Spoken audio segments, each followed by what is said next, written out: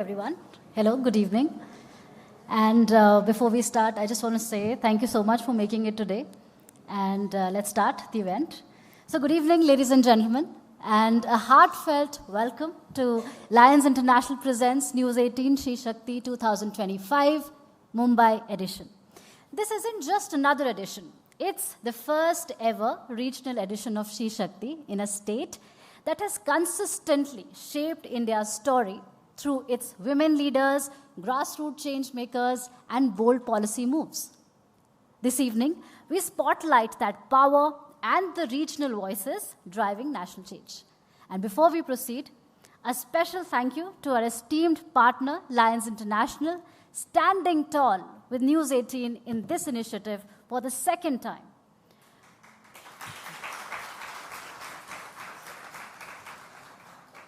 For the past 108 years, Lions International has empowered communities, uplifting women through education, healthcare, and opportunity.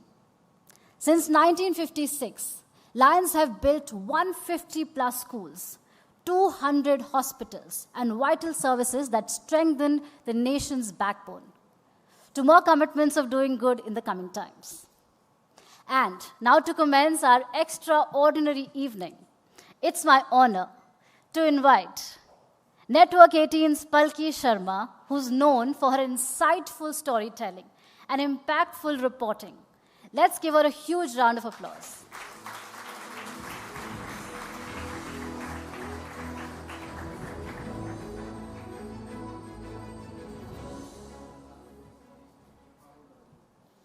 Thank you, Archana.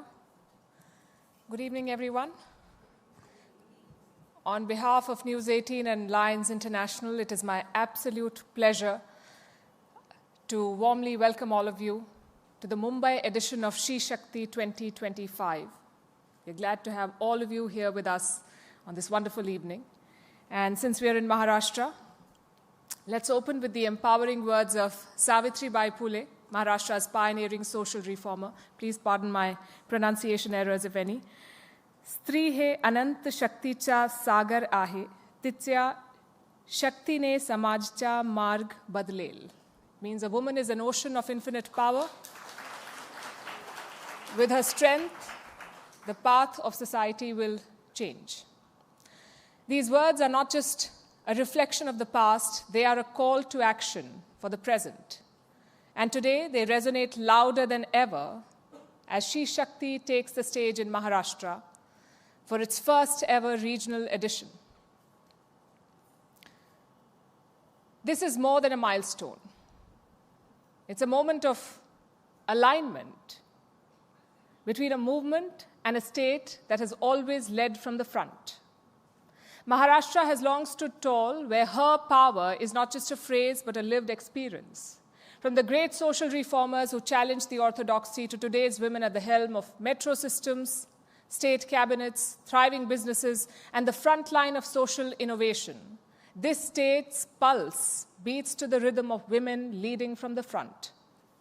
Today we gather in the city of strength, as we call it, to celebrate the spirit that is driving New India, powered by women, anchored in Bharat. Maharashtra leads this movement with 50% panchayat and local leadership positions now held by women, and a vibrant ecosystem of female entrepreneurs, teachers, scientists, and public leaders setting benchmarks nationally and even globally. And this is not just a statistic, it's a signal to the nation. It says, when women step up at every level, at home, in rural councils, in urban boardrooms, society moves forward.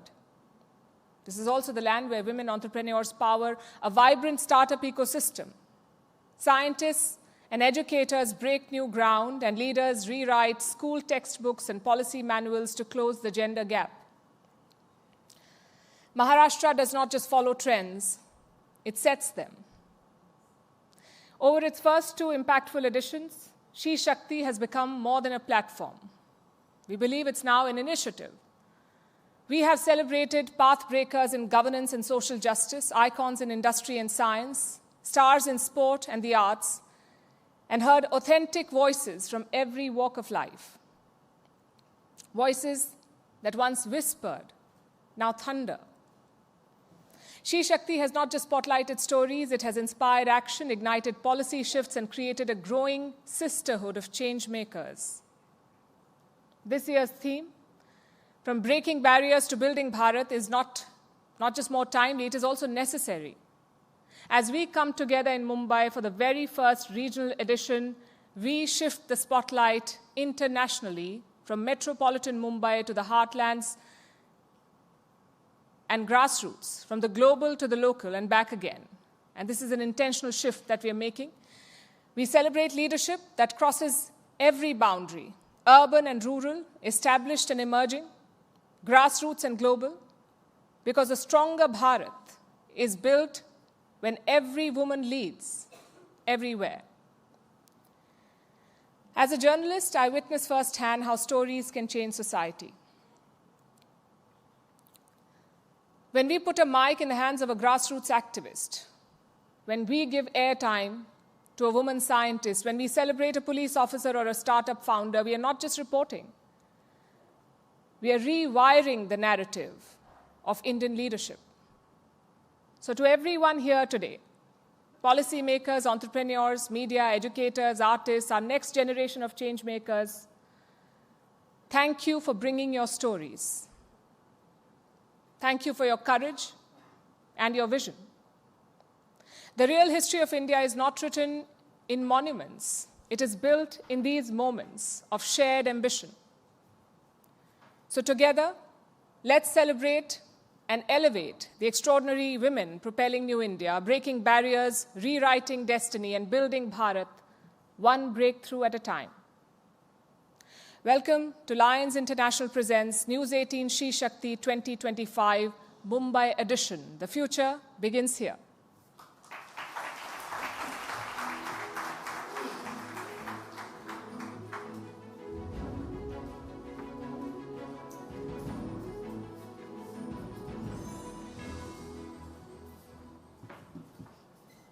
Thank you so much, Palki. And I would request you to please come back on stage with us because we are going to dig deeper into today's powerful stories and sessions.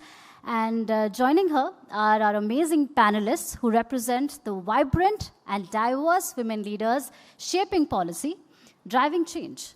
Please welcome IS Sunaina Tomar, Additional Chief Secretary, Higher and Technical Education, Government of Gujarat, and IS Vinita Ved Singhal, Principal Secretary, Food and Civil Supplies, Government of Maharashtra.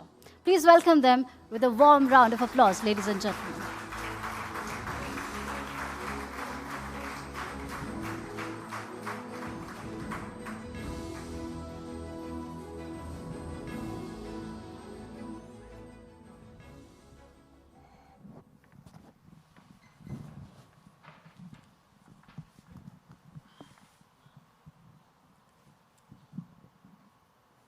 Hello again.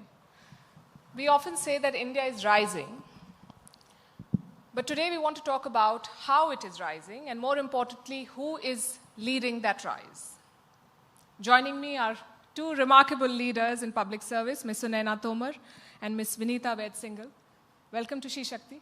Thank you so much. And I had a list of questions prepared about the work they've done and what they believe in and how they think policy can change lives. But I also had a conversation with them before this event began, and I found something striking about both of them, something common. Both of you are very optimistic about where we stand as a country and a society. So I want to start on that optimistic note, starting with you, Ms. Tomar. From the time you started your journey in civil services to now, how do you see India poised, and how do you see India in terms of opportunities for girls?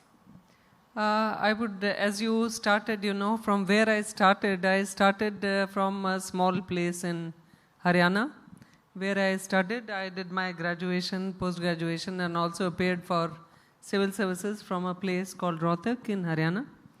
And I firmly believe, Palki, as we were talking backstage also, that India as a nation has given full and equal opportunities to women. That is what I firmly believe. Right now also I'm Additional Chief Secretary Education in the state of Gujarat. And our state also, like all other states, have provided total free education to all the girls. Plus our then Chief Minister, now the Honorable Prime Minister of India, he had launched a special program, to welcome girl students to the schools, wherein all senior bureaucrats, all politicians across, MLAs, MPs, ministers, and the Chief Minister himself used to visit all villages to encourage people to send their girl child to the school. So now I think we have equal opportunity to both the genders. Ms. Singhal, your thoughts on this? Do you think that we are more or less a society that gives equal opportunities to women?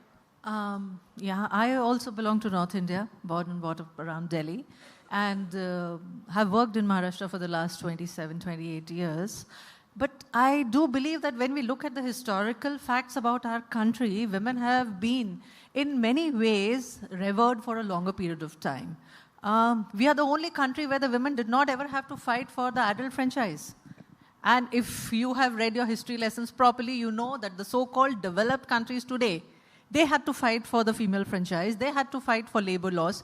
We have never distinguished between men and women regarding the labor laws, regarding the employment, regarding the franchise. So we have a legacy where women have been given their due respect historically, and more so in the present times, because I realize, and the country realizes, and the policymakers of the country realize that you simply cannot take a country forward with 51% of its population being left behind.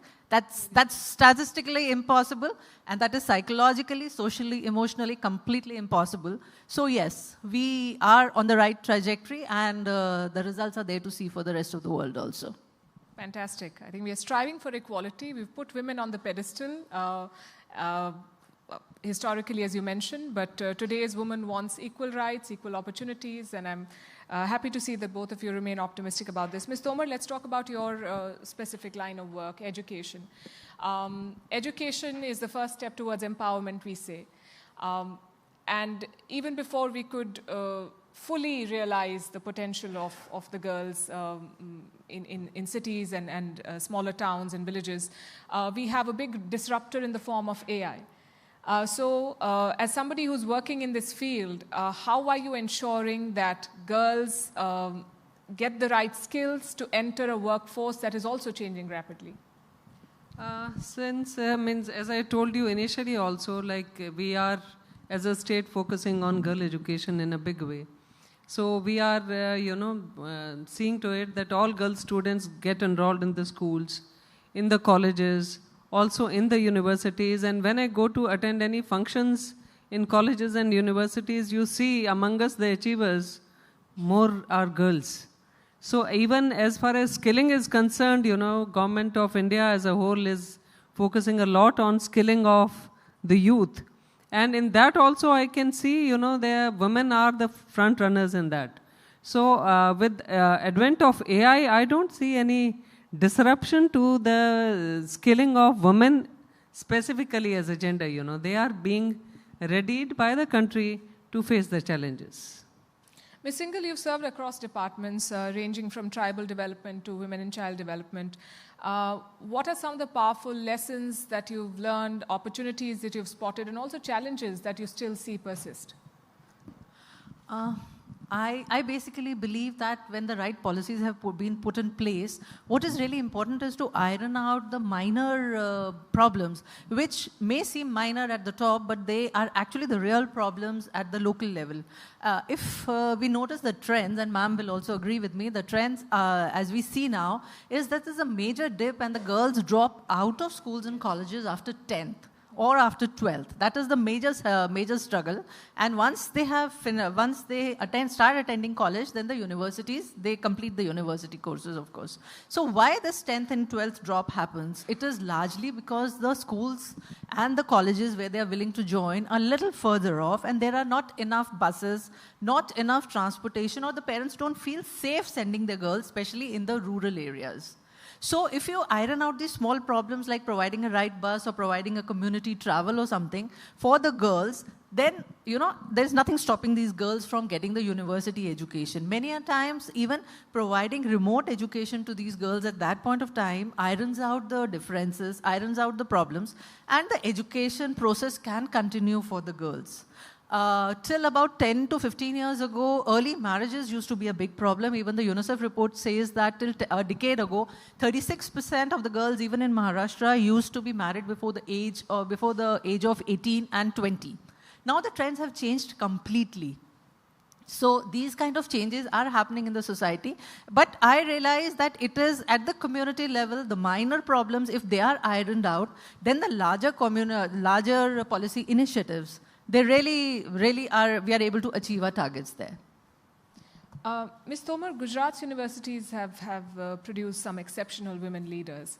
How do we go to the next step? How do we ensure that there are more women in decision-making positions, in academia, in research, in innovation? How do we build on the See, Palki, I told you, government can provide a level playing field, a level and equal level of opportunities to both the genders.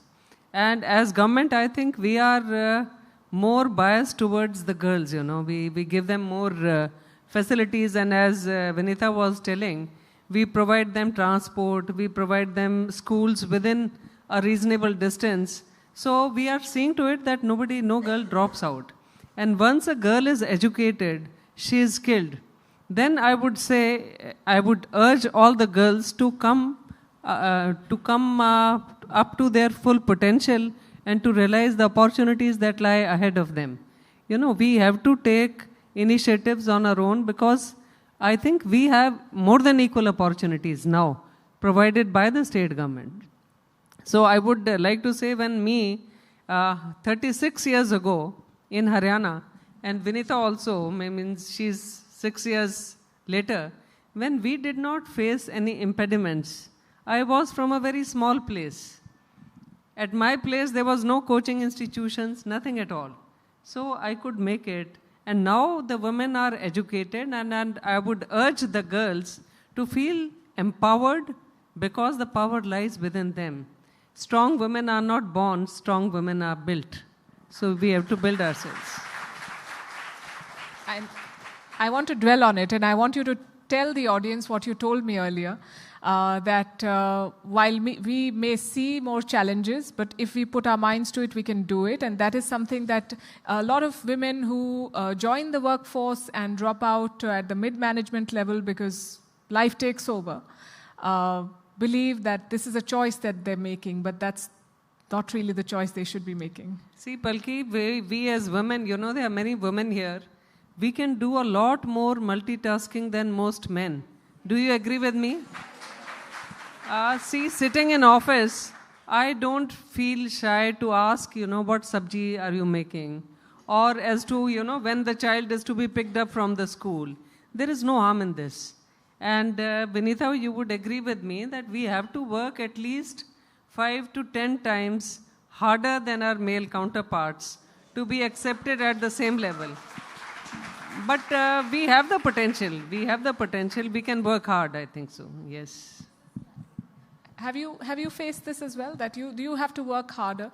And have you, when I work with my team, I feel that it is our job to normalize what you just said. That it's okay to be a parent when you're not at home, and it's okay to be a professional when you're not in office. And both sides should realize that you juggle many balls and you straddle many roles, and they have to accept it. Do you make that conscious effort, and you try to tell your team that it's okay? Yeah, first of all, I would say that I'll make a very gender-neutral statement first, that nobody likes to fail.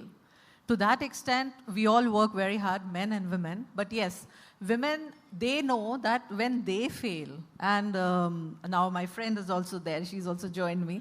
So I would say that when women fail, it becomes a generic thing. So when a man fails, it's not generic, it's specific to that person, that he could not rise up to the task. But for women, it becomes a generic thing. Oh, no, women cannot do it. And it is cited as an example for the women who are who want to step into her shoes. So to that extent, I am conscious. I work hard. I don't say I work harder than my men, than the men counterpart, but yes, I work hard and I try to make success in whatever I feel is worth doing. To that extent, I totally agree. And I also say that women also have to come forward and take chances. I'll give you a very small example. I was conducting elections. There was Lok Sabha, Vidhan Sabha elections happening in my district. And as per routine, I asked my people to pull out the list of people who have to be put on duty. So they gave me a list of people.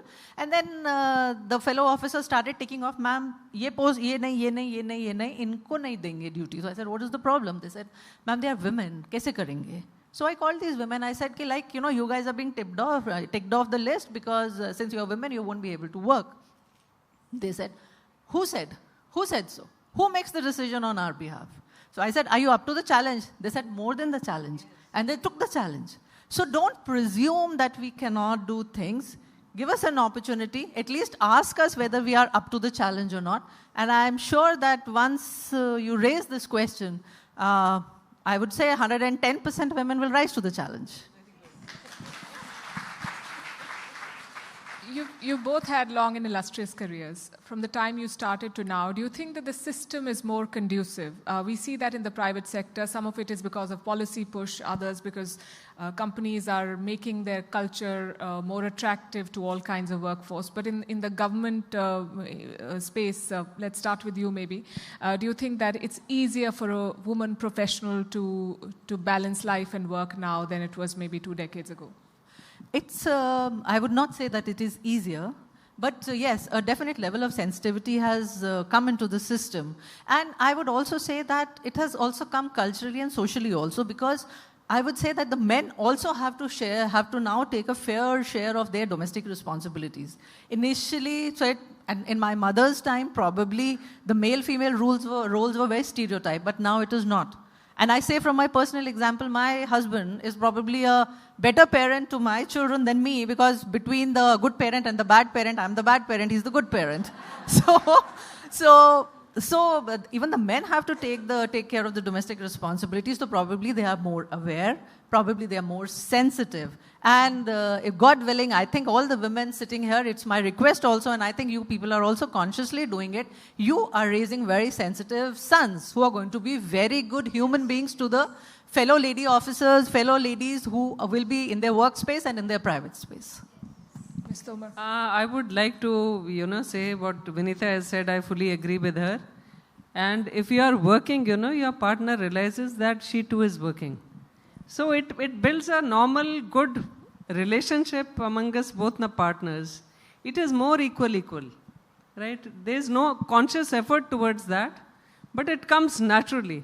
So I think, and when the children see the mother working, they become more independent. That's my personal experience with both the girls coming up to be independent women themselves. So I think it builds a good, sort of equal good relationship as friends. It normally comes in when you are working, The partner also sees that she's also come back tired, Why should I ask her for something? Let me do it for her. So it comes very good and handy. Or you train them? Yes. Ms. Singhal, you led during the COVID-19 labor crisis. You've also driven nutrition campaigns like the Poshan Abhiyan. These can be high-pressure moments. What have they taught you about leadership and resilience? You see, I do believe, and if I were to use very terms which are sociologically thrown around quite a bit, I do believe in a democratic style of leadership. Most of the time, the democratic style of leadership works because you have to take your team with you. It can no government or private sector enterprise can be led unless you have your team with you. But at the same time, when the push comes to the shove, then when you have to stand up to your convictions, when you have to take the strongest of decisions, then the leader really matters. At that point of time, some people might consider you to be autocratic, but yes, when it really comes to that, then you have to put your foot down and take a stand, which is in the larger interest of the people, which might push them beyond their limits. which might make your team to work much harder to achieve what you want. So a mix and match of democratic, autocratic, and also conciliatory positions in leadership is what leads you. It has to be situation specific. We cannot put definitions or stereotypes as to this is best or that is best. What situation demands? Because the kind of leadership that ma'am, me, even Nidhi, she was here some time ago, what we did at COVID was something that we all floundered, we all learned, and we all put our foot down where it was required to be done. I mean, I can quote a specific example. We were just talking about Iqbal sir, and we were talking about many of my colleagues. We ran out of oxygen. And there was one particular hospital which was running out of oxygen, and there were 142 patients on ventilator in that hospital. What do? So we finally got all the ambulances from across the city of Mumbai, shifted all 142 people who were on ventilators because we were running out of oxygen. There, if you question my decision making, कि नहीं, अभी थोड़ा और रुकते हैं, अभी और देखते हैं, it's lives on hold because of that. So there, I don't believe democratic style of leadership would have worked, but situationally, you have to grow, you have to evolve, and you have to take your people ultimately with you. That's what happens. I think that's what situations teach you in this service. Very well put. Ms. Tomar, your learnings and your tips for women who are entering leadership roles, who not just in bureaucracy, but in any field, any walk of life, what would you tell them? I would feel, when you manage a household, you can manage anything, It comes, I think the leadership qualities, they come to you very naturally, It is management, ultimately. And as a leader or as a professional working in the administrative service, I have never felt in my life the team differentiating between a man and a woman. You can either be a good leader or be a bad leader. Either an efficient person or an inefficient person. The differentiation of a man and a woman does not stay, that time. And I feel, when you are working as a leader, women especially, my team often tells me, you are like a mother, At times, you have to be strict. But at times, you have to love your team and you have to save them in times of need. So it comes naturally to you, when you manage a household, you manage everything. And there are, women are, maybe I'm biased.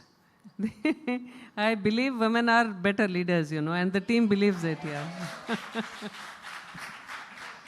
Someone told me long back that our mothers did not have Excel sheets in the kitchen, but they knew exactly what was running out in the pantry. It was all in the back of their heads. That makes them fantastic managers. Yes. Absolutely. All of us, I think, all of us who have learned cooking from our grandmothers and our mothers, they always tell us, एक चुटकी नमक डाल दो.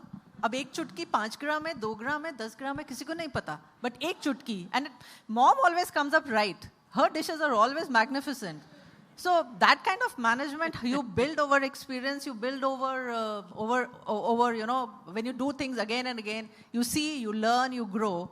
That's what leadership is all about. Yes, an instinct that is instilled in us. Thank you so much for this rich and insightful conversation. And the takeaway for me here is that women empowerment is not one policy, one decision, one campaign. It's a long journey. It's a commitment that we make. And thank you both for the wonderful work that you've done and for being part of this conversation. Thank you so much. Thank you. Thank you.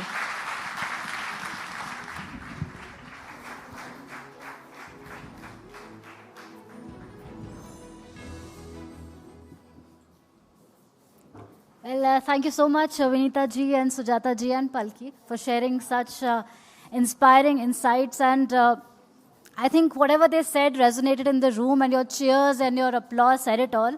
So once again, a huge round of applause for this conversation. Great women are not born, they are indeed built. So thank you for that. And as we keep this powerful momentum going, it's time to spotlight remarkable women who are not just breaking new ground, but redefining progress across the fields of art, entrepreneurship, financial empowerment, and grassroots leadership. And to guide us through this inspiring discussion, please welcome Network 18's Shweta Punj.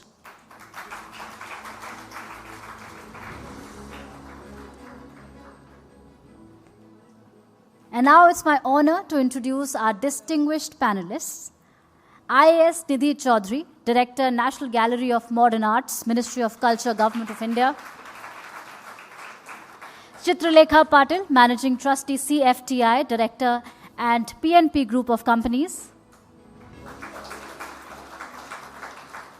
Preeti Rathi Gupta, Founder, LXME.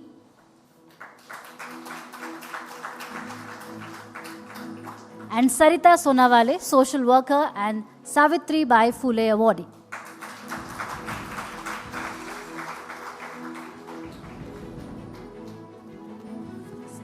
Thank you, Archana, for that. It's, please take your seats. Yes, absolutely.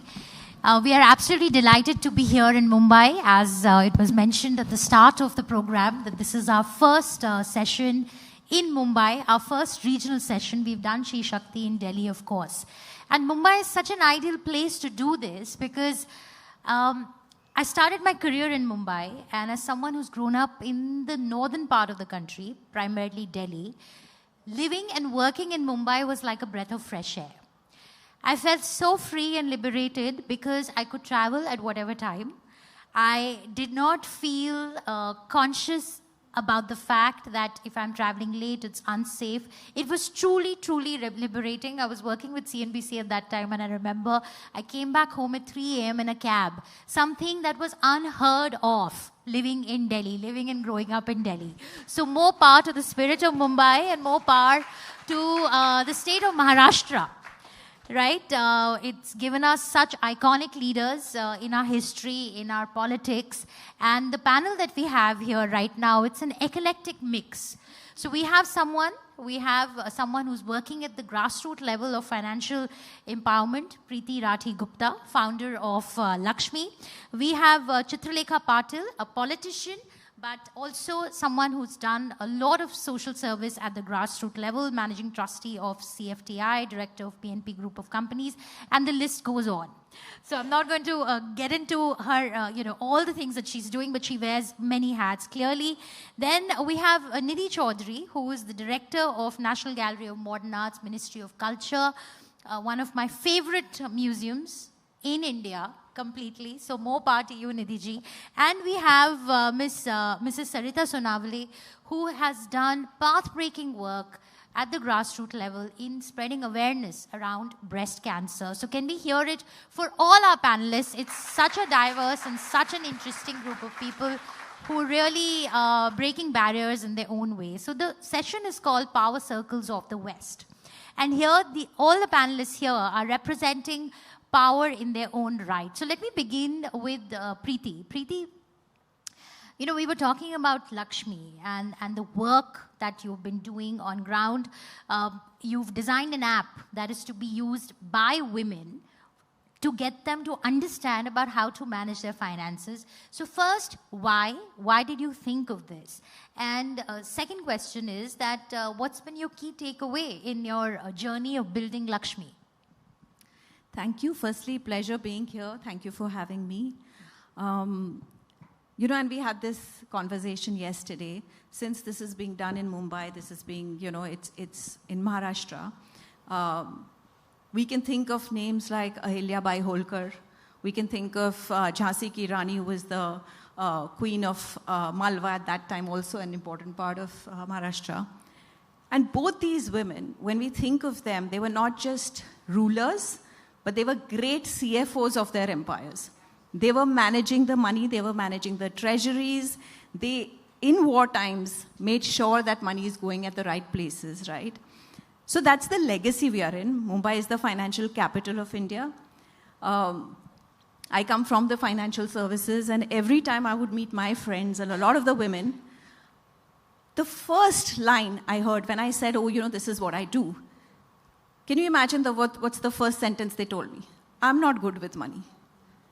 And it would just surprise me because here you are, you have your mothers as testament on how they've managed their household budgets. You are yourself managing household budgets. And yet, there's a deep-rooted, And one time, all the big bankers of India were women. Well, today, our finance minister is a woman. Today, finance minister is a woman. Yes, absolutely. Even with all of this around, And my app is called Lakshmi because I realized this deep-rooted dichotomy. Diwali is coming up. We are all going to pray to the goddess Lakshmi. She's a woman, and we tell her, grant us prosperity and wealth. But when it comes to us as women, we're like, मैं नहीं कर सकती हूँ, मुझसे नहीं होगा, कोई और कर लेगा, right? And there is more than I think the deep-rooted conditioning, we also suffer from, just the lack of time, right? We suffer from time poverty.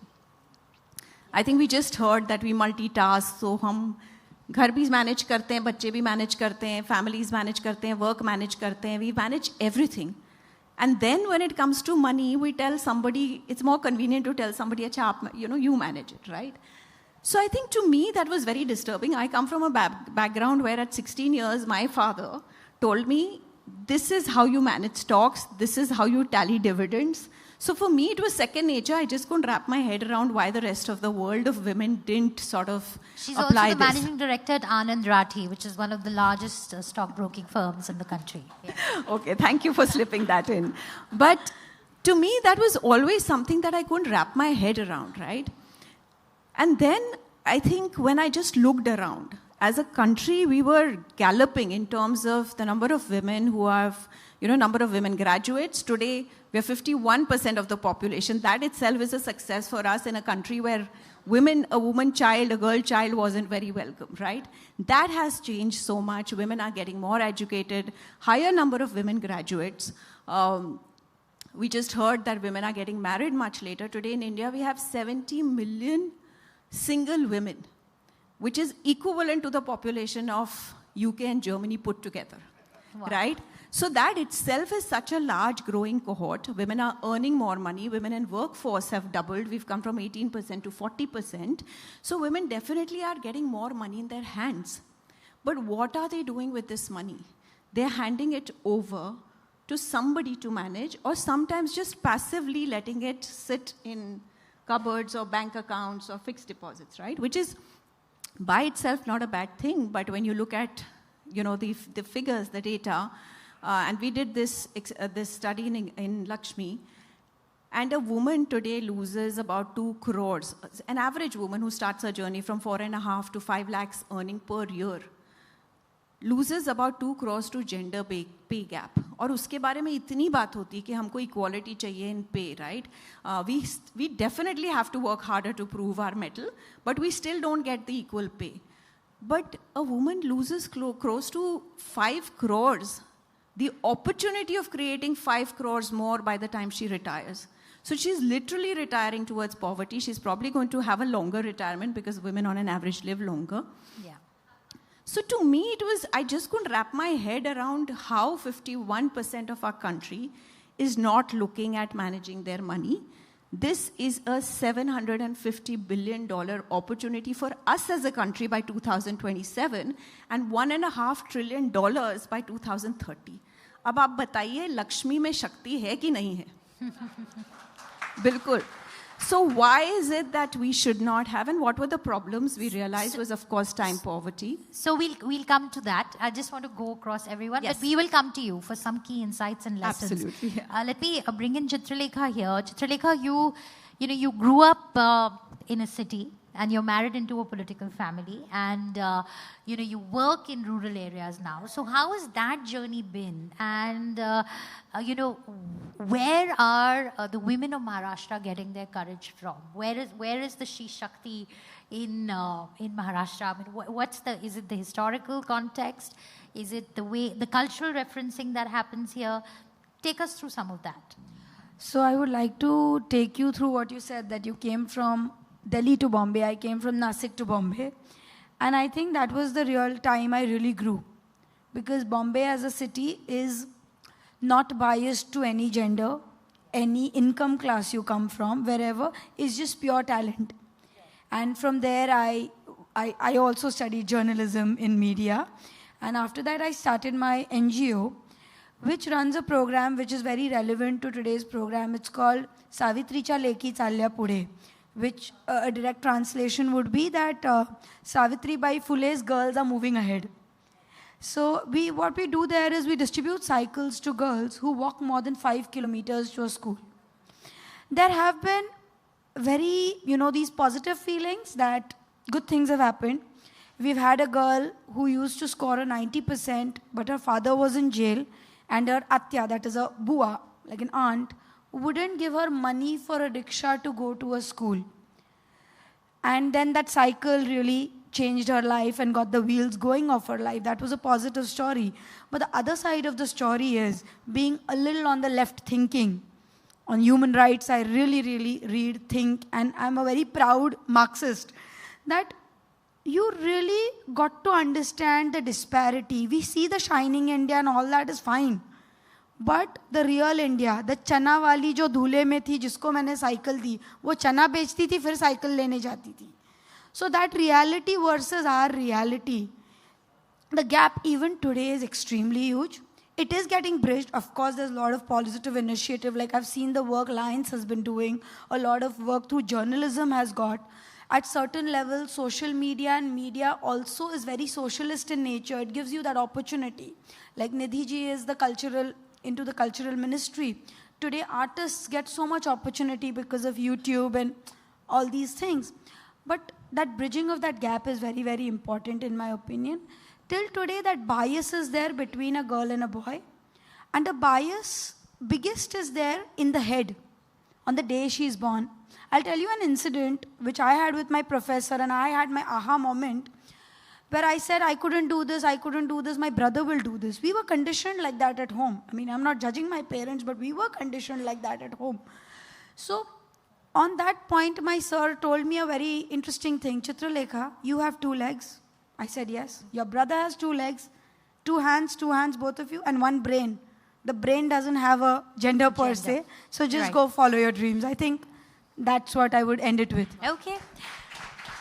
That's lovely. Nidhi ji, you got into art again. You're a passionate painter during your postpartum phase. And as someone who's managed to marry their ambition with their passion, it's quite a feat, right? And you're currently in the Ministry of Culture. Earlier, you were with the Finance Ministry. So take us through, your journey as an IAS officer, straddling many roles as a parent, as someone who's got, interesting hobbies and has worked on that, and as an administrator. So I'll start with 2010, when I was expecting my first child, and I also decided that motherhood will not be a pause for me. I decided to write UPSC during my pregnancy, and I am happy to share that I could clear UPSC in my first attempt after having my first child. That is amazing. And you were pregnant at that And I was pregnant. Yeah, my son was 1 month old, not even 1 month old. When I entered the UPSC examination center, there were boys and girls with notes, and I was with C-section stitches, still not healed. But so I wrote UPSC, and I cleared it. The results came on my birthday, which also was a cue from God that my decision was right. And then I went to Mussoorie. My parents took care of my son. My husband supported me a lot. I joined IAS in Maharashtra, and my career began from Thane as probationer, and then Raigad I worked as SDM and also as collector. Mumbai Suburban District Collector, Joint Commissioner GST, Joint Commissioner in BMC. I was in GAD for some time, in water supply for some time, Commissioner Skills. And then now I have applied for central deputation, and I'm working in Ministry of Culture as director in National Gallery of Modern Arts. You begin with me starting a new journey as an artist. So I used to paint as a child also, but I gave it up completely for pursuing studies. And I gave up in 2000, telling my mom that next time when I'll paint, it will be because of God, because of a universal cosmic connection, which will tell me that you can begin painting again. So when I was expecting my second child, it happens with most of the working women that pregnancy comes with certain uncertainty. Certain uncertainty about career, certain uncertainty about family life, and which is very natural. So while we have all these maternity leaves, childcare leaves, and a lot of other things, when you go on maternity leave from a post like Joint Commissioner BMC, there would be calls coming up, when are you joining, when are you joining? अनेक लोक आहे जे या पोस्टसाठी प्रयत्न करत आहेत. There are a lot of people who are trying for this post, this and that. And you're not certain whether you will join back in the right place or not, whether you will go on posting, awaiting orders. So this uncertainty created a vacuum. And my younger son was named by my elder son, Advich. Both are looking same. And I wanted a girl, so I didn't have any boy's name in mind. So my elder son named him Adwin. Z he turned and made it N. And I just checked on Google, what does Adwin means, A-D-W-I-N. And it is an African name which meant artist. And I found my cue.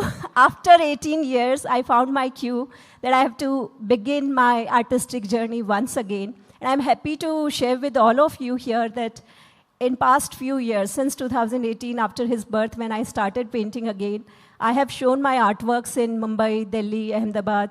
I have a show next month in Jaipur also. Wow. And more than 20 exhibitions I have showcased my work. So this has been my journey. That's wonderful.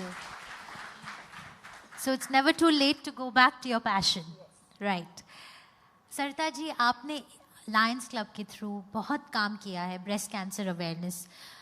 थोड़ा हमारे audiences के साथ share करिए कि जब आप जाती हैं, बात करती हैं, तो कितना मतलब अभी भी ignorance है breast cancer को लेके कि आपको लगता है कि improvement हुआ है पर अभी और काम करना बाकी है? सबसे पहले तो मैं सर मेल्विन जोन्स के दिल से उनको नमन करती हूँ जिन्होंने 107 साल पहले लायंस ऑर्गेनाइजेशन का निर्माण किया और पूरे 200+ कंट्रीज़ में अभी वो काम कर रहे हैं. 14.5 लाख मेंबर्स हैं उसके. और हमारे प्रेसिडेंट सर की अभी ये इच्छा है कि वो 15 लाख तक मेंबरशिप की स्ट्रेंथ हो. सर हम ज़रूर उसके लिए ज़्यादा से ज़्यादा काम करेंगे. तो अभी आपने मैम पूछा कि ब्रेस्ट कैंसर के बारे में. जब से मैंने लास्ट 16 इयर्स में ये काम कर रही हूँ, लेकिन पहले 3 से 4 साल तक मुझे अवेयरनेस के बारे में बोलने में, ये लोगों को समझाने में ही गया इतना वक्त, क्योंकि इतने कोई अवेयर नहीं है. अगर आप बोलोगे कि चलो आज जाके ये चेक करवाते हैं तो खुद से कोई नहीं आएगा, घर से भी कोई उनको. फैसिलिटीज हैं चेक कराने के लिए? रूरल महाराष्ट्र में फैसिलिटीज हैं, बहुत सारी फैसिलिटीज है, लेकिन वो रूरल एरिया के लेडीज तक वो पहुंचती भी नहीं है और उनको ये मालूम भी नहीं है. कई हॉस्पिटल में तो कोई सुविधा भी नहीं है. अगर किसी को कोई है, कोई अनवांटेड ग्रोथ है उनके ब्रेस्ट में, तो उनको गाइड करने के लिए भी कई जगह पे आपको अच्छे से डॉक्टर भी नहीं मिलते रूरल एरिया में. तो और वो उनको ये भी नहीं समझता कि हम सिटी में जाके उसका कुछ इलाज करवाए, किसी अच्छे डॉक्टर को दिखाए, वो सीरियसली लेते नहीं. तो ये शुरू से ही लेडी, हर लेडी खुद को लास्ट प्रायोरिटी देती है. तो मैं सब जेंट्स लोगों को बोलूँगी कि अपने घर के लेडी के ऊपर अगर उसके चेहरे से एक भी शिकन उसके चेहरे पे आई तो आपको सोचना चाहिए कि उसको क्या तकलीफ है. अगर आप इंसिस्ट करोगे तो वो ज़रूर जाएगी चेक करने के लिए. तो जितना जब भी हम अवेयरनेस का लेक्चर देते हैं तो जेंट्स लोग चालू कर देते हैं सब प्रोग्राम, और हम जेंट्स निकल जाएंगे, आप लेडीज़ के लिए बोलो. तो मैं उनको रिक्वेस्ट करती हूँ कि आप भी सुनो, आपको भी ये मालूम होना चाहिए कि लेडीज़ के प्रॉब्लम क्या होते हैं, क्योंकि वो खुद तो आके बताते नहीं है किसी को. तो घर के जेंट्स को भी समझना चाहिए कि उसका क्या प्रॉब्लम है. जेंट्स बैठे हैं, आई होप कि आप सरिता जी के से नोट्स ले रहे हैं. नहीं, बहुत ज़रूरी है ये जी. हाँ जी. अच्छा, we have to wrap up now, but Preeti, I just want you to share one quick financial tip with our participants here today. How should they be saving or investing their money? What are the 3 top picks for you? Absolutely. So I think first of all, as women, we need to move beyond just saving, क्योंकि आपको पहले तो ये समझना चाहिए कि saving inflation नहीं beat कर रहा है, यानी कि आपके पैसे की वैल्यू कम होती जा रही है हर साल. So you're trying very hard to save it, but the money is losing value. So to invest it means that typically you make your money grow over a long-term period more than inflation. और उसके लिए आपको कुछ decisions लेने. सबसे पहले goal setting करिए. Begin with setting goals because that will tell you time frame. Time frame will tell you where to invest your money, right? 3 things that a woman must own. मैं हमेशा ये कहती हूँ कि जब आप अपने फिजिकल फिटनेस आप खुद करते ना, आप थोड़ी आपके हस्बैंड को या ब्रदर को बोलते आप योगा करिए मैं फिट हो जाऊंगी, right? So financial fitness also has to be done by you.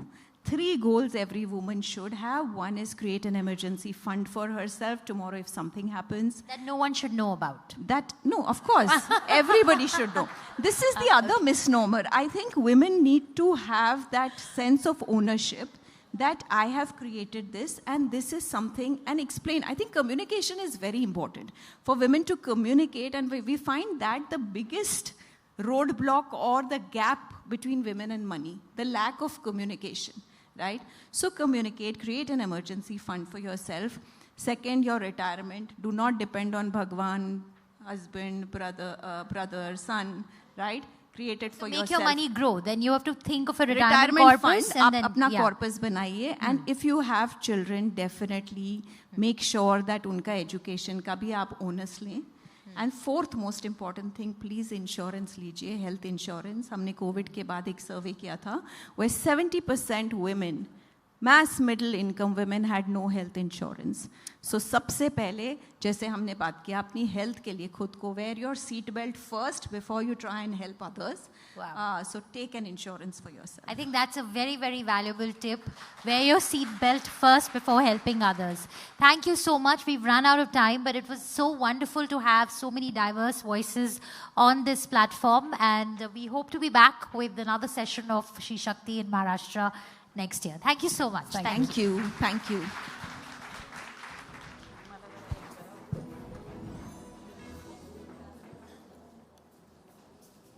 Well, thank you so much, everybody, and for this powerful conversation. Well, it's truly inspiring to witness how women are transforming every facet of Maharashtra's growth story. And as we continue, let's tune into a unique perspective, one that goes beyond the traditional platforms and reaches hearts across homes and highways. The voices of Maharashtra, dynamic, relatable, and deeply connected, shaping stories beyond the radio stations, influencing culture, society, and everyday life. This is going to get very exciting, so please, I think you don't want to miss this. To help us explore the incredible impact of storytelling and communication in this space, please put your hands together for Network 18's Rubika Liaquat.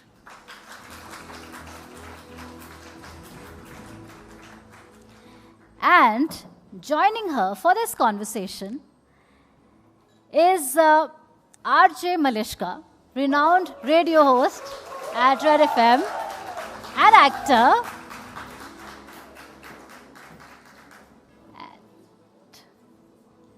Ladies and gentlemen, a huge round of applause for these two ladies. Hi. Thank you. Glad you got my mother-given name right. Present. Thanks, Rubika. Thank you, everybody, for having me here. Anchor मैं हूं. बहुत मुश्किलात होने वाली है. नमस्कार आप सभी को.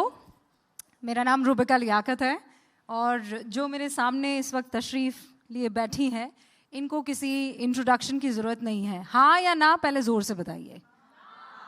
देखिए, हाँ ना मतलब मैं समझ गई इंट्रोडक्शन की कोई ज़रूरत नहीं है. पर एक बात जो आप नहीं जानते हैं, एक छोटी सी लड़की आज से 20 साल पहले रेडियो एफएम ज्वाइन करती है और इंटरेस्टिंगली कल वो 20 साल पूरे हो जाएंगे. Kindly tune in. अब आज अगर आपके पोते पोती बच्चे बच्ची हैं, उनसे कहिए कि 20 साल एक नौकरी कर, वही सुबह 7 बजे शुरू करना है, मॉर्निंग इसी तरीके से शुरू करना है. देखिए तो कैसे होगा. यही सारी चीजें बताने के लिए एक शीश शक्ति इस वक्त नेटवर्क 18 के प्लेटफॉर्म पर बैठी हुई हैं. बहुत बहुत स्वागत है मलिश्का आपका. बहुत बहुत शुक्रिया Rubika. Thank you so much. भैया आपकी त्वचा से तो आपकी उम्र का पता ही नहीं चलता. बहुत स्किन केयर. 2 चीजें हैं. एक तो बहुत ज्यादा स्किन केयर करती हूँ, इट्स इंपॉर्टेंट लेडीज, और दूसरा मैंने बचपन में स्टार्ट किया था. गाइस गिव मी सम ग्रेटिट्यूड. 2005 के बारिशों में मेरा जन्म हुआ था रेडियो पर. I mean Red FM पर at least. अच्छा, और were you nervous? कैसे शुरुआत हुई? पहले तो उन्होंने रात भर मुझे एक होटल में रखा टाउन में, क्योंकि वहाँ पर हमारा रेडियो स्टेशन था. और 26 जुलाई के बाद जो हुआ, उसके बाद उन्होंने कहा हम चांस लेंगे नहीं, आप घर मत जाना. तो मेरे ऑर्गेनाइजेशन ने तब से मतलब कर दिया, 5 स्टार होटल में मुझे रख लिया था, क्योंकि अगले सुबह नीचे जाकर शो करना था और बारिशें तेज हो रही थी. तो वैसे उन्होंने मुझे रख लिया. तो that was my first show. उसकी तैयारी भी काफ़ी हुई थी. उससे पहले मैं और रेडियो स्टेशन में थी, विच वाज कॉल्ड 94.6, जो बंद हुआ 2 साल बाद. तो लोगों को ने सुना तो था मुझे, बट रेड एफएम के साथ एक नई शुरुआत हुई, बजाते रहो के साथ एक नई शुरुआत हुई. तो हाँ, तो वो अलग था. People were looking forward to hear that voice again. पर शायद किसी को नहीं पता था कि क्या होने वाला है. आरजे तो समझ में आता है, लेकिन मुंबई की रानी कैसे बन गई भैया? असंच मस्ती करता करता. कोण ना बोलेल मुंबई मध्ये राणी नाही है. It's such young, it's amazing. हमने एक्चुअली सीएम साहब से कुछ सालों पहले पूछा था कि सर कर लो ना, मेरे कंधे पे ऐसे हाथ रख के बोल दो मुंबई की रानी. But it's a name. It's something that I think everyone in this city should feel that kind of heartiness. कभी कभी मैं लोगों को कहा करती थी मुंबई की रानी नहीं, मुझे मुंबई की नौकरानी कहो, क्योंकि हाँ, जिस तरह से हर साल मुझे आते हैं कि पॉटहोल पे गाना नहीं बनाया, ये नहीं किया, वो नहीं किया, उसके हिसाब से. But it was a nice moniker. It was a name जो लोगों ने प्यार से एक्सेप्ट भी कर लिया कि हाँ, इट मेक्स सेंस कि वो इतना बोलती है हमारे शहर के बारे में, चलेगा, दे देंगे इसको से लाड़ात. तो घर पे ये बोलते हैं कि नहीं बोलना है? मम्मियों का तो आपको पता है, कौन सी मम्मी आपको रानी बना के सर पे रखेगी. ना मुन्ना ना, घर पे हम सब सीधे हो जाते हैं. ऐसे ही बोलती है ये रेडियो नहीं है. Absolutely, I get told that very often. मतलब अक्सर डांट पड़ जाती है. एब्सोल्युटली, आज सुबह भी पड़ी है. तो क्योंकि कल एनिवर्सरी. हाँ, like whatever you think you are, your clothes are lying here. I'm like mama, but like I have to go for SheShakti. 4 कपड़े तो पड़े रहेंगे ना.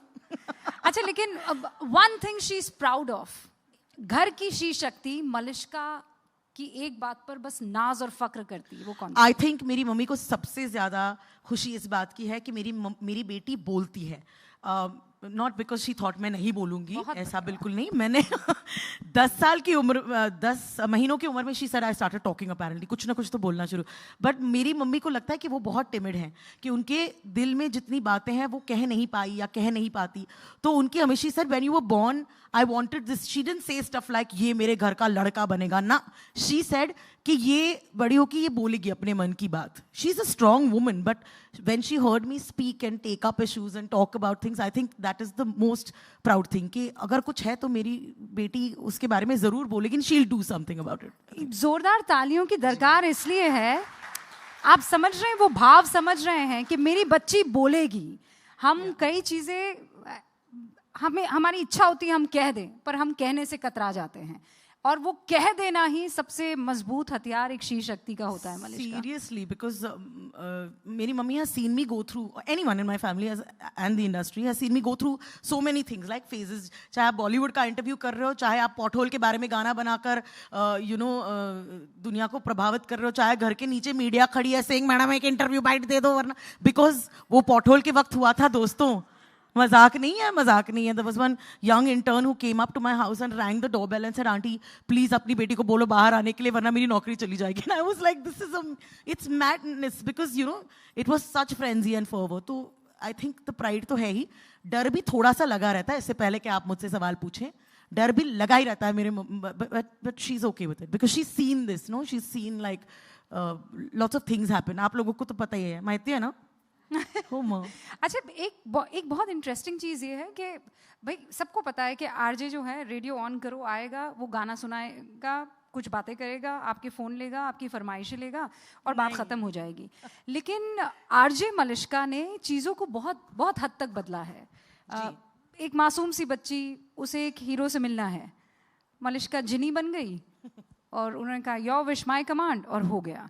ये कैसे हुआ? मैंने रेडियो के बारे में बहुत गौर से सोचा क्योंकि जब मैं रेडियो सुनती थी बचपन में, बहुत सारे गाने बजा करते थे, मुझे रेडियो जॉकीज का इल्म नहीं था. I had no idea. Amin Sayani ji को सुना था at some point, okay. So I have no idea how to be a radio jockey, but I want to do this. और मेरा हमेशा से सिर्फ एक ही मकसद था, मुझे गाने वाने नहीं बजाने हैं, मुझे आते भी नहीं है. मतलब द गाने that you here is seriously formulated, और ये आपको हर रेडियो जॉकी बताएगा कि वो चुनते नहीं गाने. हम आपके लिए गाने नहीं लाते, हम आपके लिए जो लाते हैं वो है भाव. We bring you emotion, we bring you stories, we bring you things to facilitate your day. And I think that is what I always wanted to do. मुझे पता था कि मुझे भंकस नहीं करना है रेडियो पे. कभी कभी हो जाता है, it's great fun and people accept it with open arms. But मुझे लगा कि ये प्लेटफॉर्म एक ऐसा है जिसको लोग पहले बैकग्राउंड मीडियम कहा करते थे, तो इसको फोरग्राउंड में कैसे ला सकते हैं. I don't want to be in your ears, but can we, you and I together actually do something to change things. And I think that was the motivation that drove me from the beginning.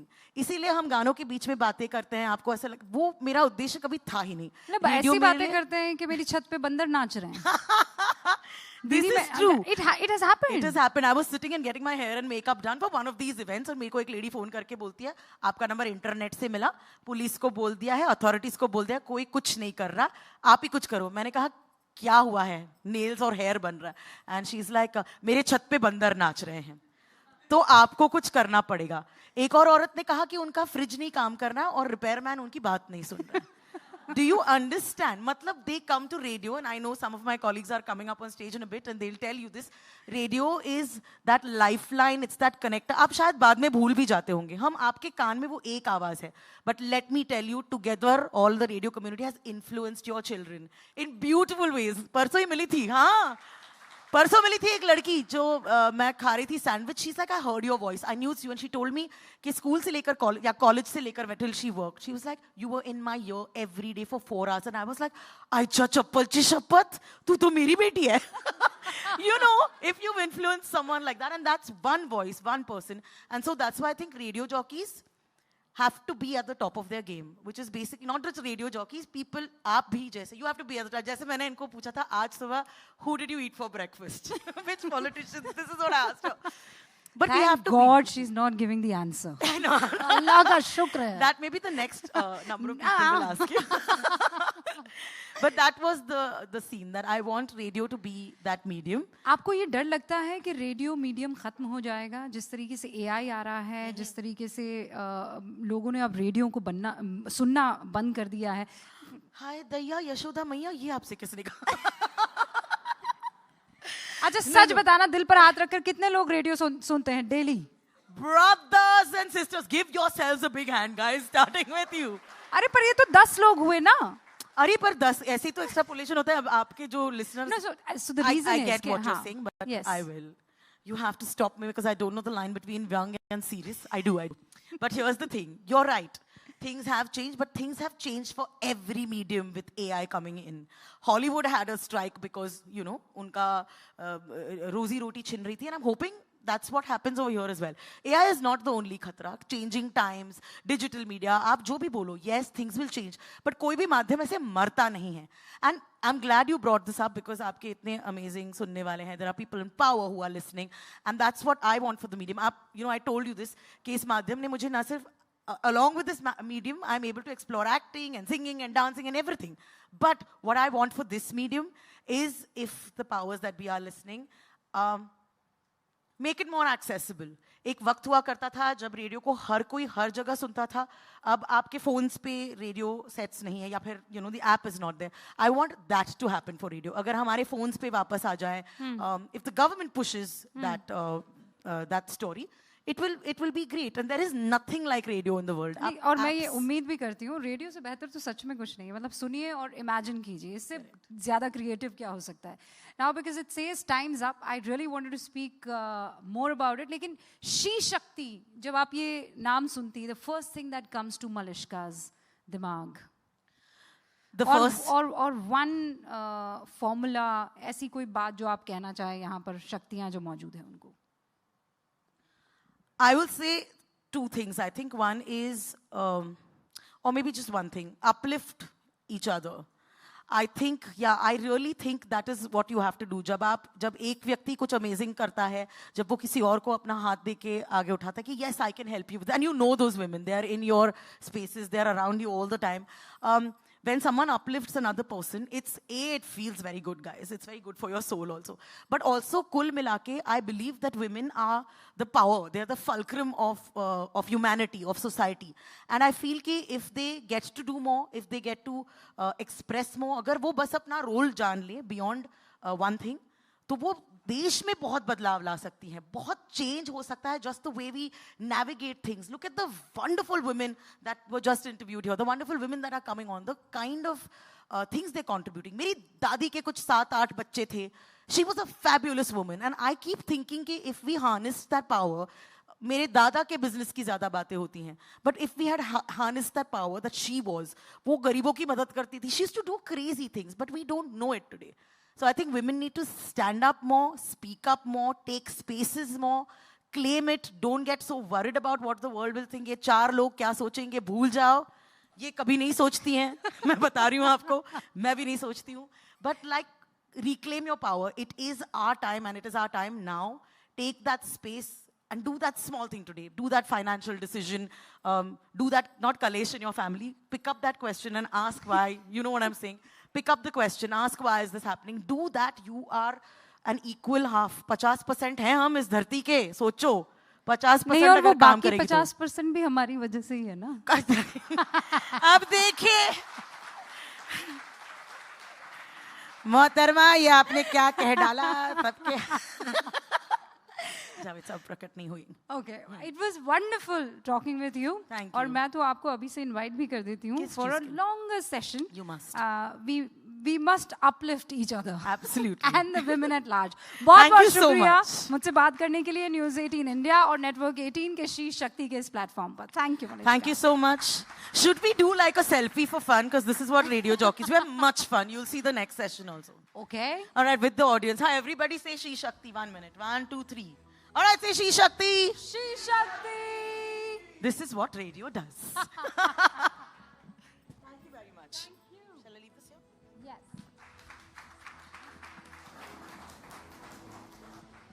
ये तो छोटा सा break था. अब इसी radio वाली कहानी को हम आगे बढ़ाएंगे और 2 बहुत ही खूबसूरत चेहरे जो आपको सुनाई ज्यादा पड़ते हैं, दिखाई कम पड़ते हैं, यहाँ स्टेज पर मैं बुलाना चाहूंगी. सबसे पहले आरजे स्तुति, बहुत जोरदार तालियों से स्वागत कीजिए.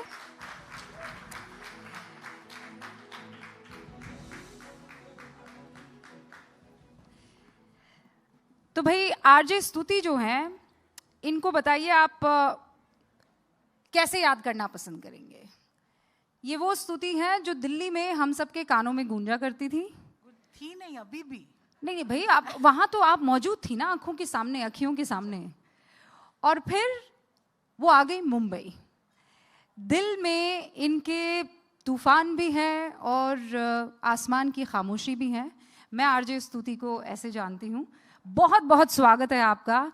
She is a film critic, अपना बहुत शानदार रेडियो पर शो करती हैं और आजकल तो फिल्मों का रास्ता भी अख्तियार कर चुकी है. तो जोरदार तालियां आरजे स्तुति के लिए. Thank you so much Rubika, thank you. और इसी मसले को आगे बढ़ाने के लिए हमारे साथ आरजे प्रेरणा भी जुड़ चुकी हैं. आरजे प्रेरणा, बहुत बहुत स्वागत है आपका.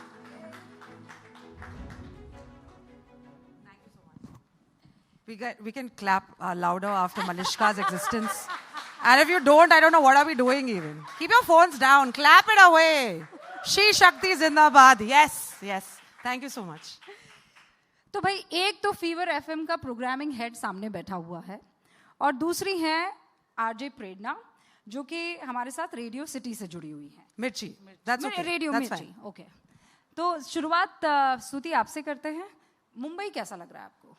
मुंबई शानदार है और आज तो और ज़्यादा खूबसूरत लग रहा है और दिल्ली वाले मुझे मुंबई में दिख रहे हैं तो लग रहा है कि और कमाल होने वाला है. मतलब आलू का पराठा, वो भी घी वाला. अरे थोड़ा वड़ा पाव भी साथ.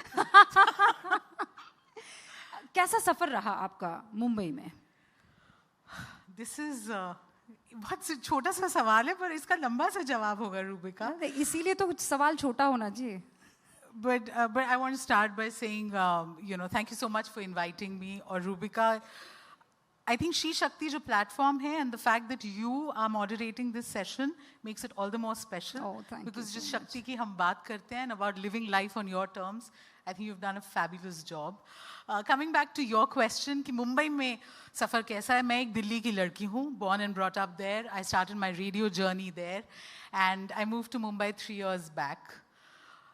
और like everything, this was new. Comfort zone से लोग कहते हैं अगर आप निकलें तो अच्छा ही होता है. और मैं कहना चाहूँगी इस शहर के बारे में जो अच्छी चीज़ें मैंने सुनी थी, about सपने पूरे होना, about people being nice, and about the fact that आप एक महिला हैं और आपको बार बार घड़ी नहीं देखनी पड़ती इधर से उधर जाने के लिए, वो सारी बातें सच हैं.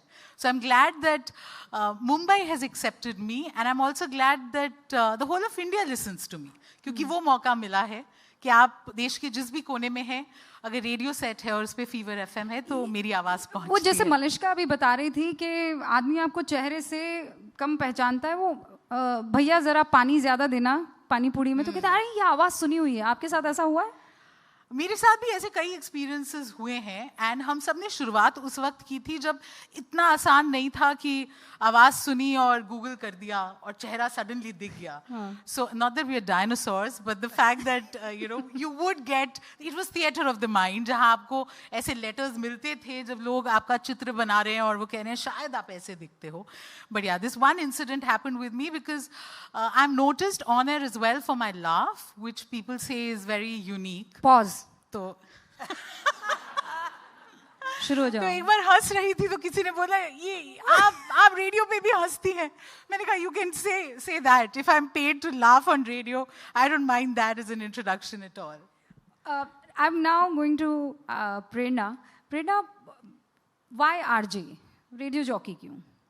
आदमी दिखता भी नहीं है, समझ में भी नहीं आता है. अच्छा ठीक है, अब दिखता है मलिष्का, अब दिखता है भाई, पर मान लीजिए सामने वाला आपको हर जगह हर प्लेटफॉर्म पर ना, why RJ?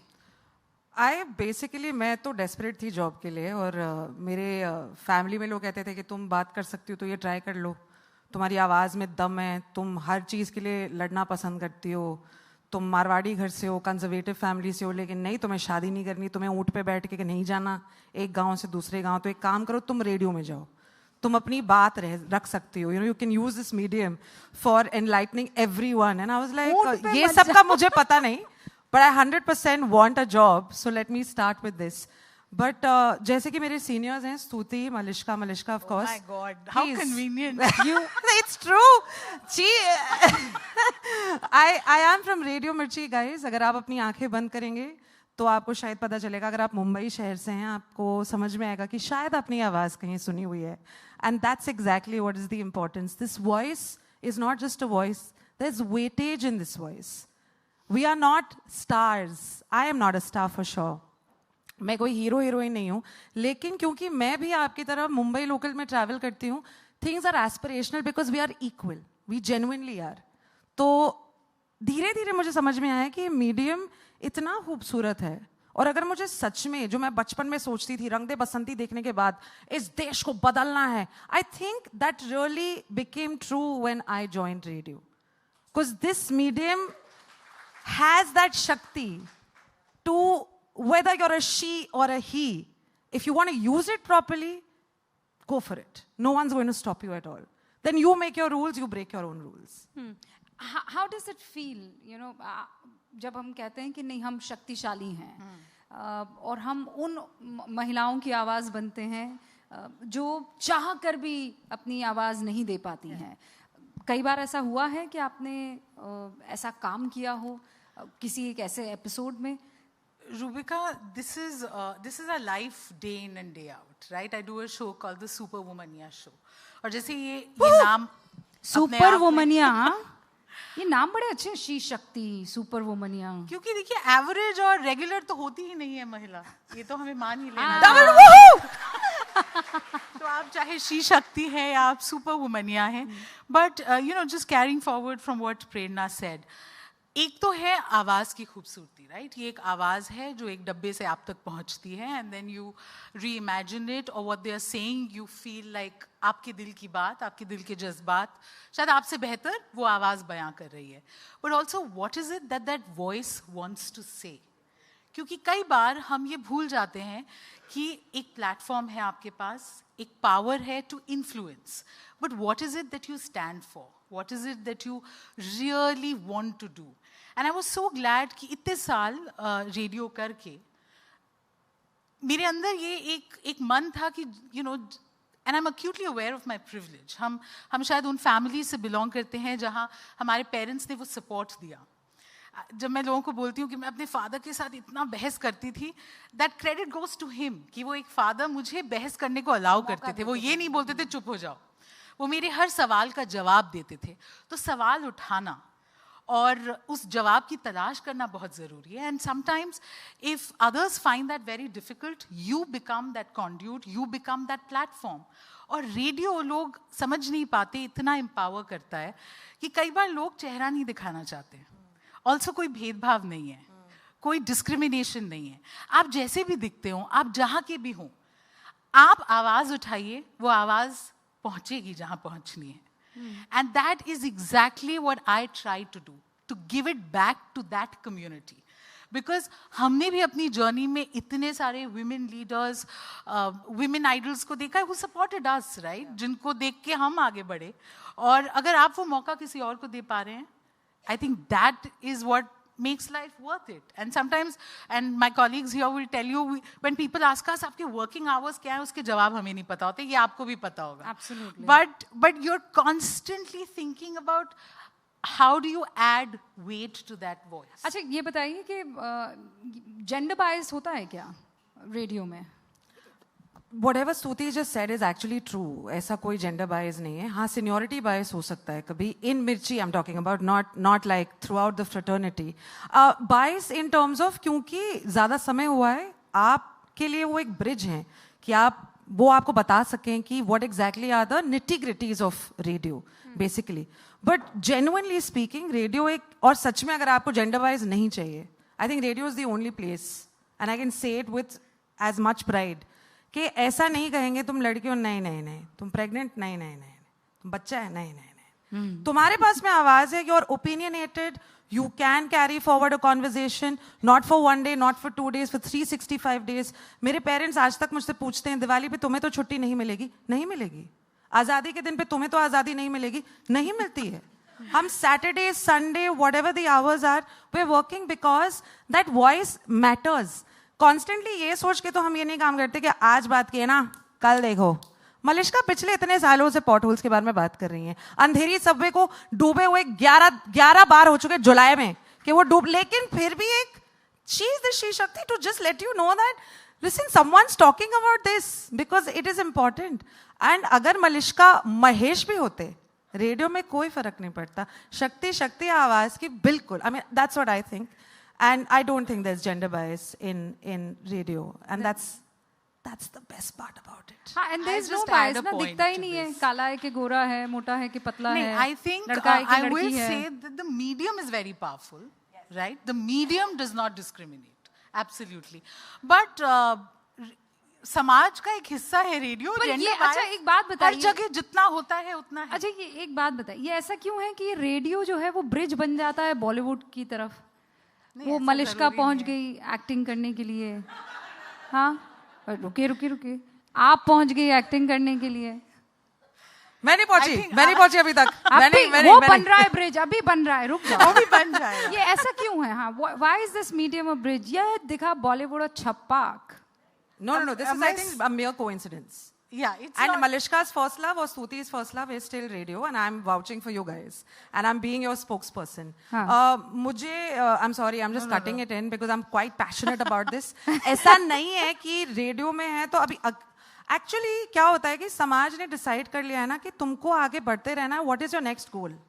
My next goal is nothing because radio was my goal. When I started, it wasn't. But while I was doing it, I realized this is my goal. What is next is the pressure of the society. But one beautiful thing Malishka told me was, I said, what is your passion? What do you... मैंने पूछा Malishka से off air कि क्या मतलब आप क्यों आई? क्या करना चाहती थी? आप जॉकी बनना चाहती थी? आप एक्टर बनना चाहती थी? So she said, I always wanted to be a performer. I never worried about the medium. तो चाहे वो रेडियो हो या टीवी हो. But what about you, Stuti? You know, my mom tells me that even as No, you have to talk the way she talks. Who talks? The new Your character, है ना? क्या है वो? No, but I think मैं बचपन से Mike की तरफ. Which character? Oh, she wears a anarkali topi. I have seen that character of yours. Oh, come on. I'm not going to do that. No, but Stuti is also taking a second con. क्या? Imagine. alter ego है, वो alter ego है, वो एक और किरदार है. But I think I was always fascinated with the microphone. I think वो even as a child I wanted to grab. So my parents said कि ये तो मतलब इसको stage और mic से दूर रखना मुश्किल होगा. And then it was just a journey, whether it was my dining table where I was arguing, or my school stage, or my college, and later on with radio. But yes, अपनी बात को convey करना is. But tell us about your new film. No, क्या है ये? So I did my. She's blushing. Because I'll tell you why. Because हमेशा ऐसे सवाल हम पूछते हैं कि बताइए अपने big screen debut के बारे में, हमसे कोई नहीं पूछता है. But yeah, I made my big screen debut with a film called Delhi Dark. Woohoo! और गीता हांडा का किरदार है. Thank you so much, Prerna. You're the only one cheering for me, guys. That's what Malishka was talking about, no? So किरदार का नाम है गीता हांडा. And this film had a theatrical release और मुंबई और दिल्ली और कई बड़े शहरों में ये release हुई. I hope some of you have seen it, but it had a great festival run. और वो किरदार जो थी बड़ी interesting थी, मुझसे थोड़ी अलग थी. वो एक spiritual God woman के चंगुल में फंस जाती है, पर उसे मोक्ष मिल जाता है. So I kind of loved that character, and yeah, that was great fun, great fun. Okay, so one last question to both of you. तमाम लड़कियां जो इस वक्त आपको देख रही है, तमाम वो महिलाएं जो इस वक्त आपको देख रही हैं, that one advice that you would want to give them as SheShakti. I'll begin with you. The one thing I would say is what my father and my mother told me, और वो है डरना नहीं है. If you're not okay with the situation, you're not okay with how you're being treated, अगर कोई आपको छोटा महसूस करा रहा है, डरना नहीं है और सवाल उठाना है और अपनी इज्जत को बरकरार रखना है. So I think be fearless, and बाकी तो as they say एकला चलो रे, अगर कोई साथ ना भी दे, still अपने लिए वो लड़ाई आपको जरूर लड़नी है. एकला चलो रे. Prerna. A message to the women over here. I don't need to, because everyone's a SheShakti here. Maybe they are giving prerna to me, and that's what we've learned today through this gorgeous platform. सिर्फ एक चीज़ ही कह सकती हूँ, 25 साल की उम्र शादी की उम्र है नहीं है, तुम्हारे ऊपर है. 30 साल की उम्र बच्चे पैदा करने की है नहीं है, तुम्हारे ऊपर है. एग्स को हम फ्रीज कर लेते हैं because biological clock is ticking away. That's absolutely a choice. Understand what choice you want to make for yourself. Baki, as I said, my peers have mentioned it beautifully. Don't be fearful, just be fearless. Uplift each other.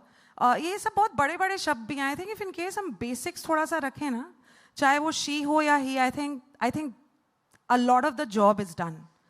Just if you're insecure, talk about your insecurity. If you're jealous, talk about it. Maybe not to like 50,000 people, maybe to friends, maybe someone that you really, really find a safe space in. But whatever you're feeling, क्योंकि social media इतना मतलब महान और बहुत ही vulnerable space हो चुका है. I think whatever you feel, whatever your choice is, and if in case आपने कोई गलती से कोई गलत choice कर भी लिया है, it's okay. Own it up. Make the next choice. Listening to all these SheShaktis, and maybe then you'll have a good night's sleep. Maybe then you'll probably be able to, concentrate and explore everything else which is going to come your way. So just, everything else plus just take your time. It's okay. Biological clock is there. Of course, it's going to tick. I mean, but like one life, and such platforms. So just chill. Just chill, yeah. Just chill. Okay. वो शब्द खोज रही थी. So just chill. Chill. Wherever you are, whatever you are doing, however you are doing, just chill. Relax. Relax. Have fun. Thank you so much. आप दोनों से बात करके बड़ा मजा आया. Thank you. तो ये एक ऐसा सेशन था जहाँ सुना भी और देखा भी, और जो बात निकल कर आई है वो ये है कि अब कहना भी सीखो. सिर्फ देखना और सुनना नहीं, कह दोगी तो बहुत सी चीजें हल हो जाएगी. बहुत बहुत शुक्रिया आप दोनों का. Thank you.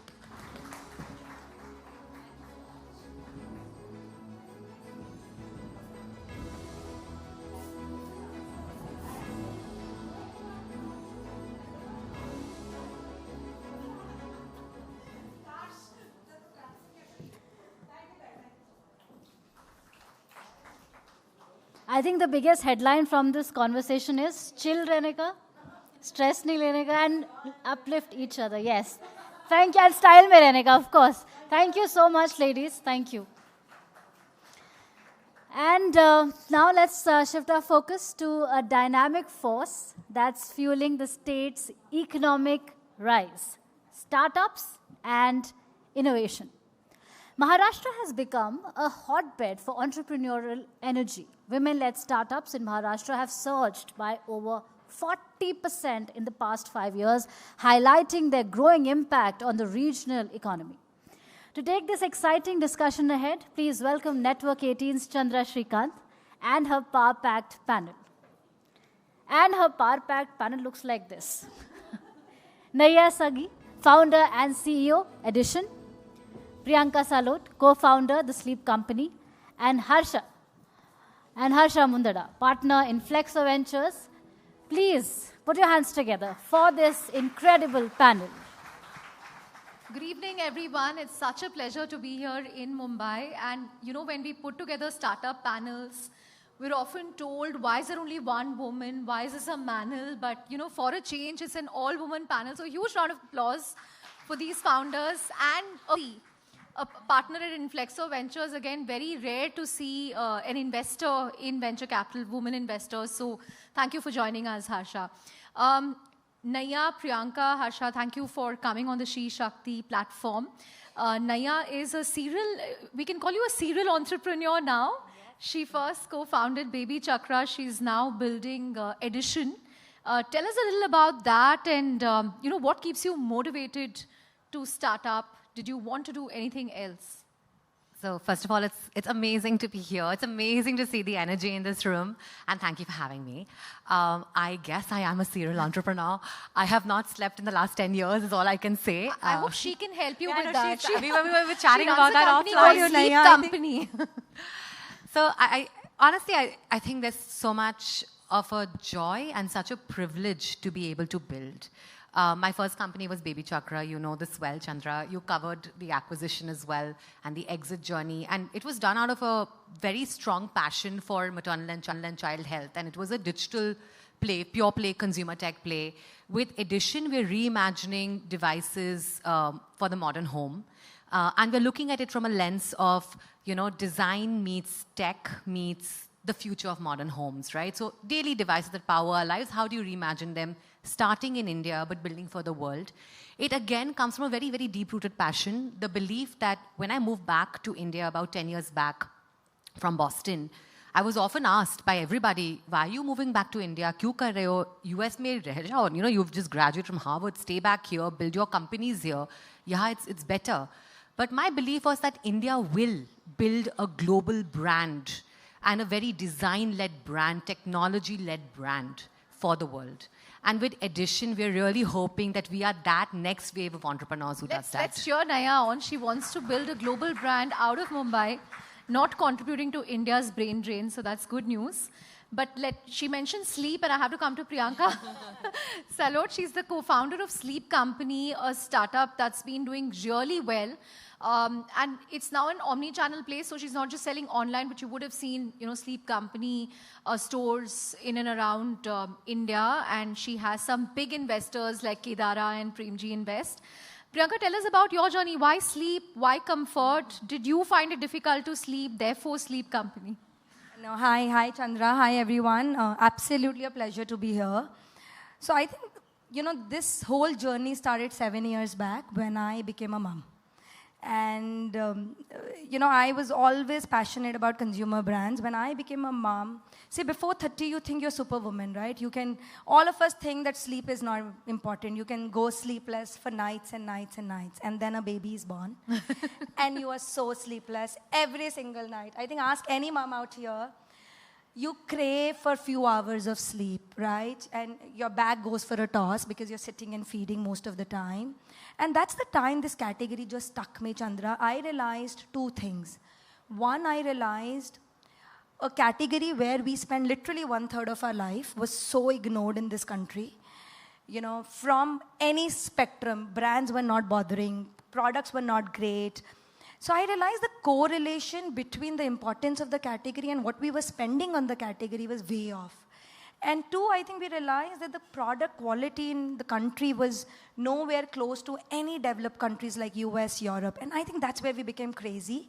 We said we need to change that. We need to make this country sleep better.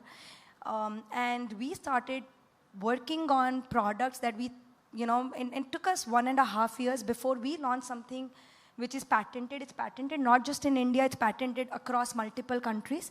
We call it smart grid technology. And, our vision is now just to make the world sleep and sit better. And we've started that journey now 5.5 years back, and I think really disrupting India and making more and more consumers sleep better. And Right. Maya, you know where you need to visit now, right? She's doing her selling on stage. Oh, absolutely. A premium customer on the right and the left.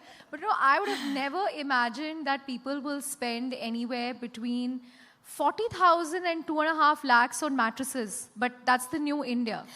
I think it's a very, most of the brands or people believe that consumers are not ready to spend. And I strongly believe two things. One, affordability is not a barrier. It's about, is the product worth the price or not? Is there value in it? Today we spend 1 lakh on a phone, right? Or iPhone or a Samsung, which most of us change every 2 to 3 years. Right? It's about, do you find value in that or not? So I don't think affordability is a problem. And today I think India is going through a huge disruption where consumer, one, I think the consumption story in India is phenomenal, right? Two, I think consumer want great products for them and their families. And I have seen that huge transformation specifically triggering after COVID. We all want great products. It's just that there wasn't supply of great products. Nobody bothered about it. And I think that's what we want to change. Right. Harsha, these are the kind of entrepreneurs you look to invest in. Yes, definitely. But tell us about your journey as a VC. How has it been? So I'm actually an accidental VC. First of all, thank you for having me here. I started my career as a chartered accountant, wanted to start a K-12 school for alternative pedagogy, spent 2 years trying to understand children in the classroom and then realized that's not my thing.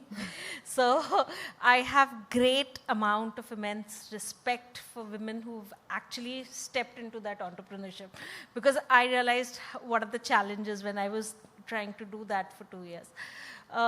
So that has been my journey. For the last 9 years, I've been working with a VC fund, been recently a limited partner. I think what motivates me to continue on this journey is the kind of women I meet, the kind of opportunities which people are creating for themselves. It's not about somebody is giving them an opportunity. It's about them creating an opportunity for themselves. So I think that keeps me motivated. One thing that we keep hearing about is the number of women founders. As someone who evaluates investments, are you seeing an increase in the number of women entrepreneurs in India? Or do we need to do a lot to bridge that gap? I think women as an entrepreneur has always been there. You have those small mom and pop stores where the woman sits and manages the gala. Or you have this lady who's making achar and selling in the neighborhood. So as a woman, as an entrepreneur has always been there. The scale which has come now, the ambitions which have grown up now has increased. So that has definitely changed over the years. But are you seeing more investments going into women-led ventures, or is that still a barrier?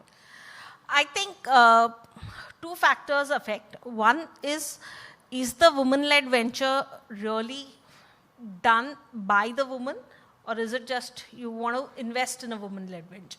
Right. I think now we see more ventures which are coming in where they have actually spent, they are the brain behind the venture. And I think that is increased a lot. Right. Naya and Priyanka, as you know, two women entrepreneurs who've successfully raised funding, exited, how have things changed with respect to the investing ecosystem in the last 10 years? Have biases come down, gone away when it comes to investing? So I definitely think it's changed, Chandra. The first time I remember raising my first round for my first company, there were a lot of random questions asked about, when I would get pregnant, what would happen to the company then, etc., etc. To be fair, I've also had 10 years behind me. Nobody obviously is going to ask me those questions anymore. So I don't get asked those questions. Fundraising has been way easier this time around. It's been very easy relative to obviously the first time. But that said, has it trickled down effectively? Not sure. I think what has changed, however, is there are some stellar outcomes. If you look at Nykaa, look at IndieCube public Mama offering Earth, yesterday, yeah. Mama Earth, right? Some stellar outcomes led and spearheaded by women, which I think have shown people that you can build large, profitable, at-scale, value, accretive businesses and run by women, and not just, of course, Kiran Mazumdar Shaw has been an icon, yeah. but also new age consumer brands can be built. I think it needs to trickle down more. I still think the numbers are between 1 to 2% of total funding going to women-led ventures. That number is abysmally low. Yeah, 1 to 2%. But, I think, Chandra, to add there, I also think it could be two things. One, very sector-specific, and two, very investor-specific. And I'll give you an example. Specifically, one in consumer brands. To be honest, I think the ecosystem's changing, and it's not just about funding, because you do see women-led consumer brands. Yeah. And also, if you go back, let's look at consumer brand companies. Look at any Unilevers, P&Gs, Marico's. I spent 8 years at P&G, right? You do see a lot of skew of women because a lot of the products that you're selling, women is your target audience. And that's why you see more proportion of women in those consumer brand companies as well, right? That's why but however, let's say go to a sector like tech. You obviously would see less salience of women. Go back to engineering colleges, you would see less salience of women, right? So I think it is very sector specific. In consumer brands, I think we've been very lucky. I think have never been at there where you thought there was a bias. Right. Right. And to investors, there are some investors who understand consumer brands and understand that it doesn't matter it's a she or a he, right? Whoever has done a phenomenal job is good for the job, right? Whereas I think for some investors who don't understand consumer brands, maybe it could be a problem, right? Because they could have a bias against this. But I do think ecosystem is evolving. And also for me, it's not about, are you going to support women more or not more? It's about, I think you need to support who's the right person for the job. Right? I'm a hardcore believer of, and sometimes maybe, not to sound anti-feminist, but I think it's about the right person for the right role.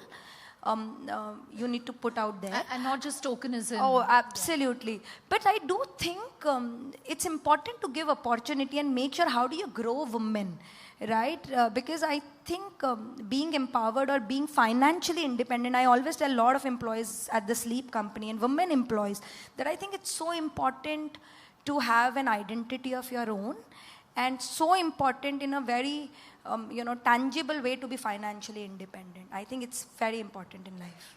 Right. Naya, you're also a huge champion of everything Mumbai and Maharashtra. You lead the Entrepreneurs Association of Mumbai. When we speak to entrepreneurs here, what challenges or how is it different from operating in Bangalore, where I'm based, they talk about talent density, they talk about network effects, the ecosystem there is really strong, and they talk about the high rentals in Mumbai. What would your challenges be, or what are the opportunities, what are the advantages of building from Mumbai vis-a-vis building from Bangalore, building from NCR? So just for the folks who don't know, I'm part of the governing council of the Tech Entrepreneurs Association of Mumbai. That's a non-profit we started about 2 years back. And it's a bunch of us, unicorn founders, about 60, actually about 30 of us started off, expanded to about 60. Now we're a 100-member community of founders, also younger emerging founders. And the whole premise of it is absolutely to build that community of tech founders in Mumbai, in Maharashtra. I think what's been really interesting is two things that we've seen play out. So just in February this year, we did the Mumbai Tech Week, which was the largest AI summit, one of the largest AI summits in India. We had 10,000 people come into the Geo World Center, the Geo NMACC, 10,000 people. And people realized then, a lot of them, by the way, were from Mumbai, Maharashtra, like Pune, the greater Mumbai area. And there is actually massive talent density, especially tech talent density. If you think about Geo, you think about Navi Mumbai extensions, you think about all of the GCCs being set up, the data centers being set up. Lot of activity in Maharashtra that's actually happening. Also manufacturing, we're talking about that right now, right? So I'm looking at consumer hardware and therefore looking at the manufacturing hardware channels, right? Pune to Bombay, that road itself is full of a lot of the manufacturing facilities. So there's actually a lot of talent in Maharashtra. I think the difference is it's spread out. It's not concentrated in certain specific regions. And that's something that we're working with the government, actually with the CM's office directly, on ensuring we build out almost like a hub, if you will. Yeah, in fact, the CM's going to be here later today, yes. So we're working very closely with his office at Kaustubh there as well to ensure that we can create hubs of talent and the network effects thereof. Secondly, rentals is an issue, but there's again work happening on that front. But the third thing that's very positive for Maharashtra, where else will you see? It's almost like this microcosm at scale. So if you launch or test a consumer or a tech product in Bombay, in a go, right? You're basically reaching out to everybody in India because Bombay is the heartbeat of everything fintech, financial services, consumer, media, the cultural capital, if you will, the consumer capital of India. Also the capital of India, right? Because it's where all the funds are, the financial capital of India, right? So this is the place that we encourage a lot of entrepreneurs to try and test because it scales much faster if it scales in Bombay. Right. Priyanka, you have an entire manufacturing setup in Bhiwandi. Tell us about that. So we, as the sleep companies, as I was saying, completely backward integrated, right? We do our own manufacturing, and from day zero, we've had that manufacturing unit. I think what's been amazing, which has been working very well, one is I think it's as a state, it's very friendly towards manufacturing, both to get real estate, because, manufacturing needs big space. So our factory is in the outskirts of Bhiwandi. So the whole area has huge hubs of either manufacturing or warehousing, right? So I think real estate is easily available and low rentals. Two, you can easily get manpower for manufacturing setups. I think, there's been no problem. Third, if you see for any consumer brand, right, or specifically any product, you need the whole ecosystem of logistics. Your digital bond, you need to ship. And I think the whole ecosystem, Bhiwandi or Bombay, is a very big hub of logistics. Look at any top 5 partners, and you would find all of them in Bhiwandi, which really makes it easier for obviously brands like us. Two, we were laughing with one of our investors, early investors is Fireside Ventures. And today, if you see number-wise, their maximum portfolio companies are now in Bombay and not in Bangalore and not in NCR. So are you asking them to relocate? They've got a small office. So that's why we've always been laughing with them that you need to have your main office in Bombay and not in Bangalore, right? But, and I do think earlier I would hear, and I'll tell you 3 years back, Fireside would tell us that, guys, you need to have an office in Bangalore. And I said, so you want the founders to separate? Me and my husband both are the co-founders. I said, do you want us to separate and run each of the office? Because the problem was 3 years back, you did have some problem of finding talent in certain sectors. And specifically tech was a field where you did have problem in finding talent, right? Today, to be honest, I think the scenario has changed, right? You get talent across the ecosystem. And as Naya said, it surprised me, when we realized we were hiring so many people in our tech team from outskirts, right? Like Navi Mumbai, Thane, and it's full of talent. And the good thing is they didn't have opportunity, right? Now and good thing, if you look at Bangalore, there is so much of competition, right? Everybody is going crazy to get talent. You don't have that in Bombay so much till so now. salaries, you don't have to keep increasing. And right, so still it's the best of both the worlds. You don't have to really fight for talent so much. There's good supply of talent across. So I think it's been an amazing system. We were born here. The sleep company, it's very special to us, and we will always be here. We would want to build a global made in Maharashtra brand. Round of applause for that ambition. But Harsha, tell us about the stamp duty rates and how that impacts startups who want to register in Maharashtra. So we were talking offline yesterday, and we were just talking smaller companies do fundraising capital, getting agreements registered, etc. difficult here. But I think what they don't realize is that there is a lot of other operating support which you can get. I think what things like these, they mentioned manufacturing hub, yes. If you're talking about pure software talent, probably yes, Bangalore has developed that ecosystem over the period of years, but it's not that it is only concentrated there. So yeah, I mean, for founders in Mumbai, the biggest challenge comes is when they are at a very, very nascent stage. I think once they have scaled up, I think manufacturing, etc., this is the place to be. Right. And just to add to that, when I moved back from Boston, I actually flipped a coin. I didn't know which city I'd moved to. It came to be Bombay versus Bangalore. It landed on Bombay. I showed You're the lucky one. we lost out. But it's so safe, Chandra. Like I was working, and even now we're working till 2, 3 a.m. sometimes because you have to when you're starting up again. Early days as well. You could catch a taxi back. You can catch a bus back. You can, it's so safe for women to work out of Bombay. I think we all kind of experience it firsthand. And number two, I think just look at the loyalty and the efficiency that team members have here. Tech teams in Bombay, and I think we've all seen that, have a significantly higher level of efficiency and loyalty than bluntly tech teams in Bangalore too. Right. I think we're running out of time. So just closing thoughts. One thing that you would like to see change about the city? Infrastructure. I think it needs to change. Well, we have Ashwini Bire next. So we'll put that question to her. I think, infrastructure, something which all of us do. I actually think the infra has been amazing. I mean, you look at the coastal roads, etc. in certain areas, but real only estate, after you cross the ceiling. The infrastructure is amazing after you cross the ceiling, not before you cross the ceiling. But I definitely think real estate. I think both of you need to talk to Ashwini on the infrastructure.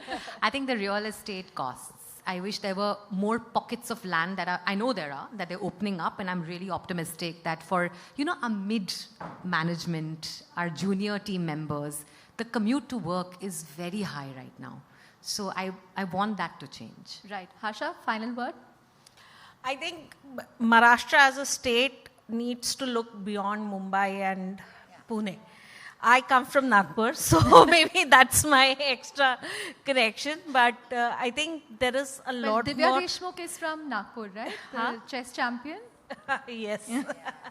So I think there are a lot of pockets, Aurangabad, Nagpur, probably Solapur, Kolhapur side also, which need to be developed, and that's where we need to focus on that. Okay, there is possibility of expansion there. Right. On that note, thank you very much. A huge round of applause for these founders and investors building out of Bombay, and they want to build world-class brands from Maharashtra. Thank you very much, Naya, Priyanka, and Harsha. Thank you.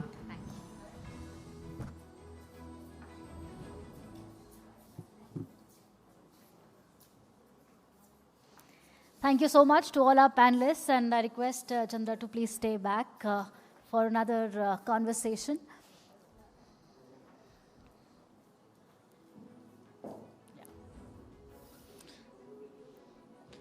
Right, ladies and gentlemen, please be generous with your applause because this conversation was amazing. All right, moving ahead. Did you know that Mumbai Metro Lines 2A and 7 together recently broke their single-day ridership record, crossing over 301,000 passengers for the first time on July 8, 2025. Now, this milestone highlights not only the city's rapid transit expansion, but also the pivotal role of visionary women leaders driving these urban innovations. And to take us into this dynamic space of metropolitan leadership, joining us for this discussion is a trailblazer in city governance, IAS Ashwini Bhide, Principal Secretary to the Chief Minister of Maharashtra and MD Mumbai Metro Corporation. Please welcome her with a warm round of applause. Thank you. We should give a more rousing welcome for Ashwini Bhide. She's a rock star. Someone who's really made a mark for herself in urban governance, and it's an absolute pleasure to have you on the SheShakti platform. Thank you so much. Huge round of applause for Ashwini Bhide. Thank you very much for joining us, Ashwini. You know, you have handled some of the most complex, ambitious, and mega infrastructure in the city of Mumbai. So from the Coastal Road project to Mumbai Metro Line 3, to the Eastern Freeway, to the elevated road, to International Airport, to the Mumbai monorail, it's a long, long list. As someone who's come from a non-engineering background, how did you grapple with the complexity and scale? What were the key learnings in handling all of these ambitious projects? Yes. First of all, thank you for inviting me here, and thank you everyone. I have been in urban infrastructure for more than 1.5 decades now, and since 2008 my journey started, and I'm still continuing with that. So of course there have been a lot of learnings. I belong to Indian Administrative Service, which is a generalist service, so I was not supposed to have a very detailed knowledge of engineering, of course, but in our service, every day is a new learning, and you have to keep on learning. So when I joined MMRDA in 2008 for the first time, I started doing these projects, and I have been learning on these projects.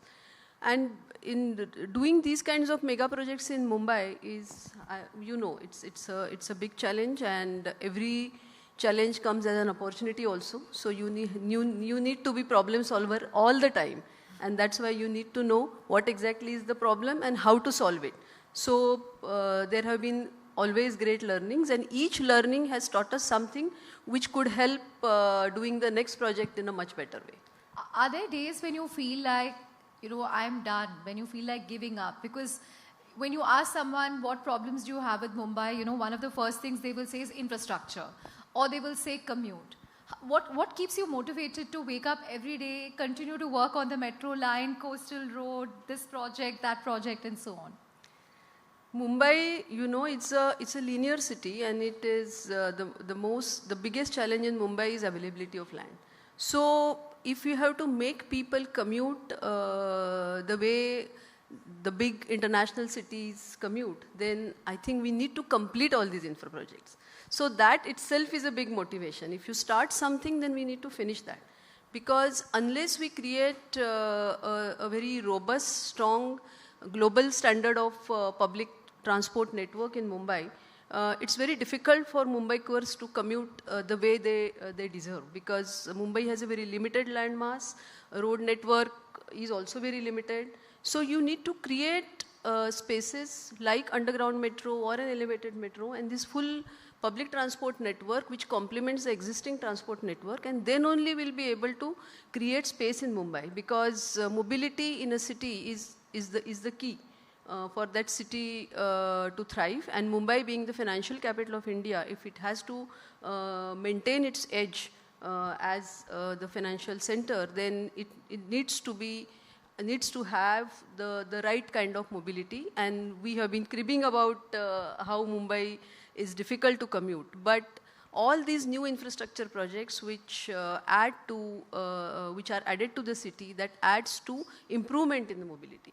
So during construction there are problems, but every new project improves the city's mobility. And that itself is a motivation for all of us, because unless we complete the project, we can't leave it half-hearted. So that has kept me moving for all these years. So we started with road projects, the Eastern Expressway, Western Expressway, multiple elevated road projects, flyovers. So that was a time in, in 2008 to 2015, so many new road projects came up. But the road network, there is a limitation, how much road network we can improve in city. So completing the metro network is the only solution which the city has. So that work is still in progress. That's a work in progress. Until these road projects are metro projects are completed, the city's mobility is not going to improve the way we desire. And that is why that is something which keeps us on, that we have to complete these projects. And in addition to that, now we are having a network of coastal ring road.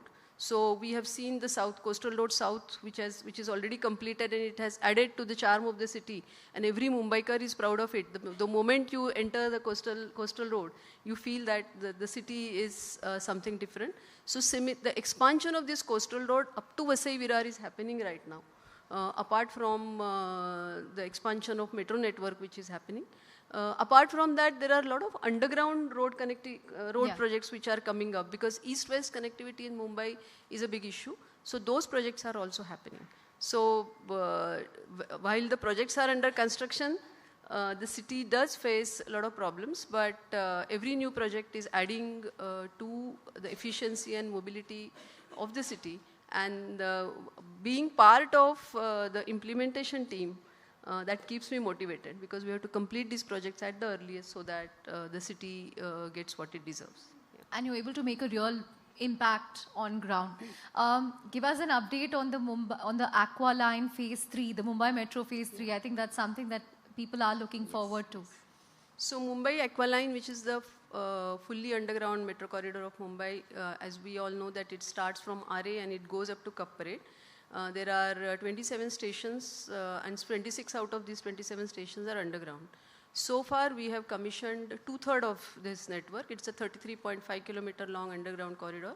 22 kilometers is already commissioned along with 16 underground and one at grade station. The remaining 11 kilometers with 11 stations, it is almost ready. So we are expecting the Commissioner of Metro Rail Safety's inspection at the end of August, and after that, once they certify it, we will commission it. So we are expecting commissioning sometime in the mid of September. September. Yeah. And then the whole entire line will get commissioned and we'll be able to reach up to Cup Parade. So today you can travel from RA to Worli. There are 2 stations in Worli. I think there is one in the close vicinity of this hotel as well. But with the third phase coming up, anybody can go up to Cup Parade. And what other infrastructure project by the government of Maharashtra should we look forward to? There are everywhere. I mean, somebody mentioned that government is not looking beyond Mumbai, but everywhere multiple infrastructure projects are being planned. As far as Mumbai metropolitan region is concerned, we are soon looking forward to inauguration of the new Mumbai airport, which is almost ready. And then line, the last leg also will get inaugurated. But apart from that, in last couple of years, multiple other projects are already under construction. So we are having a lot of tunnel road projects connecting the Eastern Freeway to Marine Drive, which is the Orange Gate to Marine Drive tunnel. There is Borivali, Thane-Borivali underground tunnel is right now happening, because that's a very important east-west connectivity. Goregaon-Mulund link road, which has some elevated section and a major tunnel, that is also happening. Apart from that, Bandra-Versova sealing, the sealing project where the work is under construction. And beyond Versova also, up to Vasai Virar, there are 2 sections of coastal road which are happening. One is being done by BMC and one is being done by MMRDA. That are also under, some are under construction, some are under initial phases of tendering. So the entire coast is getting a combination of coastal road and sea link. Then other side, on eastern side, all the region, the entire region is getting connectivity through this maze of elevated and tunnel roads. In addition to that, all metros are getting completed because currently more than 150 kilometers of metro projects are under construction. The rest are under planning. So in next 5 to 7 years, most of these projects will get completed, the metro projects, and we will be able to add additional 10 million passenger capacity, commuting capacity in the city. So today's overburden on the existing suburban network, that will get reduced. The congestion on the road will also get reduced because metro is something which is going to those areas which today are not connected by mass rapid transit system. So that is as far as MMR we are talking about. But in other parts of the state also, lot of activities are happening. Nagpur is completely changing, Vidarbha, because so much of investment is coming in Vidarbha. Can you imagine a district like, or a city like Gadchiroli is becoming the steel capital of India? Because so much of mining development is happening in that area because we have very rich iron ore in Chandrapur and Gadchiroli districts. So multiple steel plants are coming there. Nagpur, the Butibori and the additional Butibori area is also getting a lot of investments. Sambhajinagar, Chhatrapati Sambhajinagar is also getting a lot of investments. So beyond Mumbai. So beyond Mumbai, Western Maharashtra, projects like Shakti Peeth, projects like Nagpur, Ratnagiri road, just like the Samruddhi corridor. So I think a lot of things are happening. Many energy transition projects are happening in Marathwada. So yes, some of these regions were relatively less developed, but this government is consciously making an effort that that investment is attracted in this area. And in order to attract the investment and in order to sustain that, whatever infrastructural interventions are required to be done, that are being made. Many policy changes are happening to ensure that, and government is also preparing its vision for 2047. So that will also entail a kind of a balanced development across all regions of Maharashtra. Right. You spoke about attracting investment, so I should ask you this. If you look at Andhra Pradesh under Chandrababu Naidu, right, they are giving away land for 1 rupee to Cognizant and other IT companies. Google announced a massive investment in Andhra Pradesh. How worried should Maharashtra be? I think this January when we were in Davos, Maharashtra received the highest investment, and today also 35 to 40% of India's foreign direct investment is received in Maharashtra. Maharashtra has almost 13.5% of India's share in India's GDP, 20% share in India's manufacturing, and Maharashtra always boasts a very strong manufacturing ecosystem. So I think yes, other states, we have a collaborative federalism, I would say. There is an element of competition, so other states would always like to compete with Maharashtra, and in order to attract people, they may have to give these kinds of incentives. But Maharashtra's strength is not only in these incentives, but its strength is in its manpower, its strong network of educational institutions, the skilled manpower, and the ecosystem which Maharashtra has cherished for past many decades, and which are further enhanced in last 1.5 decade, where a very, very robust ecosystem, I would say, which goes beyond these kinds of incentives. Maharashtra also has multiple incentive schemes, and on account of which new development, especially the frontier technology based investments are getting attracted to Maharashtra. But Maharashtra is not at all, we're very happy that the other states are also competing, because competition finally leads to betterment and improvement. So when other states compete, Maharashtra also tries to ensure that what they are offering to these investors, that actually is realized in real terms on ground. Right. So, coming to the final part, Ashwini, you work in a portfolio in an area that's very politically charged, that constantly sees protests. If you say some trees are going to be felled for the next phase of metro, there are going to be protests. How do you handle criticism? and how do you sort of stay the course through it? I think criticism is you should take it in a very positive, as a positive kind of input. Like because a constructive it's a constructive kind of input. I look at it with very open-mindedly, and that is the outlook of government also. Because unless you can't, gag people for that they should not criticize. I know that we have so much of ambitious projects in our basket, and we want them to happen as quickly as possible. But still, while implementing the projects, we have to run the democratic processes. We need to know what people want, and we need to hear them out. So in the entire project management or project implementation cycle, this kind of hearing people's suggestions, objections, that is, everything is inbuilt in all our regulatory requirements which you say. Right now also we are now working on Mumbai's another underground project, which is Metro Line 11. 2 days back only so when we, if there is a criticism, it means there is, so when we, if there is a criticism, it means there is some input which you need to take constructively, and then make necessary changes wherever possible.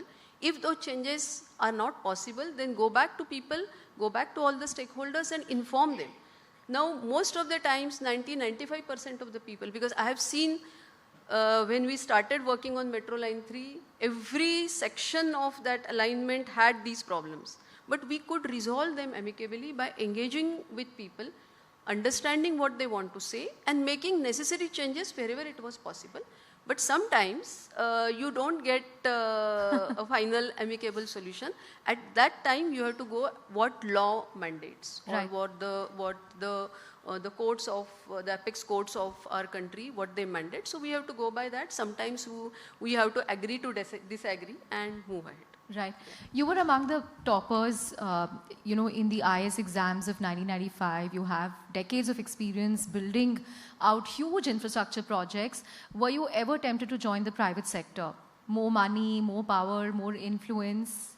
I'm sure you would have got offers over the years. Were you ever tempted? And if no, why? So far, nobody has. I have not received any offer.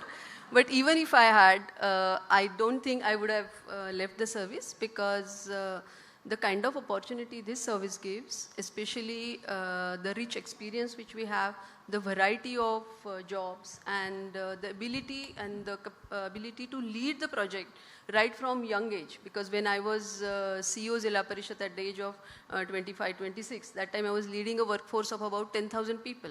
So that kind of opportunity private sector won't offer at that level, especially for a person like me who has come from rural and Mufsil area, who has studied in a vernacular medium school, and without any management degree, that won't be possible. This is the opportunity this service offers. And the kind of jobs you get to handle, your horizon expands, your understanding of the situation expands, and especially in the IAS, which is a generalist service, it gives you an opportunity to work across sectors. So that kind of in-depth knowledge, I think, is far more important. And in addition to that, while you yourself, it's a very enriching experience for you personally, you get an opportunity to touch thousands of lives. So you make, that opportunity to do public service, if you are really, you take ownership of the work what you do, if you maintain highest kind of ethics and integrity, the kind of job satisfaction you get here, I think, I don't know whether private sector would offer. Private sector has its own charm and its own challenges and opportunity, but maybe later. Thank you. On that note, thank you very much, Thank you, Ashwini. Chandra. Thank you. A huge round of applause for Maharashtra and Mumbai's very own Ashwini. Thank you.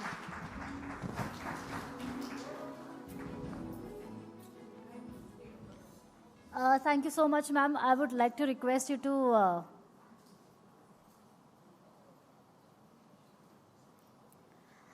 requesting you to continue to be on stage, ma'am, for felicitation.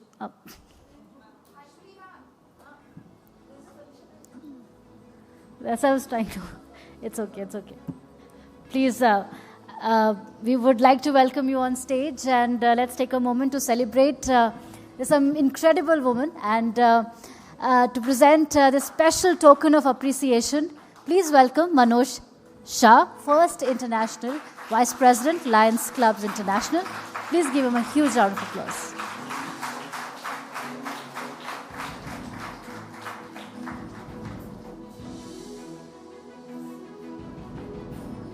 Thank you, Ashwini, for being here with us this evening, and you are truly an inspiration to all of us.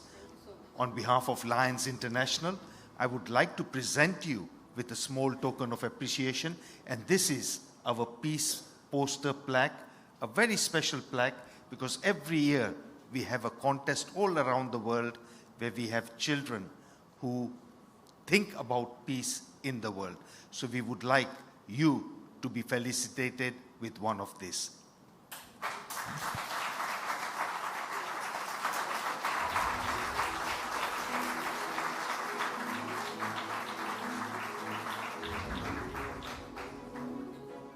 Right, thank you so much, Manoj and Ashwini ji, for that. Up next, let's move to a segment that celebrates the power of storytelling, visibility, and representation in the world of media and entertainment. To take this conversation ahead, I would like to invite Rubika back on stage. And now it's my absolute pleasure and honor to introduce a remarkable talent, an acclaimed actor, change maker, and an icon of strength and versatility. Nimrat Kaur for this discussion.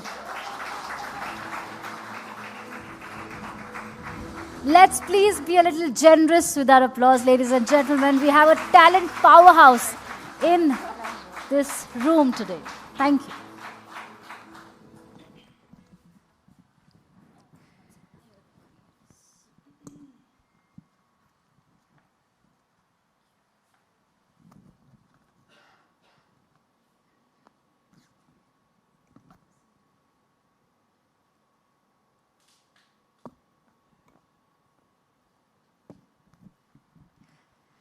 Okay इसे कहते हैं कान का तंबूरा,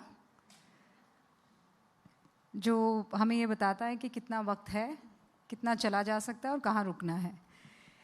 लेकिन एक ऐसा नाम जो आज से 21 साल पहले चलना शुरू हुआ था और रुकने का नाम नहीं ले रहा है. निम्रत कौर का जोरदार तालियों से स्वागत कीजिए. Thank you so much.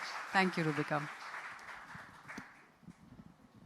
आप दिल्ली की रहने वाली हैं, राजस्थान में पैदा हुई, जड़े क्योंकि सरदारनी है पंजाब से, लेकिन आकर टिक गई मुंबई में.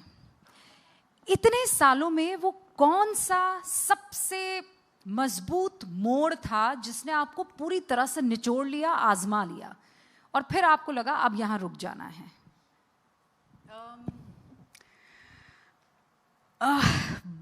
बहुत सारे ऐसे मोड़ आए हैं ज़िंदगी में, और जैसे आपने अभी कहा कि शुरुआत कहीं जैसे एक नदी का बहाव होता है ना, आप कहीं भी जा रहे हैं, कहीं से भी आपकी डायरेक्शन चेंज हो जा रही है. एंड ग्रोइंग अप ऐसा था कि कोई एक आइडिया ही नहीं था कि कहाँ लाइफ जाएगी.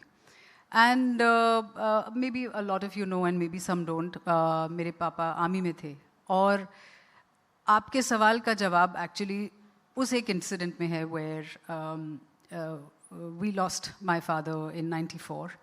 उसके बाद से ज़िंदगी का जो बहाव चेंज हुआ. क्या उम्र थी आपकी? I was 11. 11 साल. जी. तो उसके बाद से आई थिंक जो एक नया मोड़ लाइफ ने लिया, उसके ups and downs, trials, tribulations, जो भी उसके साथ आया, वो एक फाउंडेशनल आई थिंक एक स्टोन था जिसकी वजह से मैं आज यहाँ हूँ, आपके साथ बैठी हूँ. क्योंकि हर चीज़ हमें तोड़ तोड़ के बनाती है. तो वो एक चीज़ ऐसी थी मेरी लाइफ में, एक ऐसा मोड़ था जिससे मैं समझ नहीं पाई क्योंकि मैं बहुत छोटी थी. और जैसे जैसे बड़ी होती गई मुझे ये एहसास हुआ कि this is what is shaping me as a person, as a girl, making my choices. क्या मुझे करना है, क्या मुझे नहीं करना है, किस चीज़ से मुझे नहीं डरना है, क्या चीज़ मैटर करती है एक्चुअली, और कहाँ आपको अपनी एक लाइफ की डायरेक्शन लेकर जानी है. तो वहाँ से मैंने अपनी चॉइसेस आई थिंक कहीं पे सब्लिमिनली अननोइंगली बनानी शुरू करी. निमृत, 11 साल क्या ही उम्र होती है जब आप के सर से पिता का साया चला जाए, और आप कह रहे हैं कि बाद में आपको ये एहसास हुआ कि that is where you started changing completely. लेकिन क्या वो मोड़ था जिसने आपको ऐसा तोड़ा कि फिर कोई और चीज़ तोड़ ही नहीं पाई, and then you never looked back? I think it would be a little, hindsight vision is always 2020. हमें देखकर लगता है कि वो सह लिया तो उसके बाद कुछ भी आसान होगा. But I think क्या होता है ना कि लाइफ में as you are moving, हर मोड़ पे आपकी vulnerabilities चेंज होती हैं. Of course उस तरह का एक लॉस और एक जो डिस्टेबलाइजिंग एक फैक्टर आपको एक सामने लाता है, ज़िंदगी एक तरह से आपको जस्ट हिला के रख देती है, बट उसके बाद ऐसा नहीं है कि लाइफ में और इश्यूज नहीं थे. मैं 2004 में मुंबई आई, उसके अपने चैलेंजेस थे. अकेले यहाँ पे लाइफ फिगर आउट करना, किसी को जानते नहीं, कोई जान पहचान नहीं, कुछ आइडिया नहीं था क्या करना है, कैसे शुरू करें. और आज तक कुछ ना कुछ ऐसा ज़रूर life has a way of creating circumstances which test you. 2004 में आप आई, 2012 में आप लीड एक्टर के तौर पर लंच बॉक्स में आई.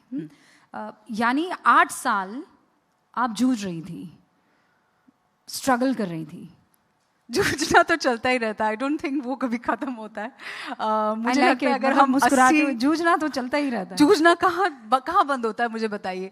यहाँ पर एक इंसान जो कह दे कि भाई हमने तो जूझना बंद कर दिया, अब I would really like to know their life and probably understand वो कैसे होता है. लेकिन आपको वो एक सीढ़ी मिल गई ना, मतलब एक लीड एक्टर की तरह, और उसके बाद तो क्या किरदार, एक के बाद एक आप, मतलब जो स्टीरियोटाइप होता है ना, एक कि अमिताभ बच्चन है तो एंग्री यंग मैन, हीरोइन है तो भाई आइटम नंबर होगा, उसके बाद वो हीरो की बाहों में झूलेगी, फिर हीरो चला जाएगा, फिर वो रोएगी, मतलब एक स्टीरियोटाइप होता है. लेकिन आपने 2012 के बाद 2025 में हम हैं, आपने कोई ऐसा किरदार नहीं है जो एक बार रिपीट ना किया हो.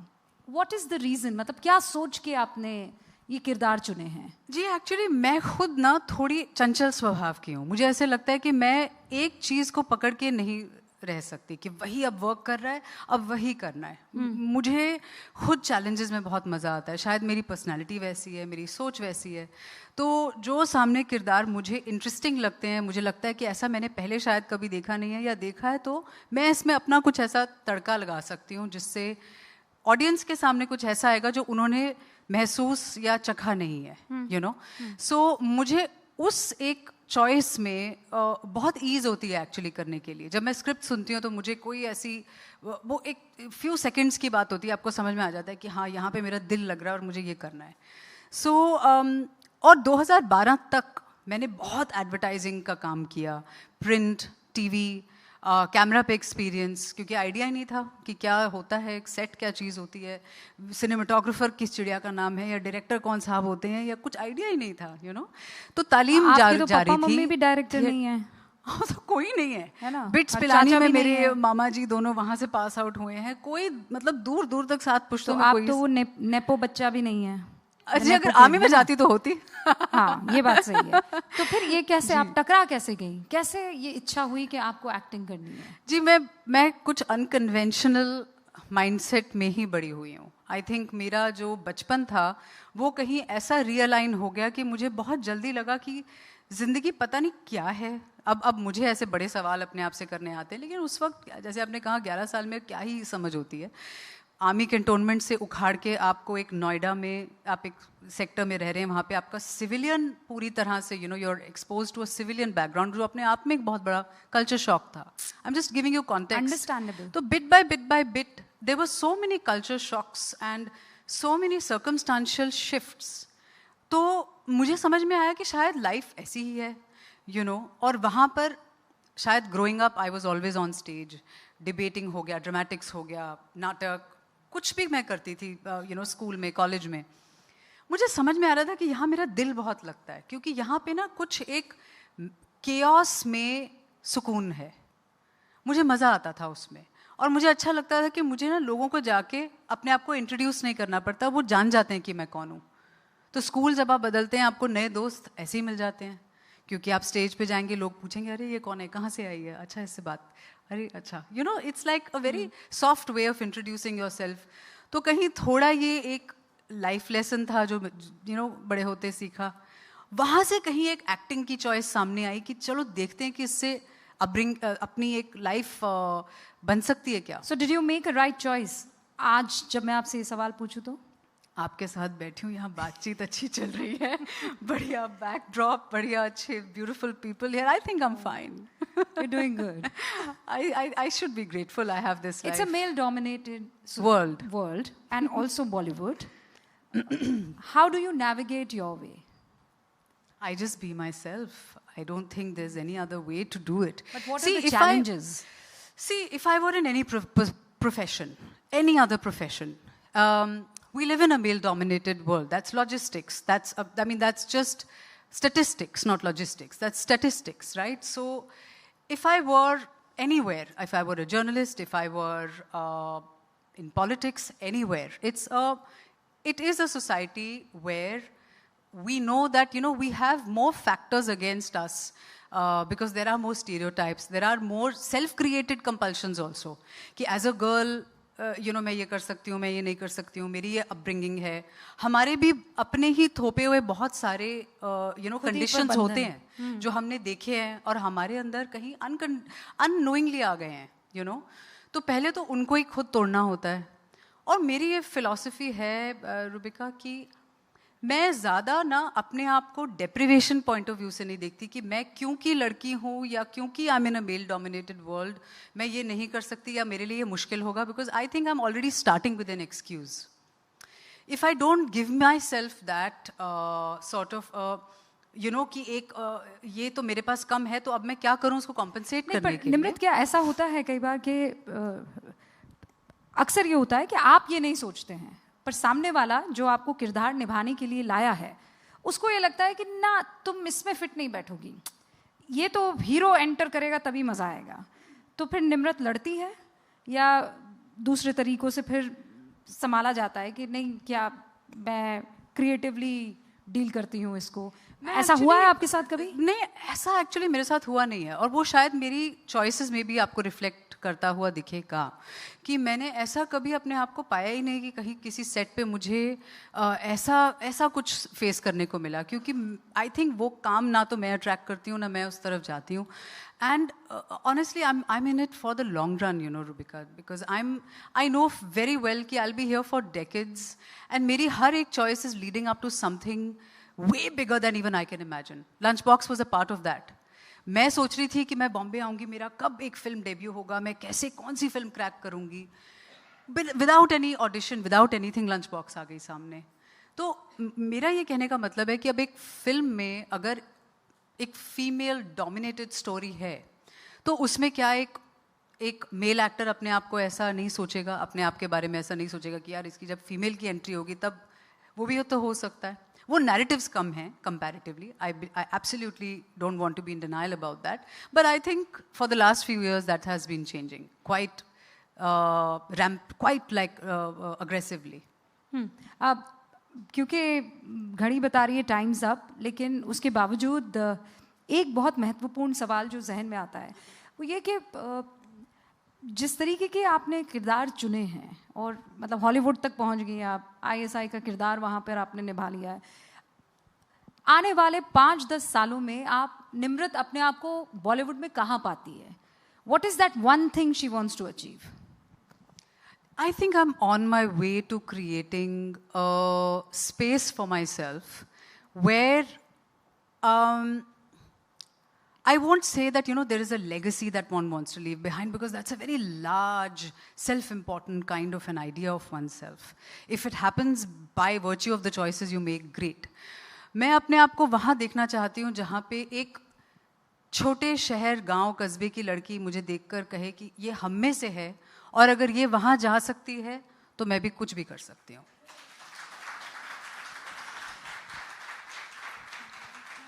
अब रैप अप करने के लिए एक आखिरी सवाल, और ये बहुत महत्वपूर्ण सवाल है. आप यहाँ अकेली रहती हैं, सोशल मीडिया पर बहुत एक्टिव है, बहुत सारी चीज़ों पर बहुत वोकल हैं, यहाँ बहुत सी महिलाएं हैं. 4 लोग क्या कहेंगे ज़िंदगी का सबसे बड़ा एक टेंशन होता है.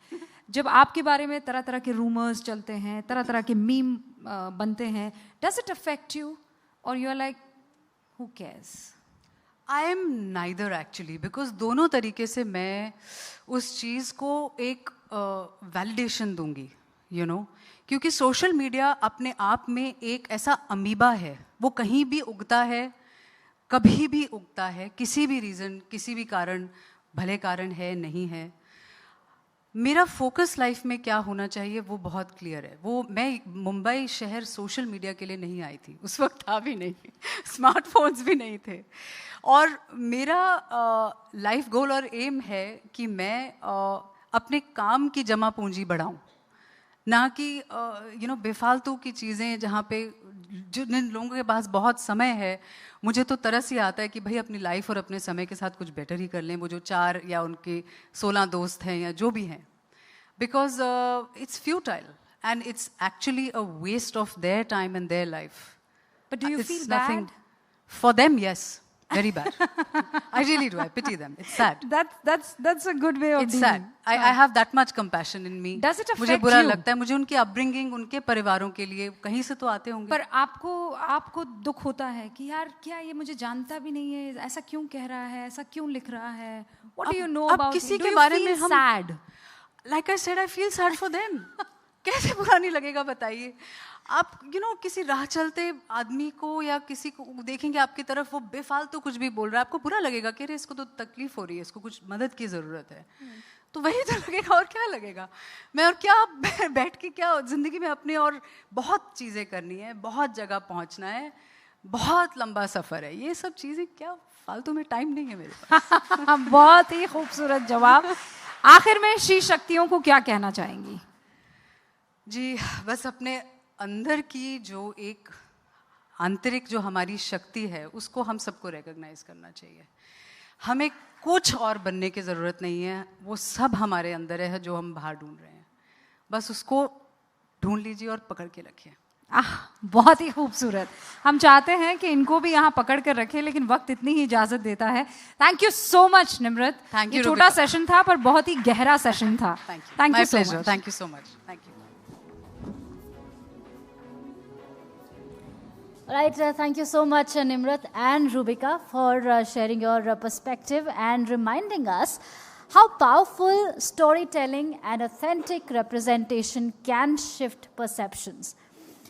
Let's give them another round of applause. And I must say that by far, this audience has done incredible job. आप लोगों की जो energy है, आप लोगों का जो patience है, and like I said, you have been so kind with your applause and you have been an incredible audience. So अभी आपके लिए भी a huge round of applause because you have been amazing.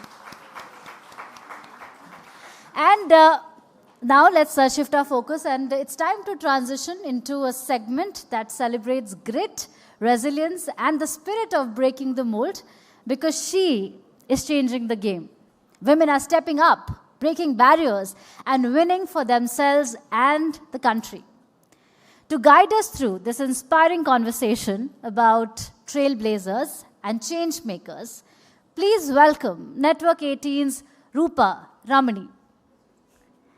And now, I'm honored to introduce Anjali Bhagwat, 3-time Olympian, former world #1 shooter, Khel Ratna and Arjuna awardee, and Trupti Murgunde, a distinguished Indian badminton player and Dhyan Chand awardee.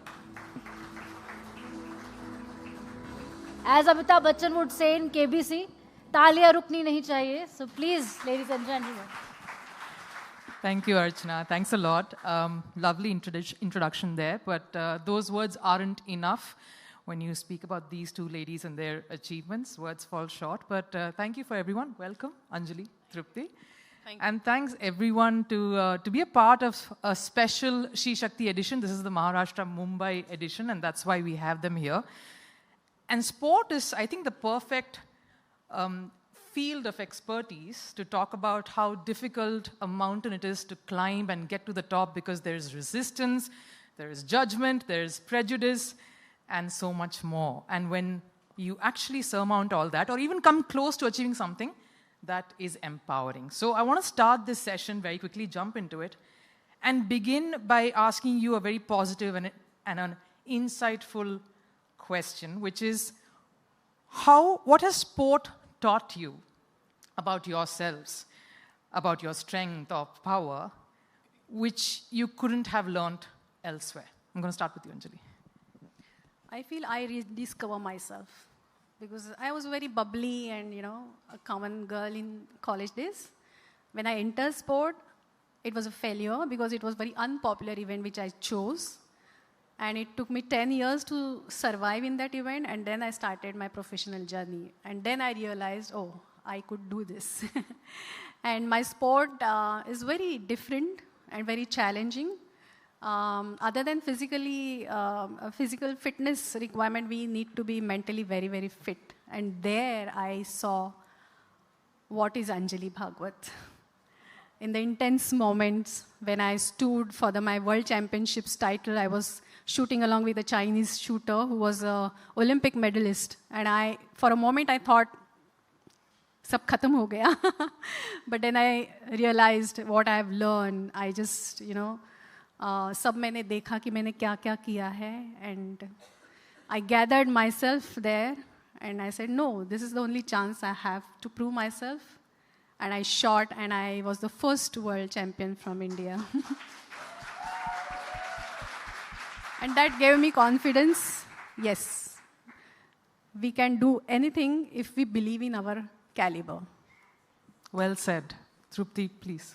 I was a very contrast of what she said, I was very calm and composed, I should say that now, but back in those days... She isn't off the stage. So, but honestly, yes, I was. And the only thing is I would talk very little.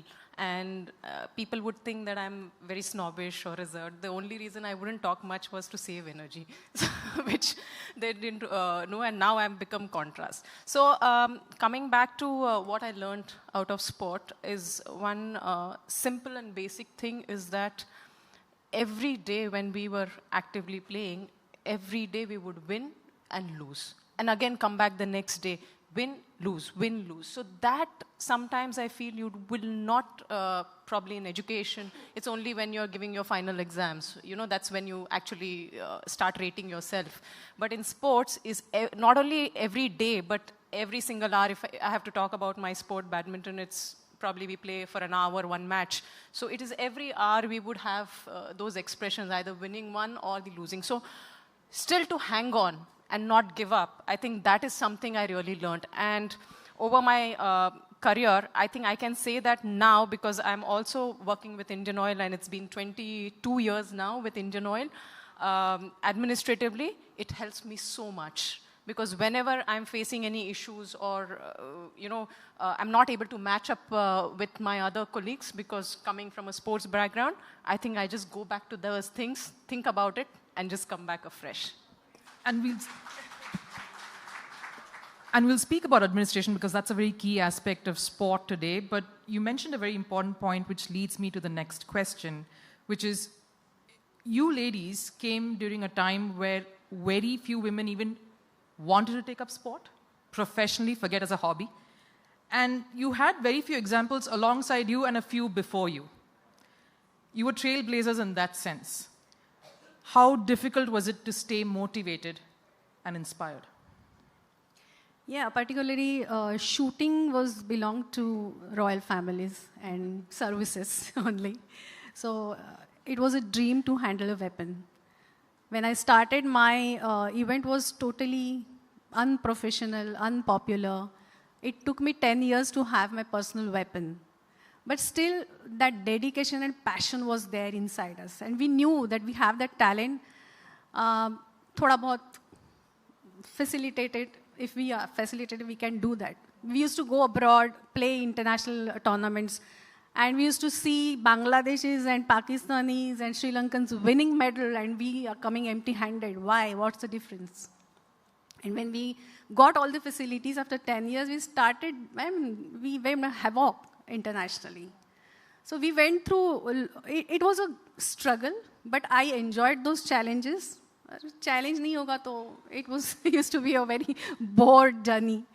But I am so happy that we have paved that way for our coming generation. Our coming generation is very, very smart, very intelligent. Everything is ready for them on the platter. But they are using it in a good way. So we are now ranked world #1 as a team. And, when we used to go, we had that complex playing along with the white skin, traveling abroad. And, a girl traveling alone. Because I used to be there selected for the international competitions. So when I used to go alone, so my parents used to have that tension, अरे अकेली जाएगी, visa कैसे होगा, ये सब होगा. But nowadays, like when India, पहले मैं सोचती थी कि कैसे मैं जाऊंगी, how will I, play along with the Europeans, Chinese, USA people. But now when our girls enter the venue, बाकी सारे लोग सोचते हैं, oh, Indians are here. So that's the change. I like that. I like the sound of that, and there has to be a great pride there. But Trupti, something she says kind of reminds me of the time that, so I used to play professional tennis. And at that time, and this was obviously way, way back, and I had a problem wearing shorts and traveling by bus and getting to my academy. Because people were staring and you find, you know what kind of gaze that is and how it is. And so I had to bear the burden of the clothes that I wore. So I can imagine what judgment happens otherwise. So my question to you is, Abhi, there's this fad of let's glamorize women's sports. Because that's the only way it'll be viable. That's the only way it'll be engaging. People, log dekhenge tab. What do you feel about that? And is it required? Yeah, I think it's a good question because especially in badminton, there was one point when, the World Federation took a decision that we need the sport to look more feminine. Because we had some of the girls wearing those long shorts, more like, the football shorts and t-shirts, and when they have short hair, they were not identified as women on the court. It would be a bit tough for people to recognize, whether they're, the males or the females. So they took a decision that we're going to make skirts compulsory. And that happened during my time when I was there in All England is one of our popular tournaments, something like Wimbledon. And we were there, and that was when the skirts were introduced in badminton. And for a while, they wanted to make it mandatory. So there was a lot of debate because some of the girls kept saying that we are not comfortable. Comfortable clothing is what we look at. But I have a little balanced view in that manner because when the skirts were, because during All England, we used to get the new kitting from the sponsors. So we got that and we were very excited to wear it because we've always seen it in the tennis. We used to watch Wimbledon and it's looked gracious and I'm sure all of you would agree to that. And so I said, okay, it'll look nice. But of course, there's a difference in the sport because in tennis, you're moving more or less, at the parallel level. And badminton, you're jumping, you're, stretching and everything. So we were very, very conscious in our first match. And we were the first few, 2-3 of us who, because All England, only the top 3 will go. So we got a chance to wear, but we were very conscious in our first thing. But, slowly we got used to it. And it did, I felt, it was nice. It was more gracious. And I was okay with that. In fact, it was far more better than wearing shorts because you have those inbuilt tights in that. So, in that manner, it was much easier and, safer, I would say, that way. But so as when you ask me if we should, why not? And if that looked nice, and own it. It's okay if you own it and rather than make it like an uncomfortable choice. Yes. Owning it and sort of embracing it probably is what you're referring to. But which leads me to a question regarding, certain subjects that people used to shy away from. Look, a very important part of women's sports is menstruation. It impacts the performance. It impacts the way women play, and that's something that I don't think anyone can understand. How important was it for you, both of you girls, I want both of you to answer this, because I'm sure there was a taboo during your playing days. What did you feel about that? How important is that to change, and is it changing? For me, I never worried about it. I used to be like very, very comfortable lady. But few athletes Yes, they were into a very embarrassing situation, and they used to feel dirty. And we never had access to lady physiotherapists, lady masseurs then. So it was very difficult for them, or lady coaches. So it was very difficult for lady athletes to share that problem. And then they used to worry, कि कैसे जाए ground पे, कैसे बताए, अभी क्या करे. That scenario was there. And it was very difficult for them to travel and, do everything. But I'll give you, there's a vast change now in that because recently I attended a junior shooting ka camp chal raha tha Delhi mein. I was sitting there and few junior shooters were sitting in the mess and boys were going out somewhere and one small girl, maybe 16, 17 years, she called one by, hey, आते वक्त मेरे लिए sanitary pads लेके आना. And that boy was okay, ठीक है. I was like, what? दुनिया इतनी बदल गई है. Exactly. Yes. Get me some. And that boy was also so cool, and that girl was also so comfortable. So due to this awareness campaigns and your learnings in the schools and colleges, now that mindset has changed. Trupti? Yeah, I mean, I will just add to what Anjali said, that how it was tough to convey to your coaches and all that. And as she said, we didn't have at all female coaches then as such. So there was one point I was playing a international tournament happening in India, and I was on the court wearing a white skirt. And we know where I this just is started. I was feeling very uneasy because I knew, you generally have some symptoms, when you're just about to start your periods. So I was feeling it, but I wasn't too sure because sometimes because of stress and things, it varies. And my coach, so we have the coach sitting behind the court, as per, and he could sense it that I'm not moving well, something is not happening, and she's not in her place. But she didn't know what is going wrong with me.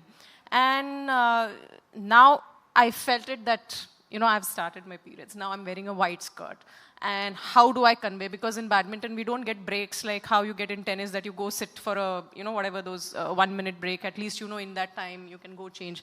In badminton, it is not allowed to step out of the court. You can get disqualified. Again, there's a male umpire sitting there. So tough. Still, those days, it was very tough. I had to, because then it would have become a big blunder and all that. I managed to go tell the umpire. And with great difficulty, he had to call the chief referee, take a special permission to allow me to go to the washroom and have, changeover or, so it was that tough. And my coach is still wondering what's happening. And there are times when those tournaments are important, those matches are important. And I have felt it many times that you're not able to give that kind of performance, especially in sports, the kind of intensity what we play, it gets extremely tough. And, but you still have to leave it, as she said, keep it that it doesn't bother me. We try to show off in that manner because that affects your performance. So only after the match, I got some guts to convey to my coach. Otherwise, until then, the coach was blaming that I'm not doing seriously, I'm not playing good enough, and things that way. Then they kind of start understanding. But coming back to also what she said, that things have changed now. People are becoming more aware and opening up to say these things. But at the same time, I also feel the males also have to be educated a lot, because I don't think they have an idea of what we go through during those times, the kind of pain, the kind of mood swings we have, various other things. I think the male needs to be more educated. I don't know if you agree. Yeah, that's what I wanted to ask you as a follow-up. What do you expect from male athletes or anyone in that capacity in sport to help grow women's sport? I feel should respect us. There has to be equality.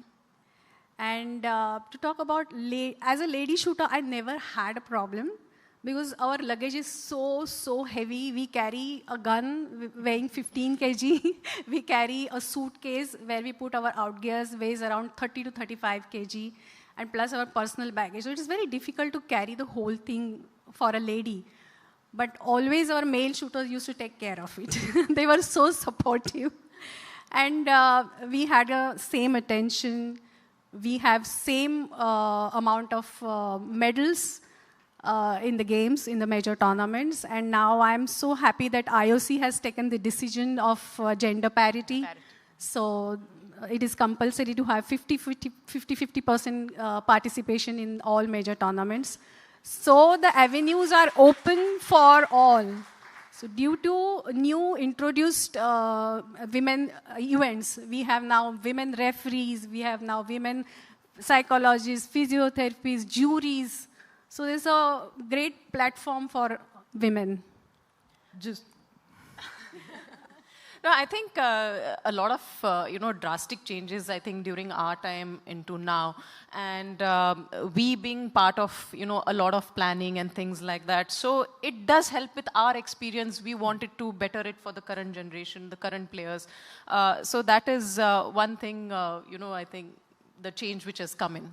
Just to wrap this up, because we are running short of time. This could go on, and of course, it'll be more enlightening. This has been the year for women in sports, especially for Indian women, whether it is the footballers who are almost close to FIFA World Cup, whether it's the Indian cricket team, the women chess players as well. My last question to both of you, and we would like your answers as brief as possible. What's the one thing that was not there during your time that you wish you had and you see in current women's sport? Maybe the awareness and the priority. I wish I was born in these days. I would have done something great than what I did in my days, because it was full of struggle. But nowadays, we have priority, awareness in the society. Parents are thinking of putting their kids into sport. And they have the clarity in their mind. If their kid is not going to pursue the sport professionally, they want him to play because it is helping him in his general life. So that's the big change in our society we have, and there are plenty of employment opportunities. There are good infrastructure, good coaches, everything. I mean, we have started our journey on the professionals as a professional sport, and we are getting the priority now. We are getting the same coverage in the media. And now we can say the person can choose sport as his profession. Trupti? I think Anjali said it pretty much, but I would just like probably the media aspect, if it was a lot more in our days, definitely I would have been happy, because I don't have any of my videos to now easily share it with my friends. Even my son says, doubts whether I was a sports person or not. So to show him, I don't have. So the only reason why I say this is that the media right now, the kind of role they are playing, if they can have it more and more. Thankfully, as she said, their sport didn't have that kind of issue with the equality in women. In my sport also pretty much, but in the sports, I would say the tougher sports like wrestling, kabaddi, or few other sports, there still we do have people, struggling or facing those kind of issues. And we are trying to overcome those through a lot of forums. But, well, yes, I think that is something which I would look forward to. And then the more number of tournaments, especially for the women, as you mentioned, football, they have done well. So the funding aspect also has to increase. So that is what we look at. All right. Thank you so much, ladies. It's been a pleasure speaking to you, and I'm sure the audience also loved it. Thank you. Thanks for joining us. Thank you so much.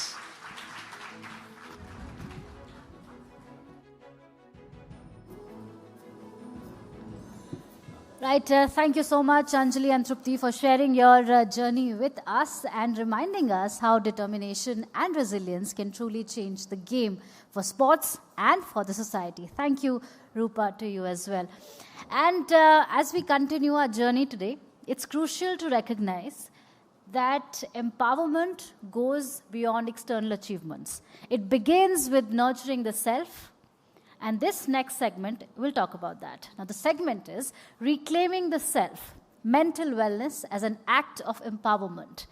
It invites us to explore the vital connection between inner well-being and outer leadership. To guide us through this enlightening conversation, I would like to welcome Shweta Punj back on stage. And now, it's my privilege to invite a distinguished global leader, an unwavering advocate for mental health, and a trailblazer in the realm of inclusive education. Please welcome Mrs. Neerja Birla, founder and chairperson, Aditya Birla Education Trust.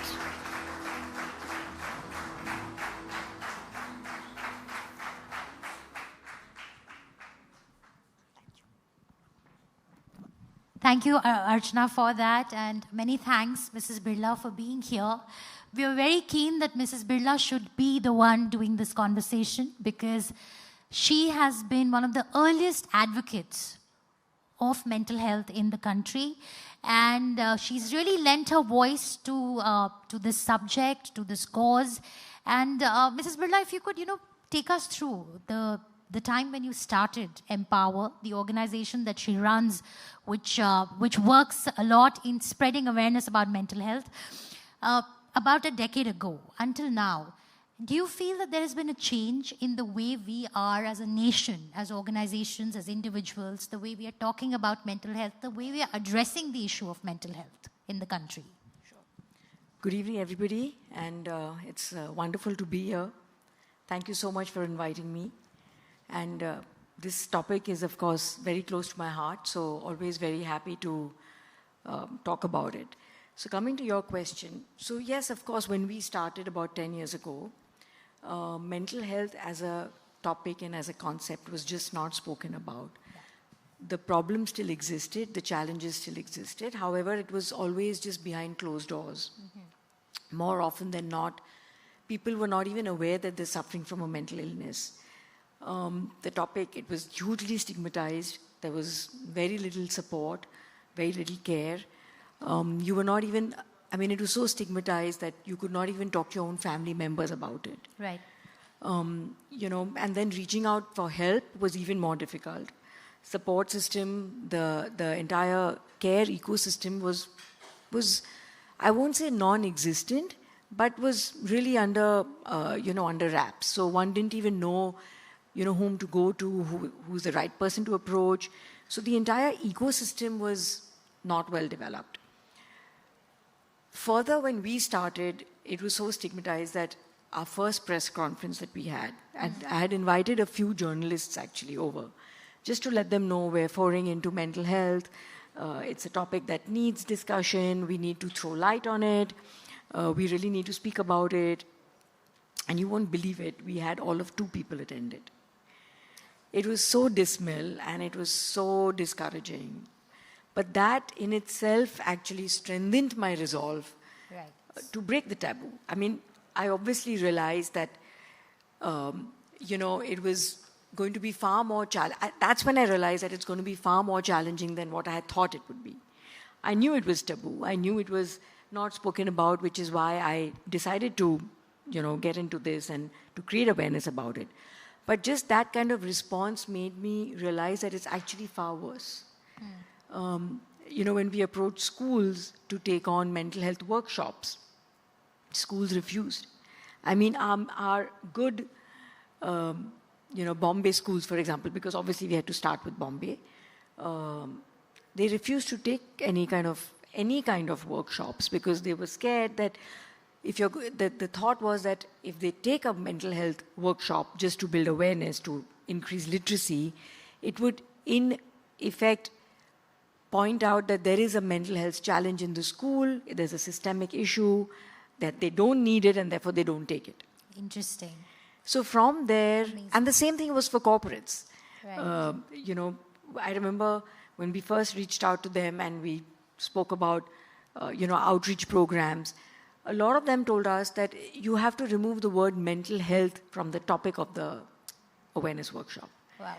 Yeah. So from there to now, I think definitely the needle has moved. I think, happy to have contributed to that shift. It's been a paradigm shift. We needed that shift in attitudes. And of course there is a shift. I think people are far more aware, parents are far more engaging, workplaces are trying to prioritize mental health care, they're making it part of their budgets. Yeah. The government is being hugely supportive. We're seeing it getting institutionalized in a lot of government bodies as well. So, and press, that really, it delights me actually to know that press is, allowing and not only allowing, but encouraging conversations like these to be center stage. Because so the it's world really that we moved. are in today is far different too, right? It's something that's staring at our faces, and if we do not wake up to it, it'll just be too late. So I also wanted to, get your thoughts on, how common are feelings like suicidal thoughts, depression, schizophrenia now as compared to, say, 10 years ago in your interactions with schools, organizations, students, young people. Is this something that as a society we should be more mindful of now? So, data tells us that 1 in every 4 Indians has a mental health concern. The rate of suicide is extremely high in the youth. So yes, it is a huge pandemic. It's a silent crisis that we all are going through. And, by the day, of course, the incidence of suicide is increasing. And it definitely is there. And the faster we're able to acknowledge it, that faster we'll be able to actually attend to it. It's a problem that's not going to just go away. We'll have to navigate it. We'll have to work our way around it. So for example, with the CISF, we've been working with them for about 3 years now. And, of course, with their support and with the interventions, with the right screening, the awareness, the mental health capacity building workshops, it's obviously been a multi-pronged approach, but we've been able to reduce the suicide rate by 40%. So fantastic. Can we get a round of applause for that, please? So, so yes, there is an issue, but yes, we also have solutions and we have to tackle it. We have to get on to it head on. Yeah. I want to talk to you about women and mental health because a lot of the audiences are women. How often do we really think about our mental health? And how often should we really be looking into the issues that face us as women? Are we giving ourselves enough credit? Are we giving ourselves enough attention? What has been your experience in women and coping with mental health? So I think women, by and large, I think we just assume the role of caregivers, and I think it's just been a generational sort of pass down where we're always keeping our needs at the end. We're always putting everybody else's needs before us. But we are obviously playing a lot of roles, and I think more so now than ever before because we're also trying to balance our careers with our family life. That role does not change and will not change, but we're also trying to be super efficient at work. So we're trying to be perfect at home, we're trying to be perfect in all our relationships, we're trying to be perfect as the perfect mother, daughter-in-law, sister, all of that. And we're also obviously wanting to do really well at work. So of course it's a tug and we're really being pulled in different directions. And very often I think in that we do tend to overlook our own needs. I think it just is, as I said, like we were discussing, it's something very personal to all of us, but I think it's a shared experience. Shared experience. And most certainly I would say that for myself as well. I think more and more we have to sort of focus more on our mental health as well.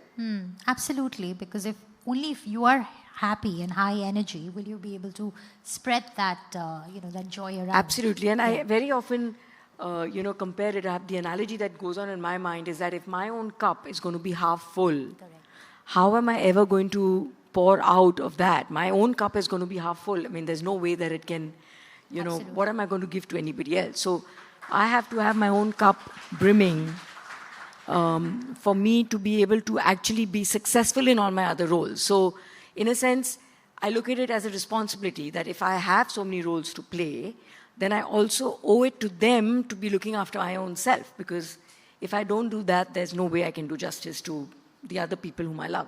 So one should not feel guilty about taking out time for themselves and for maybe getting a therapist if there is a need. Absolutely. And I have to say that it's a journey. I think all of us go through that journey where, this kind of realization evolves.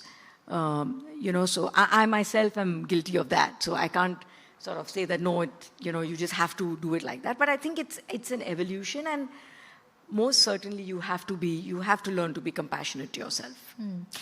We are also, very often do we get to hear that the current generation is the anxious generation. What is driving up our anxiety? Is it the traffic? Is it the pollution? Is it expectations that we have of ourselves? Or is it, is it generally just that the world is expecting too much of us? I think, so as far as the anxious generation is concerned, look, they are growing up in a world which is, super connected because of social media. There's a constant glare. They're living in a fishbowl at all times. And that in itself adds to the pressure, right? I mean, there is, of course, a lot of pros, but there are a lot of cons also to it. And very often, children are not able to handle that kind of exposure that they have, or the kind of comparison that they're always having to do. And there is a big difference between the virtual world and the real world, right? In the virtual world, everybody makes out life to be so perfect. And then there's that sense of FOMO that sets in. So yes, it is a generation that is growing up in difficult times. But I also say that it's a generation that is, open to accept what they're going through, which I think in our generation we did not do. We were trying to balance all our relationships, but we did a lot of it in silence. But this generation does not want to do that, and I think that's great.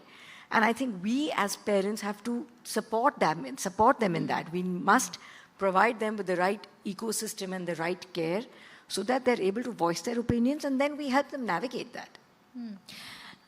Very often we come across young professionals who are facing burnout at the workplace. They've had breakdowns at the workplace. Why is that happening? Now, one point of view is that it's a mollycoddle generation. Or is it a more aware generation, and our workplace is very toxic? How are you looking I at would it? say that it's a little bit of both. I do believe that and for anything in life, I think, it can't only be, it's not math. It's not that because this happened, therefore this has happened. It's not so causal. It's not so cause and effect. So there are obviously a couple of factors always. And I do also believe that, yes, it is a mollycoddle generation. It may be in certain aspects. But that also is to do with the kind of parenting that has been. We've been so afraid to let our children fail. We don't want to say no to them. In the fear that they'll feel bad, or it's going to really impact their mental health. But very often, what we've also failed to realize is that we're not letting them grow up. We're not letting them have a little bit of failure in life, because that is what is going to teach them resilience, right? So yes, I mean, we are guilty of that to a certain extent. But your second point also is true, that they're also talking a lot more. They're also more vocal about their feelings. They're more vocal about their expectations. Yes. So it is a combination of both.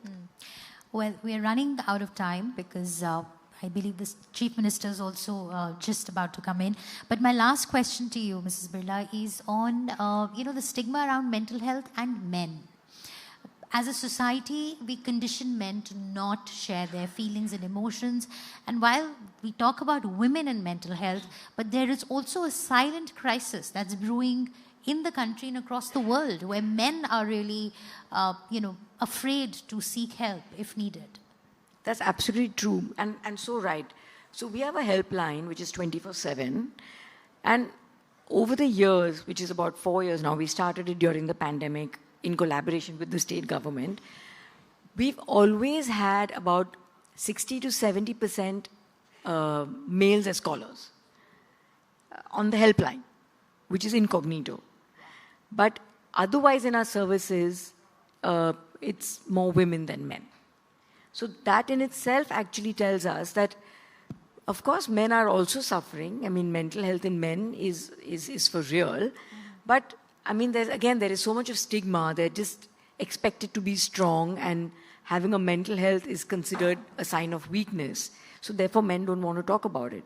So, there's a lot of work that needs to be done at that grassroots level, at the thought level. Change the language. Change the language, change the narrative. Well, we hope that we've given our audiences here today some food for thought. Some of the men in the audiences will go back and maybe self-reflect. And the women, of course, will go back not with a resolve not to feel guilty in seeking help and making time. Thank you very much, Thank you. Mrs. Neeja Birla, for taking up the time and speaking to us. And can we request you to stay back on stage? We'd like to felicitate you. Yes. And as Shweta rightly said, it's our honor to felicitate you with a special token of appreciation. And to present this felicitation, please welcome Sangeeta Jatia, past international director and board appointee, Lions Clubs International. Please give them a huge round of applause.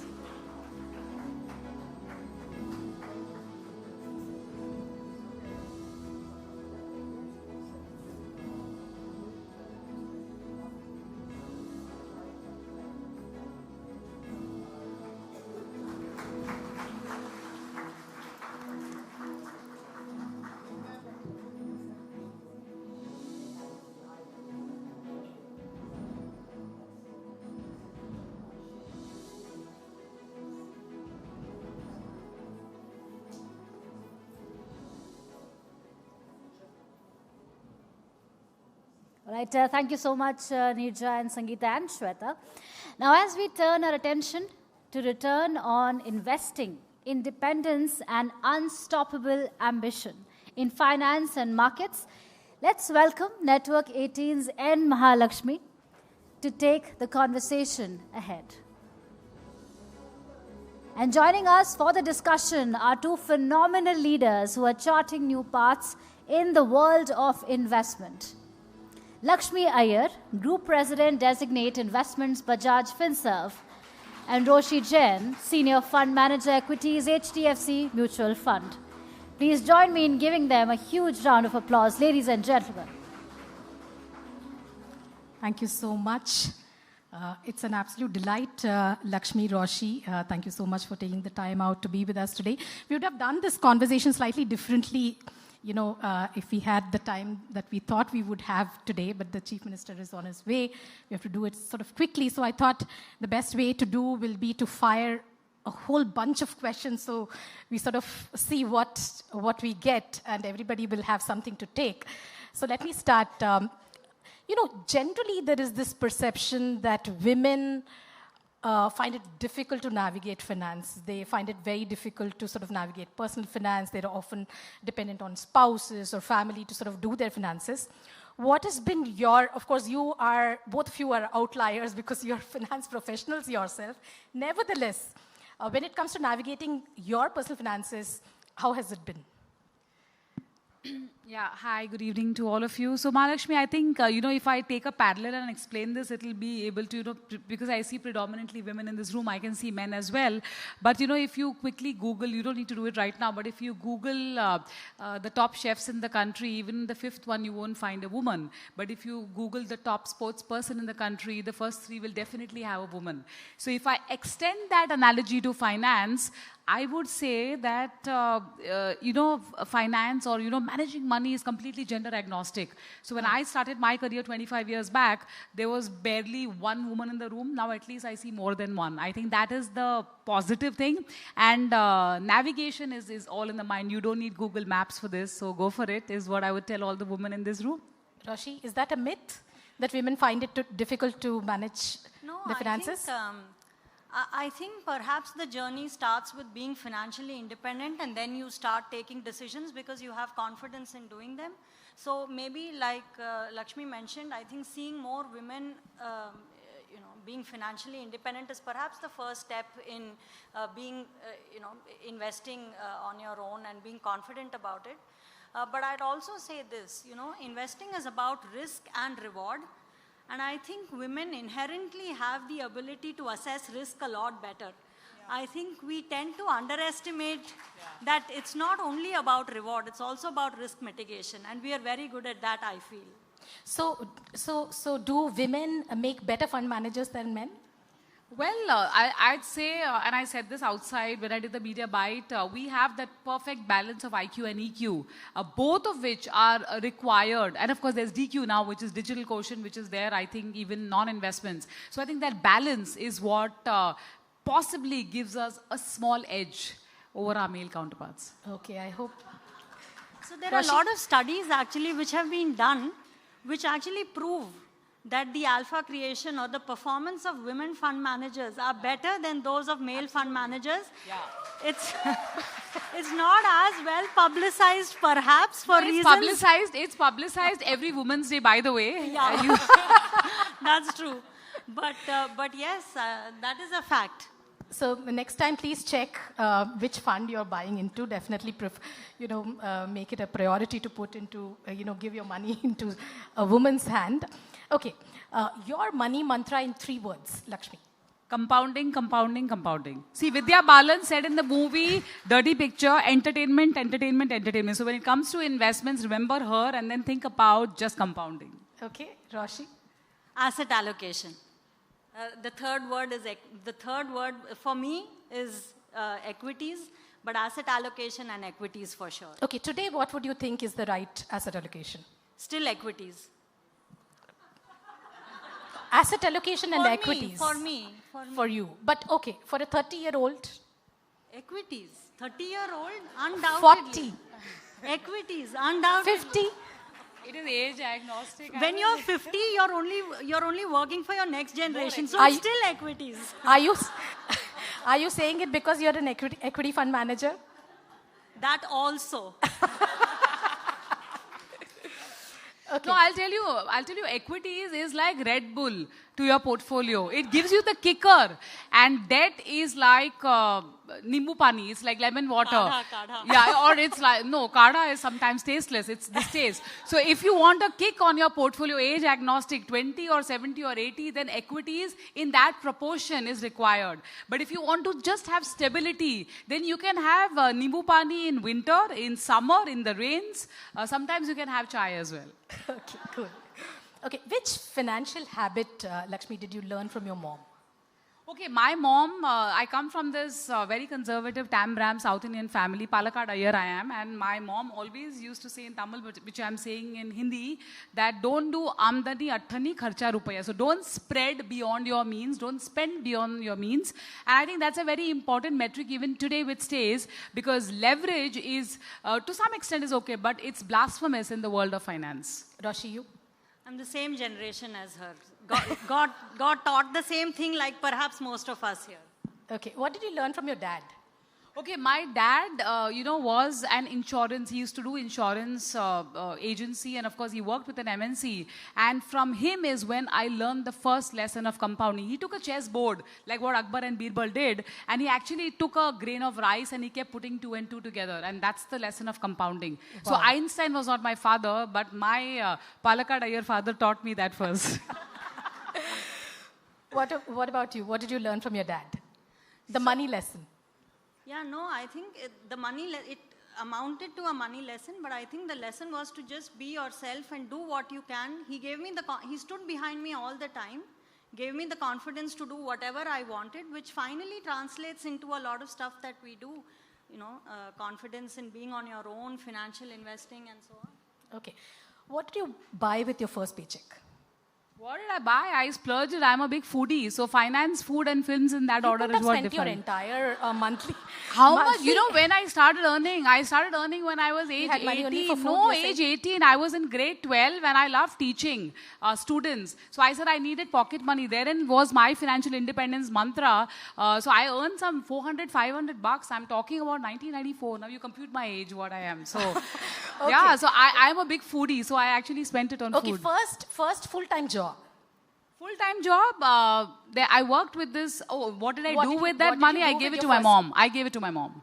Okay. Roshi? Same. We are the same generation. So yeah, same. But I must say, so I started off with an internship of 300 rupees a month. Again, you can calculate my age going by that. Which year did you say? Within 3 months. Internship. Within 3 you have to mention the starting year or the end year, Roshi. Within 3 months, the 300 became 750, and I can tell you any amount after that, I don't get the same thrill when that 300 became 750, genuinely. But you didn't tell the starting point. Which year Doesn't were you matter. the intern? Some things are best left open-ended. Okay, what does financial freedom mean to you? Well, it's like oxygen. If you can't live without oxygen, I would say you should not live without your financial independence or freedom. So for women, the Independence Day is, of course, the National Day is definitely relevant. But the day you are, so much in control of your finances, I think, and when you say that this is oxygen for me. That same for you? Absolutely. By the way, Lakshmi Iyer, by surname, you know that she is a TAM. She's a Bombay girl. And Roshi Jain is actually born and brought up in Chennai. So we could have had this in Tamil, by the way. Then all of y'all would run away. No? Okay. If not a fund manager, what would you have been? Professor. I love teaching, and I think that is my pro bono, which I still wear. Saturdays and Sundays, you'll see me with a bunch of kids, underprivileged.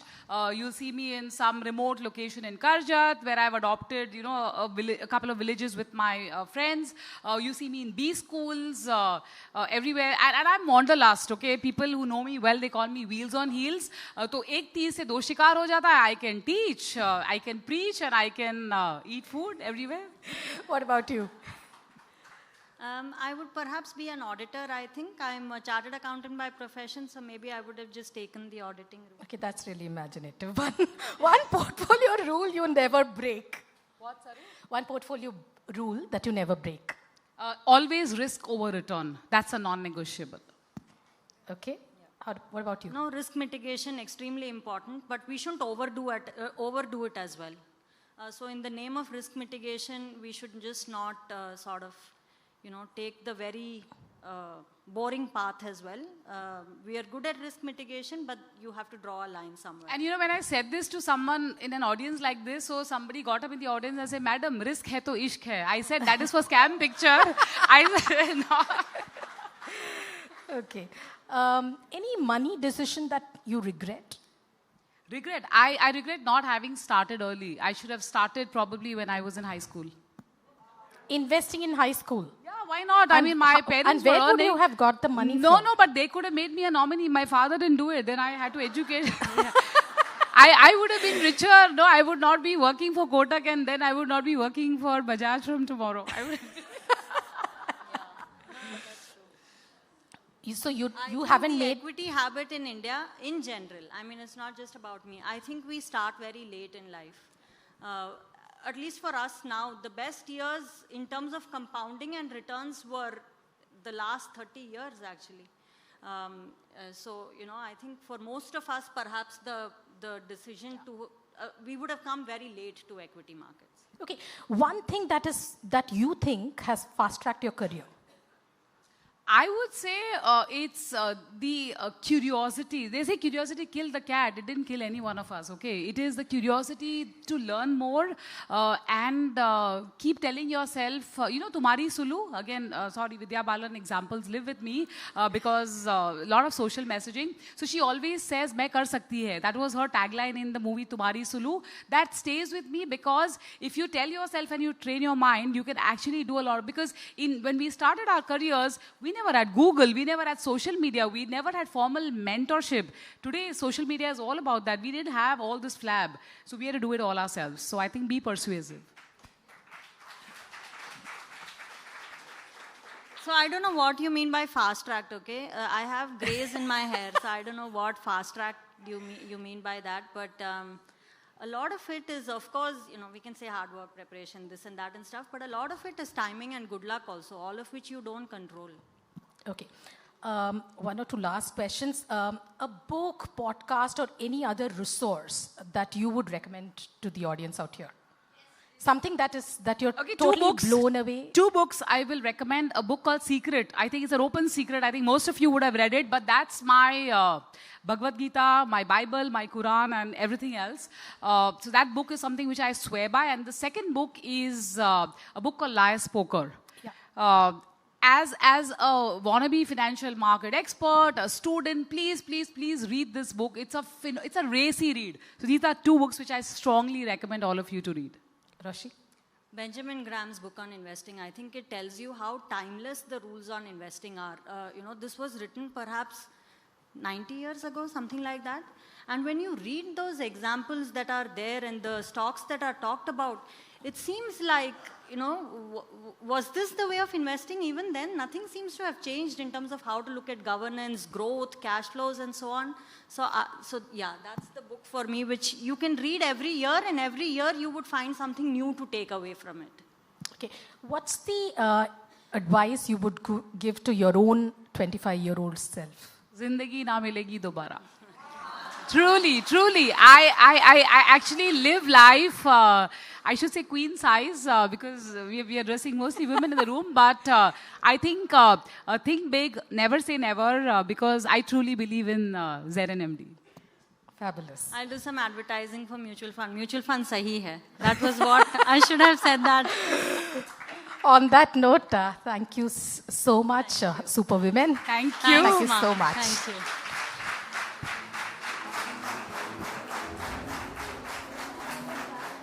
Thank you so much, Lakshmi, Roshi, and Mahalakshmi, for this conversation that was filled with Bollywood references. It is, I think, the best conversation, and I think it's resonating in the room as well. So a huge round of applause, because women with a great sense of humor and an excellent command over money matters are the most impressive. So thank you so much, ladies. And as we move forward, it's time to expand our vision beyond borders.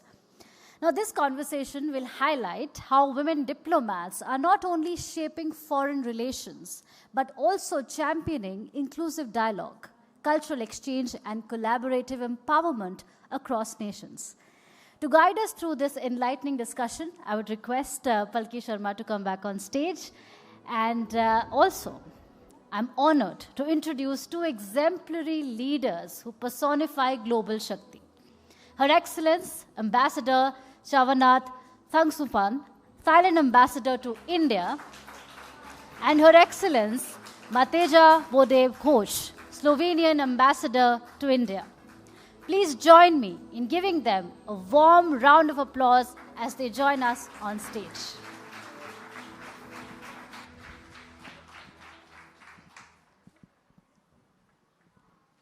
Thank you, Archana. Good evening, everyone.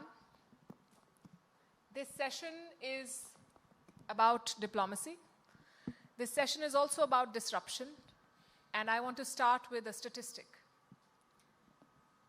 Even in the year 2025, only 21% of the world's diplomats are women. And this number speaks volumes, not about capability, but about access. So with me this evening are two extraordinary diplomats who are not only representing their country, but also telling us what women's leadership on a global stage looks like. Please welcome them once again with a big round of applause. Good evening, Excellencies. Thank you for being here. And I want to start with the figure that I just shared, 21%. You are among the 21%, so congratulations. But what made you start? What made you pursue a career in diplomacy? When did you think that this was your calling and this is what you wanted to do? Let's start with you. Actually, tell you the truth, when I entered the ministry, it's just because I accompanied my friend who got the scholarship from the Ministry of Foreign Affairs. During that time, because I study law, I planned to enter into the bar exam to become the lawyer. But later on, when I accompanied my friend to take exam for the Ministry of Foreign Affairs, and I just passed. So I think, it's not bad. So I should enter into the, foreign arena and become, woman for the world. So that's why I just go on attending the interview, and I can successfully pass the exam and become the civil servant for the Ministry of Foreign Affairs. Yeah. You make it sound so easy. What about you? I must say that I've decided relatively early. When I was 17, I knew I wanted to be and work in diplomacy.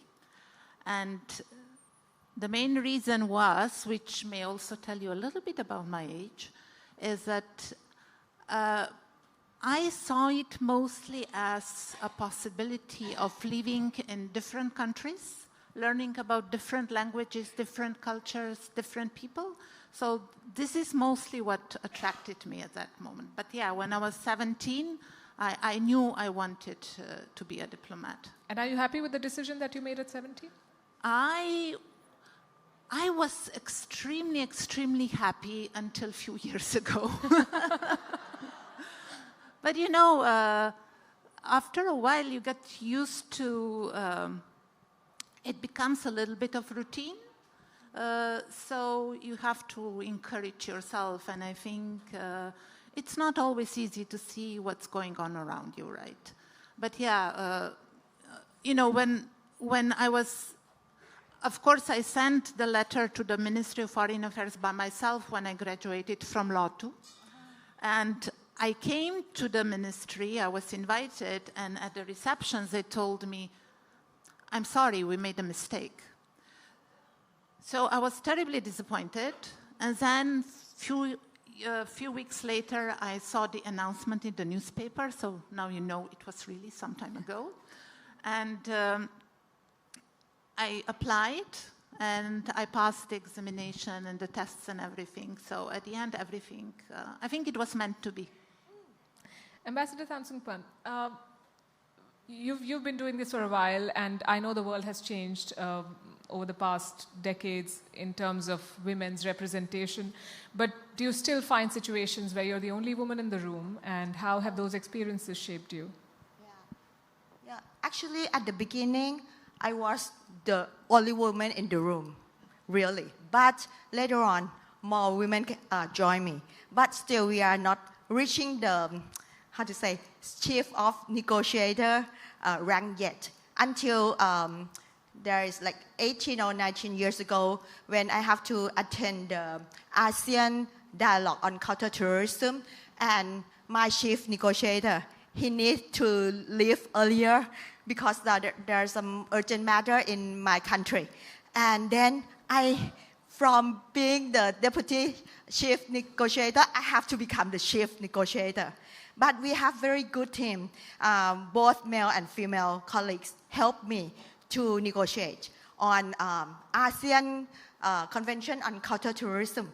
And we just so successfully win the heart of other male negotiators during that time, because they just keep quarreling about the definition of terrorism. Why I said, no, you need not to. You just adopt the definition of other universal instruments on counterterrorism. Why you need to argue about it? And then they just believe me. Unbelievable. And then the ASEAN Convention on Counterterrorism has been adopted.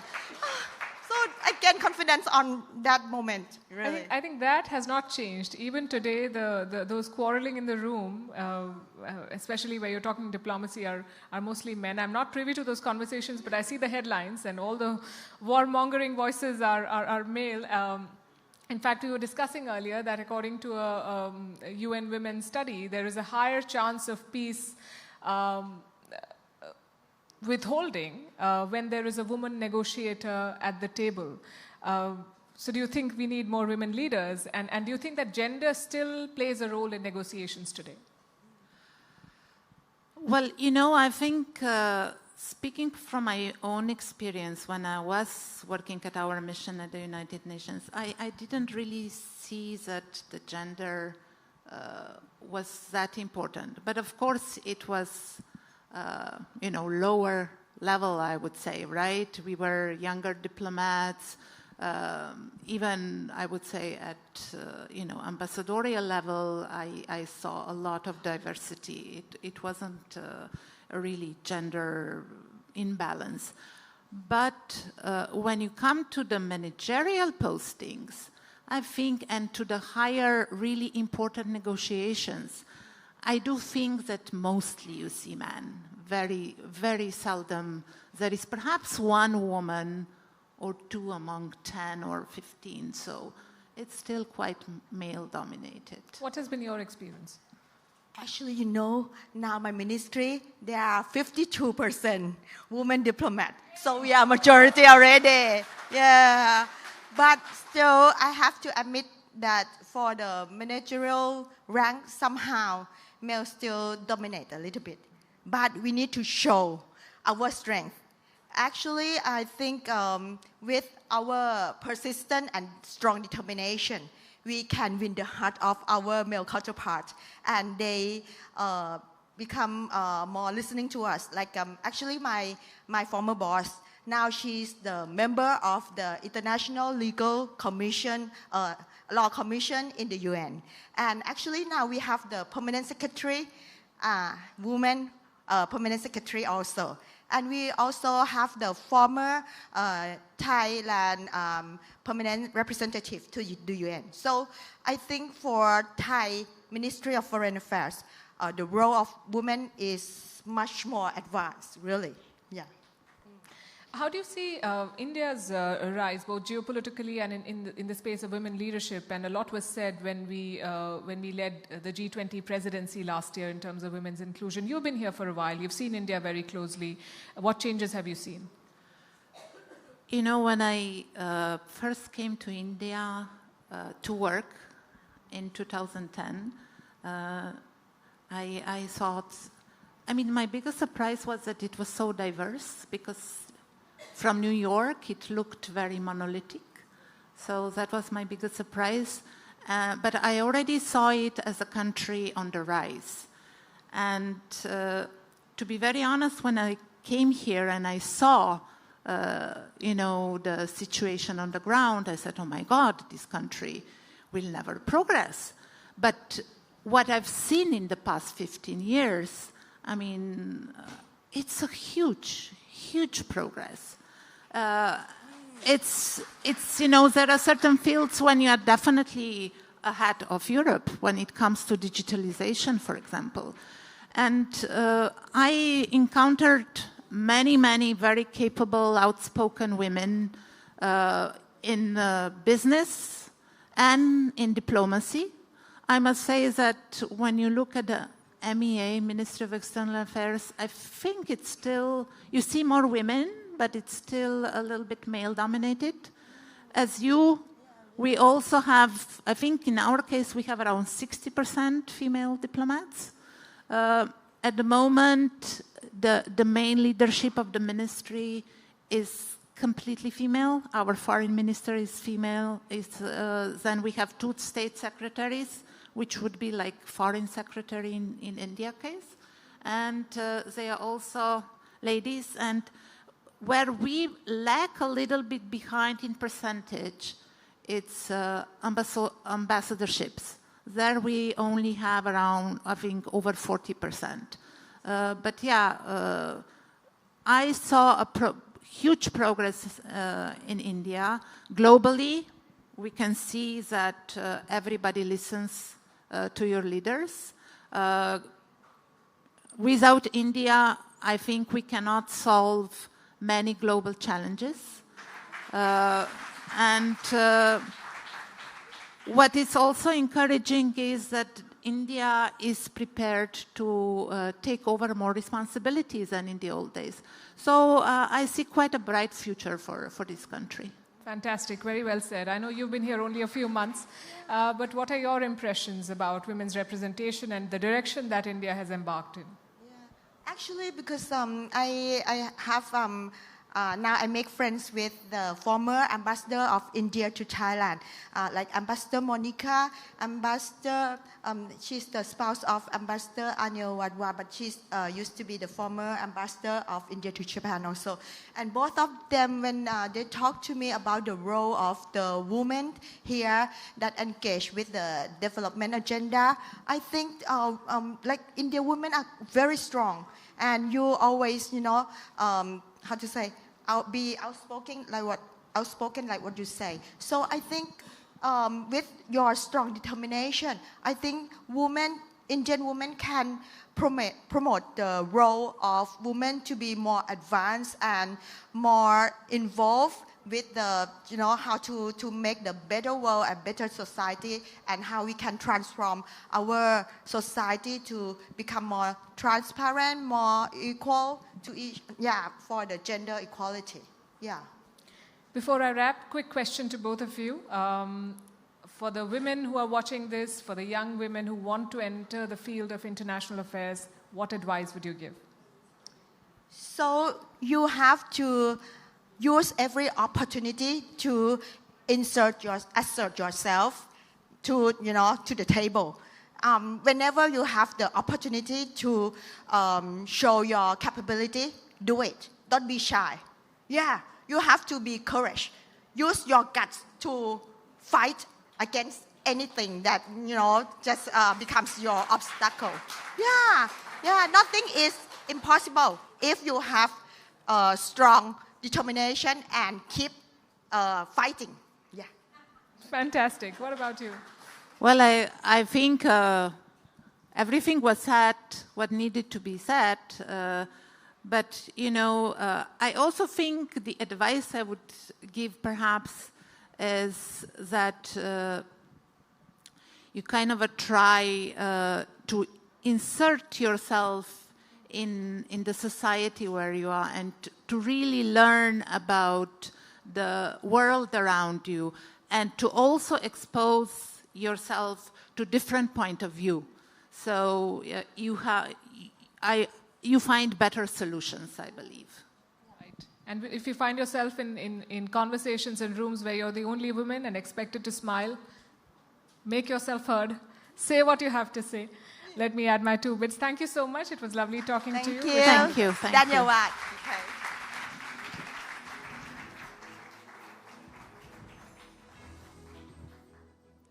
Thank you so much, ladies, for sharing your profound insights on global leadership, cultural diplomacy, and the power of dialogue. It's time to move towards the next session of this evening's inspiring journey and to celebrate the remarkable stories of women, their courage, creativity, and resilience to stand as shining example.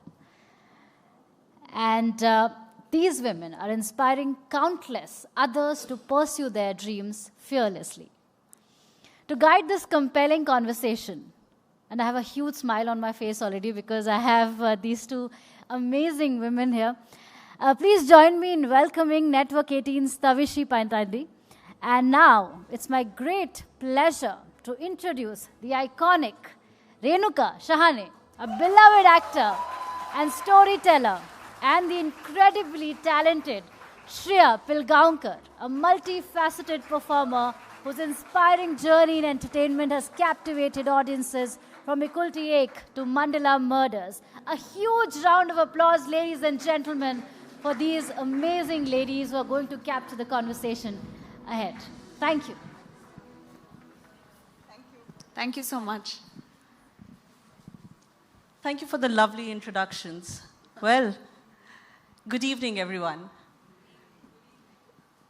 2 women, 2 different generations, and 2 very different journeys, but both driven by that one urge to carve their own niche, tied by that common love for theatre and cinema, and at the core, rooted to their city of birth, Amchi, Mumbai. Ladies and gentlemen, a big round of applause for Renuka Shahane, who besides her incredible talent as an actor, director, and screenwriter, has been slaying effortlessly with that gorgeous smile. Thank you so much. And the very gifted and gorgeous Shreya Pilgaonkar, who from her very first film and now multiple OTT outings is a talent that everyone is raving about. Welcome to News18 SheShakti. Thank you so much. To start with both of you, the city of Mumbai is called the dream city. People come here. You are born and brought up here. Does that in any way change the dynamics? And how has the city shaped you, your dreams, your achievements? What has been your take on it? Well, actually, being born in Mumbai is such a huge blessing. And I feel that in 2 ways it has really helped me a lot. A, because from childhood one has seen such a lot of working women all around. It's not a rare thing to see women go to work, come back very late at night. Correct. There's a sense of safety and security while we were traveling to, whether it was school, college, work at odd hours, especially in our industry. we worked till very late sometimes, and I used to travel by whatever was available, taxis, trains, buses. And I have, of course, one experiences, iffy sort of experiences, but basically, I never thought of myself as a woman while I was working in Mumbai or studying in Mumbai. And I have to give you this example of going to, I apologize to all the Delhiites here. I went to Delhi when I was 14. Right. And to visit my cousins there. And I just, casually said, let's go out in the evening and, have fun, because daytime was quite pretty hot. And everybody looked at me as if I was some sort of alien and said that, we can't, like as a group of girls, we can't, we'll have to wait for somebody who is, adult to accompany us. And this was completely new to me. Correct. And That I can come as a realized, shocker. that was the first time I realized that things are different in other parts of India as compared to Mumbai. So there are something which we take for granted, which has helped me immensely as a working woman, as a studying woman. That sense of safety which I think Mumbai has offered. And also the fact that it's not rare to see a lot of working women out here. So it's like taken for granted that, yes, So in that sense, it is a city of dreams for women. It definitely is. काम पे तो जाना ही है. Yes, Ani, the main thing being that the more women you see in the workforce or around you, going, traveling, doing things outside the house, you realize that, yeah, things are different in Mumbai. There is a soul and spirit of Mumbai which is different to other places. And it's a very, very important thing for, I think, all of us. Shreya, has it been any different for you as you have grown up? Because you have grown up at a different time, of course. So how has the city changed? How have you seen the city change? And what has it brought into your very being? I think what she said is so well expressed, because I never thought of it like that safety is actually what cushions us to dream. And it's a privilege to even be able to dream. And I always believe that every land has its own energy, its own karma, its own draw. Around the world, right? There are certain places where there are just certain kind of stories that thrive. And I think maybe it's just coming from a bent of mind of a storyteller. When you go out, everywhere you look, there's a story that you're going to see. And Mumbai is that place which really cushions you and allows you to thrive, to dream, to grow. Not just for the people who are born and brought up there. We're very fortunate, and trust me, sometimes we may take it for granted, but I don't when I see how people come from other places and Quite true, yeah. and they kind of step by step build. But वो जो कहता है ना कि कोई भूखा नहीं सोता, I truly believe that, and I'm so grateful to Mumbai, and I'm very happy to be Mumbai Chimulgi. I think Mumbaikars, we need to... see, I didn't even have to complete my sentence, and there was this round of applause. Both of you are very, very deeply rooted in this Marathi culture and cinema, of course. How do you see the Marathi film industry today? There seems to be this big new wave of innovation, storytelling. You have transcended your journey from being an actor to now a director and a screenwriter. How do you see the difference, Renukaji, and what do you think is bringing about this evolution? I think that, we've always had a history of very strong literators in Marathi, playwrights. Our theatre scene is so important to us. There was a time when there were Sangeet Nataks, which was seen the whole night. You had 40 encores for songs, and so that's the history that has been passed on. We have a history of great singers, classical singers and classical dancers. So I think that all in all, this creates a culture where people are thirsty for something new, for some innovation in form, content. They're open-minded enough to accept a variety of, stories. So I think that the theatre scene has cultivated the audience the way film festivals all across the world have cultivated audiences for, different kinds of films that push the envelope. So I think that is a huge advantage for, people born and brought up in Maharashtra, because we have that in our blood. And apart from not just this, but even our saints and the kind of literature that they have written, which is something that is carried on through generations, through just maukhik traditions, oral. You don't have to be literate to, sing their abhangs. So I think all of this collectively has given that, power to the audience to expect something new, to expect that glass ceilings will be broken. Has it become more fearless, the whole idea of the storytelling, the way the narratives are being done? Has it become more compelling, more fearless? I think once you get, you take care of the economics of it. Yes. I think unfortunately Marathi films especially are governed by the economics of it. If you go beyond that, and then, of course, you can be completely free with your thought and your content. But right now, it's very difficult for any producer to kind of sit on a winged horse and kind of, just fly off into the sunset, unless he's going to get his money back. So I think that is a huge issue for us, because distribution, everything, we are in direct competition with the Hindi cinema, which is a behemoth. So it's very tough. And yet we are trying to do that with content, because that's where we can, kind of tell very rooted stories, and which might not maybe, require that much amount of money perhaps. But that's the way one has to go, You have to tell your story, in whatever way. Absolutely. Shreya, tell me, you have gone all out with this OTT genre. How has that been a game changer? You have embraced it beautifully, and shows like Mirzapur, Guilty Minds, and of course now Mandala Murders. Why did you choose, and my question to you, especially because you come from a film family, right?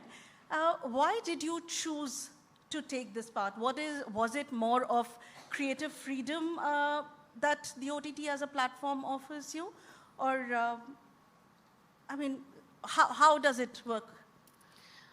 Well, even though my parents are such wonderful, inspiring actors with such an immense body of work, my journey as an actor has never come from an entitled space. And I've actually seen them work hard, put in that effort, and really focus on the quality of work. So they're in this for the craft, the passion, and not just for the sake of it. Therefore, because I came into it with that mindset, for me, what stories I'm part of is a very important factor. Interestingly, my first film was a Marathi film. Very organically after that, I ended up doing a French film. And then I did Fan opposite the wonderful SRK. But it was Mirzapur and the advent of OTT. Mirzapur was one of the early birds. The success of that show is what actually gave momentum to my career. And I'll tell you what's happened with OTT. Yes, right now, of course, it's a cluttered space. But the streaming platforms gave opportunities not just to actors, but to technicians, to writers, to so many people, and it kind of allowed people to explore different stories. In films, often because of the virtue of the time limit, you may not always get that much scope to perform. So for me, the reason why I have comparatively done more work on OTT is just because the quality of the work has been amazing, right? So for me, it was not that for my ego, I want to say, no, I'll just do films, because I believe that you have to be stubborn about your dream, but be flexible about the plan. today if I'm called here, I'm called here. Oh, wow, I didn't know. Okay, I'm going to say that again elsewhere. I do think that today the work and the opportunities I've got, especially with the kind of women I've been able to play on screen, whether it's Kashav Kaze in Guilty Minds or in Mandala Murders, Rukmini, I don't know if I would have got those opportunities. However, now I think it's important to maintain that balance because this industry is quick to box you. So you have to maintain the balance. So now I'm a little bit more focused on films. So how has the work culture changed over these years? You have... Oh my. Has it... do you, and I'm talking especially for women, do you still, is there sexism on the sets? Wow. Pay parity, yes. Well, a big hand to, for accepting that. Of course. Of So course have you had a any... bit less, but a bit definitely. less. It's become less ageist, I must say. Yeah. I'm at an age where I can talk about that. Right. So, yeah. And as I think Palki just said that if you're just, asked to smile in a room full of men, you shouldn't. You should use your voice. And that's what one tries to do at each and every time. Yeah. And one is faced with, men who get away with a lot, I mean, they are considered heroes and they're considered achievers if they are angry or if they are, but anger from women are still considered a big no-no. She's very difficult to work with. She asks too many questions, and if a man is asking the questions, he has so much drive. He wants to get to the bottom of the character. And that's exactly what we are trying to do. We are in the same job. So these things still exist, but you have to keep making your move. And I think that I use my smile as well as my voice. And a lot has changed for the better also. You are so right. A lot has changed for the better as well. Like, for example, today you'll have women in their 50s also headlining shows. In their 60s, you're seeing love stories of women in the 50s who are, of a certain age bracket. This whole idea of there's only a certain peak for an actress is changing. And that's also because you have a lot of female writers, directors like herself who are also coming and making that change. So while there's been a lot of positive progress, some battles like the pay parity, they still very much persist. They persist. Absolutely. I have to say I didn't face that when I did television because television is ruled by women. That's true. Television is not applicable. Television, the poor men are just standing in the background and if they're given a line or two, it's a great thing. I think anybody who sees television would agree with me. Yeah. So, I mean, I was part of television at a time when really it was the best, time. Right. And I won't be able to talk about this pay parity issue because... but did you face always, it when you did films? Did you face... Not really. I wouldn't say that because I have been a character actor in films. That in any case, there's a huge pay parity between character actors and main actors. Right. But that's all part of the hierarchy. In any hierarchical situation, in any organization, you are bound to have a hierarchy and you must accept that with grace. Right. But I'm saying that you have to fight for what you think you are worth. Don't allow other people's to determine your worth. That's Renuka ji, you and Shreya, both of you come, you have always been very strong feminist voices. But you have also said that you come from families where you have had very, very strong support systems. You, Ashutosh sir, who himself calls himself a feminist. Your parents, your father has done shows like Tu Tu Me Me, which broke so many molds at that point and presented the Saas Bahu equation in a very, very different way. How was it? Was there any particular advice that they gave you? Is there anything that you reflect on which you say that, your drive comes from them? Oh, my drive comes from my husband, definitely, because I can, be very self-critical. And in that, sometimes I stem my own dreams because one is so self-critical. One sees other people, appreciates other people, and think that, oh, such great things are happening. I'm a nobody. That kind of thought keeps coming into my head. And my husband is the one who instills into me that passion and that drive and that support that is so needed for any creative person. And if you find that at home, I mean, there's nothing. It's like bliss, I tell you. So this is the kind of husband I need. Well, there's only one of mine, so... No, I'm sure you're doing quite well yourself. No, but what she said was so beautifully put. And the truth is that the film industry is very uncertain, right? So one big lesson that my parents have sort of always told me is that don't attach your self-worth to the outcome of your work constantly. You have to stay in your power, and your confidence and your values and your drive needs to be honed from within rather than the constant validation that we very naturally seek for. So if you want to be relevant and keep working, you can't always be giving the power to people constantly to decide whether you're good for something or not. Yeah, that's such a beautiful thing to say. And on that note, I can see that our timer is off. It's been an absolute delight to be in company of these two incredibly talented, articulate, and multifaceted women.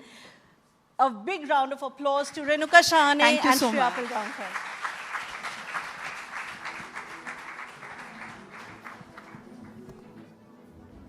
Thank you so much, Renuka ji and Shreya, for sharing your journey and powerful stories. And thank you, Tavishi, for this conversation.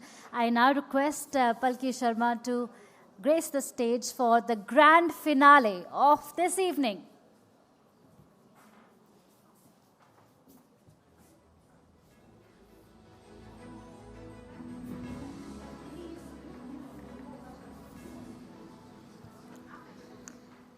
As we approach the culmination of today's evening, it's a perfect moment to reflect on the incredible journey women have taken in reshaping their communities and the state at large. From breaking traditional boundaries to stepping into transformative leadership roles, women across Maharashtra are driving positive change in every sphere, social, economic, and cultural. And now I'm honored to introduce the driving force behind this progress, an empowerment story of Maharashtra, the man who's making women's empowerment a central part of its governance and development efforts, launching meaningful, impactful programs that go beyond just symbolic gestures. A visionary leader, championing inclusive growth and women advancement. Ladies and gentlemen,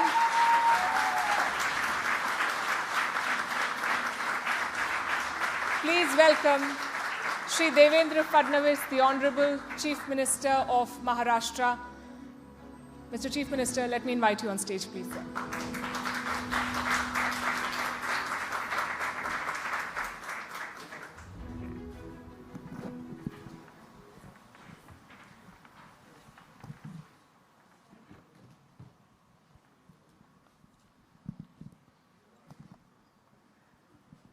आज की हमारी चर्चा है परंपरा से परिवर्तन, और ये एक ऐसे राज्य की कहानी है जिसने औद्योगिक क्रांति देखी है, सामाजिक आंदोलन देखा है और अब महिला सशक्तिकरण के क्षेत्र में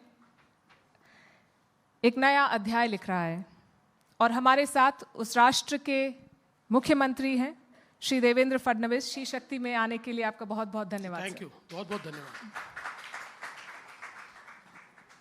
महिला सशक्तिकरण और इक्वालिटी के बारे में एज एन इंडिविजुअल आपने कब सीरियसली सोचना और काम करना शुरू किया? क्या बचपन में, आपकी किशोरावस्था में, आपके पॉलिटिक्स की शुरुआत के बाद कब आपको लगा, कौन सा वो एक टर्निंग पॉइंट था जब आपको लगा कि इस क्षेत्र में काम करना बहुत ज़रूरी है? देखिए, काम करने की जो बात है वो मैं ये कहूँगा कि जैसे जैसे राजनीति में मैच्योरिटी आती गई, वैसे वैसे ये ध्यान में आया कि हमारी जो विकास की संकल्पना है वो तभी पूरी हो सकती है जब हम जेंडर इक्वालिटी की बात करेंगे। और विशेष रूप से मेरा इकोनॉमिक्स में थोड़ा सा इंटरेस्ट रहा, तो वर्ल्ड की इकोनॉमिक्स को मैंने स्टडी किया, उनके प्रोसेसेस को मैंने स्टडी किया, तो मेरे ध्यान में आया कि उन्हीं देशों ने प्रगति की है जिन्होंने ये एक्नॉलेज किया है कि समाज में 50% जो समाज का हिस्सा है वो भी महत्व रखता है, वो भी एक फोर्स है, वो वर्क फोर्स है, वो सब टाइप का फोर्स है। और ये रिकग्नाइज करके जब एक प्रकार से उन्होंने इस सारी 50% जो एक ये प्रतिनिधि है इनको ह्यूमन रिसोर्स में परिवर्तित किया, तो तेजी के साथ उनका विकास हुआ। तो मेरे ध्यान में आया कि जब तक हम लोग ये जो हमारा 50% हिस्सा है, जो हमारी विमेन है, जो हमारी महिलाएं हैं, इनको हम मुख्य धारा में नहीं लाएंगे या इनका उपयोग हम जब तक नहीं करेंगे, इनके फोर्स का उपयोग नहीं करेंगे, तब तक हम उस तेजी के साथ विकसित नहीं हो सकते। तो मुझे ऐसा लगता है कि वो मेरे लिए एक टर्निंग पॉइंट था। उससे पहले शायद हम जेंडर इक्वालिटी पे बात करते थे, पर उसके लिए हमने काम करना चाहिए या हमारी जिम्मेदारी है, ऐसा बहुत ज़्यादा नहीं लगता था। जो लगना शुरू हुआ और मुझे ऐसा लगता है कि अब देश की सरकार में और राज्य की सरकार में भी ये बिल्कुल आपको दिखाई देता होगा कि हम लोग इस पर बहुत वर्क कर रहे हैं। जी, और इनफैक्ट ये चेंज मैं देखती हूँ कि पहले जिसको सोशल जस्टिस का मुद्दा मानते थे, अब उसको एक स्ट्रेटेजिक इम्पेरेटिव मानते हैं कि वुमेन एम्पावरमेंट ज़रूरी है। हमारे साथ स्लोवेनिया के एम्बेसडर हैं, उन्होंने बताया कि जब पहली बार 2010 में आई तब से अब तक उन्होंने इतना बदलाव देखा है इस क्षेत्र में, तो दुनिया ने भी माना है कि किस दिशा में भारत बढ़ रहा है आगे। पर हम विकसित भारत की बात करते हैं सर, हम जब आप एक आदर्श भारत, एक आदर्श महाराष्ट्र की कल्पना करते हैं तो महिलाओं को कहाँ देखते हैं? नेतृत्व में, स्टार्टअप्स में, पॉलिसी मेकिंग में आप उनका क्या रोल एनविजन करते हैं? कि मैं ये मानता हूँ कि हम जब अवसर देते हैं तब हमको क्षमता ध्यान में आती है, और अब ऐसा कोई क्षेत्र नहीं बचा कि जहाँ पर महिलाएं तेजी के साथ आगे नहीं बढ़ रही है। मैं आपको एक वाकयात बताता हूँ कि हम लोग चीफ मिनिस्टर के तौर पर या किसी और तौर पर, अब 2014 में भी मैं चीफ मिनिस्टर था, तो हम लोग कई यूनिवर्सिटीज़ में कॉन्वोकेशन के लिए जाते थे। तो पिछले 10 सालों का मेरा एक्सपीरियंस ये है कि जब कॉन्वोकेशन होता है तो अगर 100 मेडल कॉन्वोकेशन में दिए जाते हैं तो 90 मेडल्स लड़कियों को मिलते हैं, 90 मेडल्स। ये एक बहुत बड़ा परिवर्तन हमको देखने को मिलता है। तो इसका मतलब ये है कि उन लड़कियों में पहले चीज़ नहीं थी, क्या थी, लेकिन उनका अवसर नहीं था। जैसा अवसर मिला तो उन्होंने उस चीज़ को एक प्रकार से ग्रैब किया, उस अवसर को, और वहाँ तक वो पहुँची। तो मुझे लगता है कि अभी सारे क्षेत्र में, अभी आपने स्टार्टअप की बात की, तो हम लोगों ने ये प्रयास किया पिछले समय कि एक स्टार्टअप फंड हम लोगों ने तैयार किया था, और उस स्टार्ट फंड के माध्यम से हम लोगों ने ये भी प्रयास किया कि स्टार्टअप के क्षेत्र में जो महिलाएं हैं उनको हम थोड़ा प्राधान्य दें। तो ये ध्यान में आया कि बहुत अच्छा रिस्पांस उसको मिला और बहुत बड़े पैमाने पर महिलाएं उसमें सामने आई। तो आज ऐसा कोई क्षेत्र नहीं है। देखिए, मैं आपको कहना चाहता हूँ कि जिस समय प्रधानमंत्री जी ने लखपति दीदी की कॉन्सेप्ट फ्लोट की, तो हम लोग भी ये सोचते थे कि लखपति दीदी क्या है और ये कैसे होगा, क्योंकि उसमें कॉन्सेप्ट ये नहीं था कि एक बार वो लाख रुपया कमाए, उसमें यह था कि हर साल वो लाख रुपए से ज़्यादा पैसा कमाए। और जिस समय हमने उस कॉन्सेप्ट पर काम करना शुरू किया तो मुझे भी आश्चर्य हुआ कि पिछले 2 सालों में महाराष्ट्र में हम लोग 50 लाख लखपति दीदी बना चुके हैं, और अब हम लोगों ने 1 करोड़ का हमारा एक लक्ष्य रखा है। और इसमें हमने क्या किया? हमने कुछ नहीं किया, हमने सिर्फ अवसर दिया है। हमने केवल सरकारी योजनाएं और अवसर उनके लिए खुला किया, और अपने बलबूते पर वो लखपति दीदी बनी, और उसमें से कई महिला ये केवल लखपति नहीं 10 लखपति बनी है, वो 10 लाख रुपया भी कमाती है। तो ये जो क्षमता है, ये जो ताकत है, मुझे ऐसा लगता है कि अवसर दे दीजिए, महिलाएं करेगी। क्योंकि आपने ये स्कीम्स की बात की, और महिला मतदाता जो हैं वो एक निर्णायक शक्ति के रूप में उभरी हैं पिछले कुछ सालों में। पहले भी देती थी मत, पर अब मेरे ख्याल से ज़्यादा फोकस है उनके ऊपर, और आपकी पार्टी ने इसको काफ़ी इफ़ेक्टिवली इस्तेमाल किया है। अब एक तरीका ये देखने का है कि ये सशक्तिकरण की ओर एक प्रयास है, और क्रिटिक्स का ये कहना है कि जब आप इस तरह की स्कीम्स अनाउंस करते हैं तो आप उसको एक चुनावी मुद्दा बना देते हैं। जैसा आपने रिजल्ट्स अभी बताए, तो आप ऐसे लोगों को क्या कहना चाहेंगे? देखिए, क्या होता है कि इसको दोनों तरीके से देखा जा सकता है। जैसे हम लोगों ने लाडली बहना योजना शुरू की और करीब 2.5 करोड़ महिलाओं को हम 1500 रुपया महीना उसमें देते हैं, तो उस पर काफ़ी क्रिटिसिज्म भी हुआ कि आप तो चुनाव के लिए वोट खरीद रहे हैं और ये सिर्फ चुनाव के लिए हो रहा है और इस पैसे का क्या होगा। लेकिन इसमें महिलाओं की क्रिएटिविटी देखिए कि 1500 रुपये हमने देना शुरू किया तो सबसे पहले नागपुर की कुछ महिलाओं ने एकत्रित आके अपना पैसा जमा किया और एक स्मॉल फाइनेंस सोसाइटी या स्मॉल फाइनेंस बैंक तैयार की, और उसमें से कैपिटल खड़ा करके अन्य महिलाओं को उन्होंने लोन देना शुरू किया। और जब ये मॉडल हमने देखा तो हमारे ध्यान में आया कि अगर हम लोग इस मॉडल को पूरे राज्य में ले जाते हैं तो इससे केवल ये 1500 रुपये तक सीमित नहीं होगा, ये 1500 रुपया उन महिलाओं को और एक प्रकार से नया रोजगार सृजन करने के लिए उसका फायदा होगा। तो हम लोगों ने फिर तय करके हर जिले में इस प्रकार से महिलाओं के जो बचत गट होते हैं उनको एकत्रित करके और जिनको 1500 रुपये मिल रहा है उनको सेविंग करवा के इस प्रकार के अभी गुट शुरू किए, तो वो बहुत सक्सेसफुली चल रहे हैं। देखिए, मैं एक बात और आपको बताना चाहता हूँ। एक हमारा एक्सपीरियंस है कि हम बहुत सी योजनाएं, अलग अलग महामंडल हमारे यहाँ होते हैं, उन महामंडलों के माध्यम से हम लोग अलग अलग लोगों को रोजगार के लिए मदद करते हैं। हम लोग लोन्स देते हैं या इंटरेस्ट सबवेंशन देते हैं, और ज़्यादातर जितने महामंडल होते हैं उसमें से पैसा वापस आने की जो एक वो होती है, तो 40% पैसा वापस आता है, 60% वो नहीं आता है या विवाद में चला जाता है, कोर्ट केसेस में चला जाता है। लेकिन आपको आश्चर्य होगा कि इसी प्रकार की योजना हमारी महिला बाल कल्याण विभाग की ओर से एक हमारा महामंडल है महिलाओं का, तो माविम करके, उसके माध्यम से हमने चलाई। उसका एक्सपीरियंस ये है कि हम जितना पैसा देते हैं अभी तक एक भी पैसा नहीं डूबा, 100% पैसा वापस आता है, 100%। तो ये इससे ये लगता है कि महिलाएं जो पैसा लेती है उसको सही जगह इस्तेमाल करती है, उसको बड़ा करती है और वो पैसा वापस करती है। इसीलिए हम लोगों ने अभी, जैसे मैं आपको बताना चाहता हूँ कि जिस समय मैं मुख्यमंत्री बना था 2014 में, तो हमारे यहाँ पर साधारणतः 3-1 लाख महिलाएं ये बचत गटों से जुड़ी हुई थी।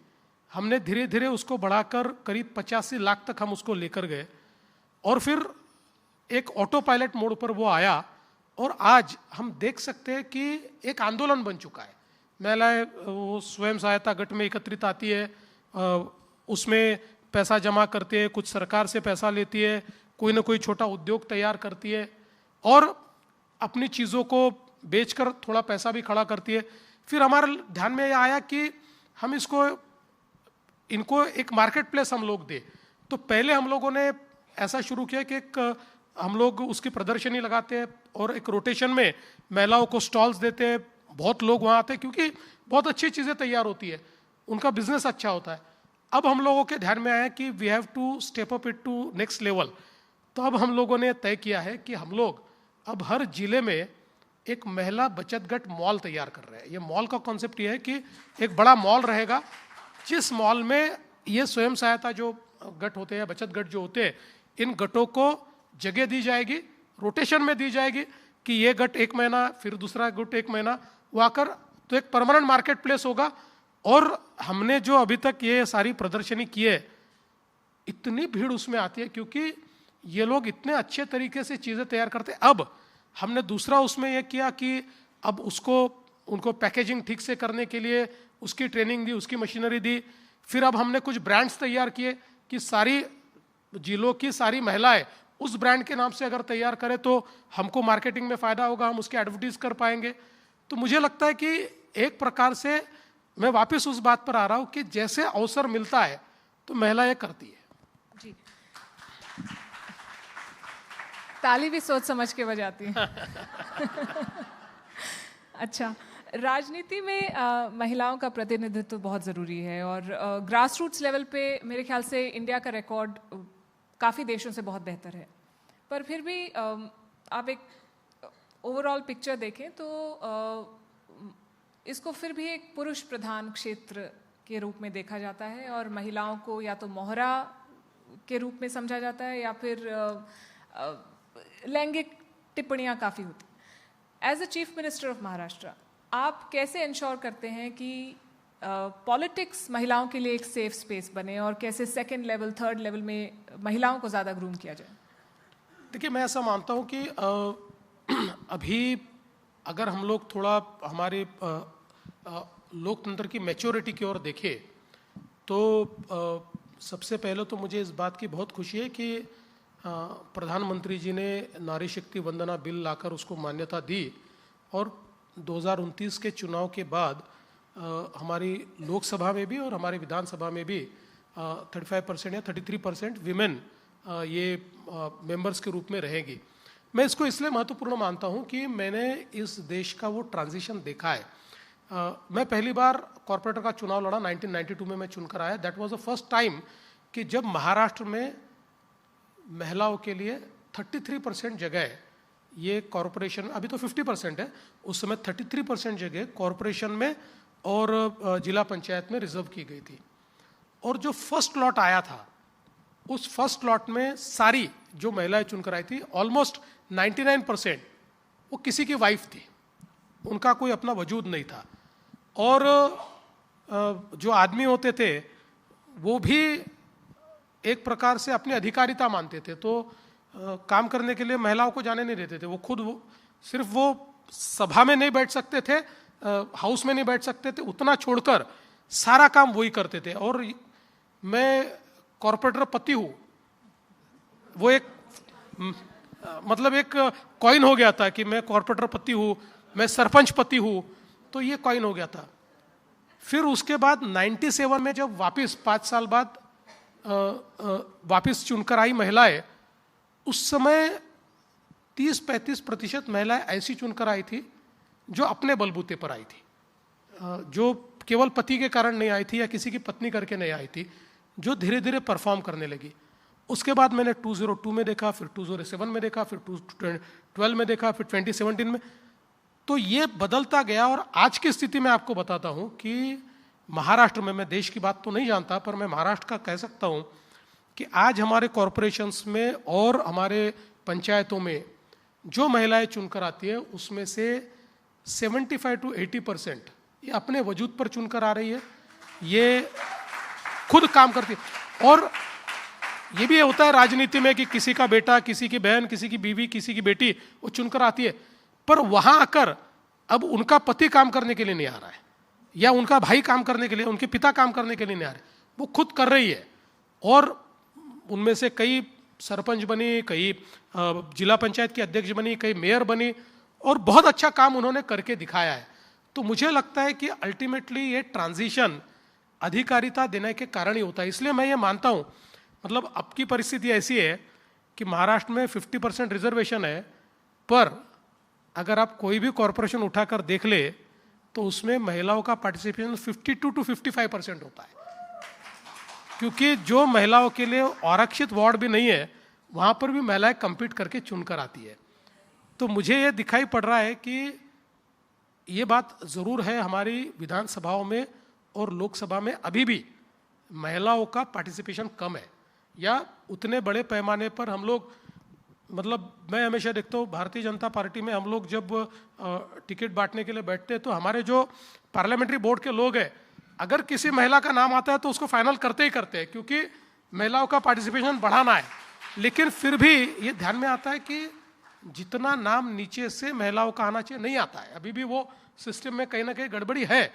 तो मुझे लगता है कि अब 2029 से जब महिलाओं को इस प्रकार से टिकट देना ये कंपलसरी होगा तो उसके बाद ये परिस्थितियां बदलेगी और 10 सालों में मैं नहीं मानता कि 33% पर महिलाएं रुकेगी, 10 सालों बाद 50% पर महिलाएं दिखेगी। और ये बहुत ही इम्पॉर्टेंट आपने एक एस्पेक्ट टच किया है, क्योंकि जब भी हम जेंडर इक्वालिटी की बात करते हैं ये डिबेट ज़रूर आता है कि पहले माइंडसेट चेंज होगा या पहले नियम आएंगे। तो आप कह रहे हैं कि लॉ आने से भी माइंडसेट चेंज होता है और माइंडसेट चेंज होने से भी लॉ आती है। नहीं, क्योंकि देखिए ऐसा है कि माइंडसेट चेंज करना ये तो ज़रूरी है, लेकिन वो लॉन्ग प्रोसेस है। कभी कभी लोग कानून आने के कारण कुछ चीज़ें मजबूरी में कर देते हैं और बाद में उनके ध्यान में आता है कि यही चीज़ सही थी, तो उनका माइंडसेट बदल जाता है। इसलिए ये दोनों प्रोसेसेस साथ में चलनी चाहिए। मतलब इसमें से कोई भी प्रोसेस एक्सक्लूसिव नहीं है, ये दोनों प्रोसेस इंक्लूसिव है। दोनों प्रोसेस एक दूसरे को साथ में लेकर कॉम्प्लीमेंट करने वाली प्रोसेसेस है, इसलिए दोनों चीज़ें करनी चाहिए। जी, मुंबई भारत की कॉरपोरेट राजधानी है और लीडरशिप पोजीशंस में महिलाओं की हिस्सेदारी बाकी देश से बेहतर है। 18% है मेरे आंकड़ों के मुताबिक। तो क्या सरकार को इसमें दखल देना चाहिए? और मैं आपको एक दूसरा एग्जांपल देती हूँ। जैसे जापान में एक 2020 में नियम आया कि 2030 तक बोर्डरूम में 30% महिलाएं होनी चाहिए। तो ये एक पॉलिसी शिफ्ट उन्होंने किया। क्या हम इस तरह के किसी पॉलिसी इंटरवेंशन के बारे में सोच रहे हैं? देखिए, पहला तो हम लोगों ने जो पॉलिसी इंटरवेंशन 2015 में किया वो ये था कि हमारे यहाँ पर नाइट शिफ्ट में महिलाएं काम नहीं कर सकती थी। जो हमारे सारे लॉज थे उन लॉज में नाइट शिफ्ट में महिलाएं काम नहीं करती थी।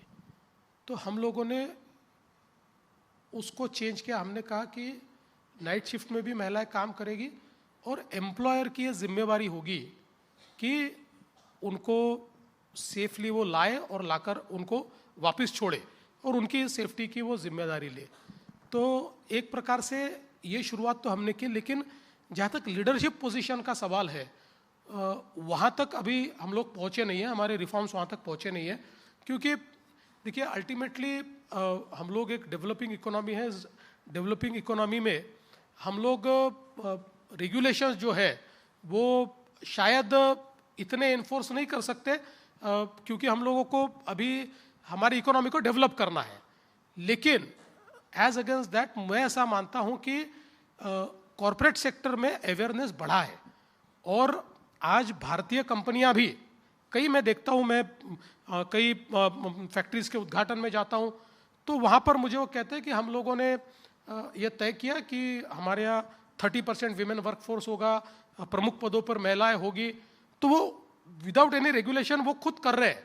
तो ये चेंज जो है वो आ रहा है। और इस चेंज के आने का एक और कारण मैं कहता हूँ कि मैंने कई फैक्ट्रीज में उनसे बात की जो मालिक है, तो उनका कहना है कि महिलाएं सिंसियरली काम करती है। और दूसरा ये होता है कि झगड़े कम होते हैं मतलब आपस में होते होंगे तो मुझे पता नहीं है और ये हड़ताल वड़ताल वाली चीज़ों में भी थोड़ा कम इंटरेस्ट होता है। तो इसलिए मुझे ऐसा लगता है कि ये कॉरपोरेट भी या बिजनेस एंड इंडस्ट्री भी फील कर रहा है कि विमेन वर्कफोर्स को लाने से थोड़ा उनकी एफिशिएंसी बढ़ रही है या फोकस थोड़ा बढ़ रहा है।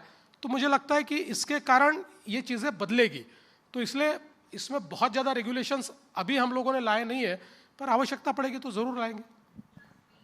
जो महिला सशक्तिकरण की योजनाएं आप चलाते हैं, जैसे कि कैश ट्रांसफ़र या वेलफेयर स्कीम्स या सब्सिडीज़, सबसे बड़ी चुनौती क्या रही है सरकार के लिए? क्या इम्प्लीमेंटेशन एक चैलेंज है? क्या पॉलिटिकल पुश एक चैलेंज है? आपका इतना लंबा जो करियर रहा है, जब आप महिलाओं के प्रति कोई पॉलिसी लेके आते हैं तो उसमें सबसे बड़ा चैलेंज आप क्या फेस करते हैं? देखिए, चैलेंज अगर कोई है तो जैसे मैं आपको बताना चाहता हूँ कि अभी हम लोगों ने ये लाडली बहना योजना जो शुरू की, तो शुरुआत में तो हम लोगों ने कहा कि चूंकि हमको ऑनबोर्डिंग करना है तो हम लोग बहुत स्क्रूटिनी नहीं करेंगे, पहले let's onboard and then we will do the scrutiny.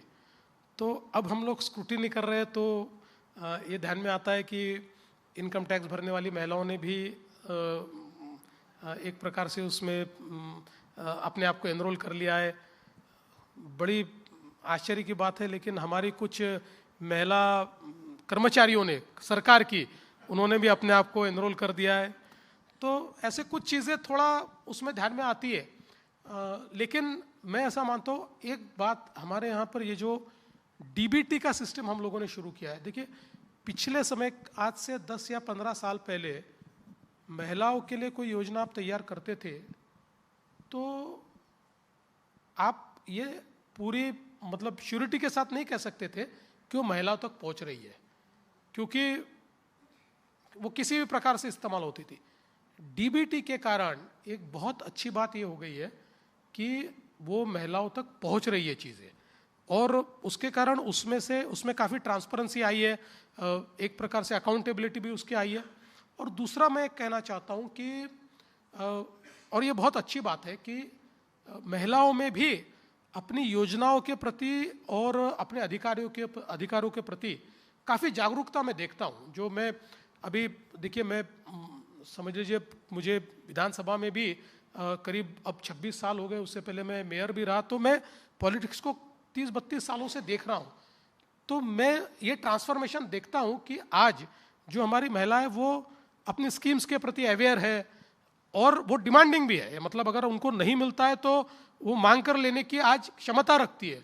तो इसके कारण इन स्कीम्स को लागू करने में बहुत कठिनाइयाँ नहीं है। अभी मुझे ऐसा लगता है कि जो नॉर्मल किसी स्कीम को लागू करने में कठिनाइयाँ होती है, उतनी कठिनाइयाँ कोई महिलाओं के लिए कोई अलग कठिनाई मुझे दिखाई नहीं पड़ती।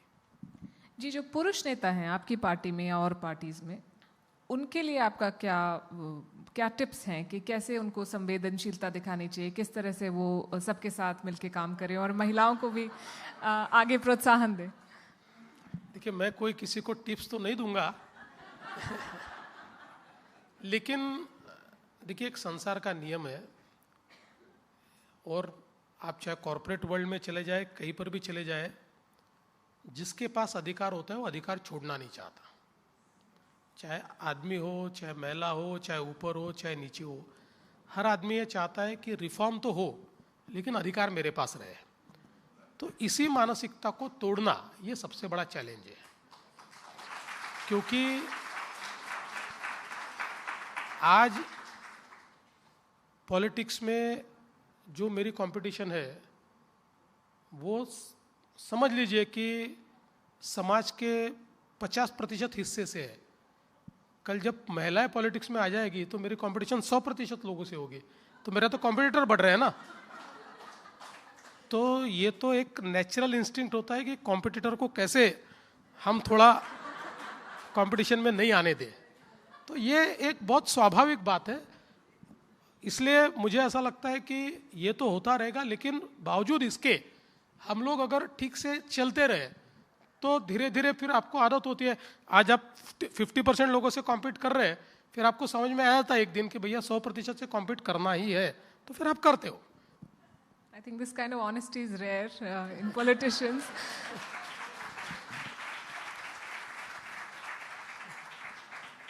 आपने इतनी महिला नेताओं के साथ काम किया, अभी आपने बताया कि जब कंपनीज ज़्यादा महिलाओं को एम्प्लॉय करती हैं तो देखते हैं कि वो अपने काम से काम रखते हैं, संयमित होती हैं, ज़्यादा कम ट्रबल मेकर्स होती हैं। पॉलिटिक्स में ऐसा है और या नहीं है? आपके कॉलीग्स, आपके जो जिनके साथ आप डील करते हैं? मुझे ऐसा लगता है कि अभी जो हमारी महिला कार्यकर्ता है वो बहुत मेहनती है, और देखिए एक बात के लिए तो उनको क्रेडिट देना पड़ेगा। हम लोग तो घर भगवान भरोसे छोड़ देते हैं, हमारी पत्नियां या जो चला रहा है चलाता है, और हम 10 घंटे 12 घंटे 14 घंटे काम करते हैं। हमारी जो महिला कुलीग है वो घर भी चला रही है, बच्चों का भी देख रही है, और उसके बावजूद वो हमारे इतना ही काम कर रही है। तो मुझे लगता है कि ये एक बड़ी क्षमता उनके पास है। तो मैंने तो अक्सर ये देखा है कि आपके पास महिला कार्यकर्ता अगर ज़्यादा हो तो चुनाव जीतना आसान है।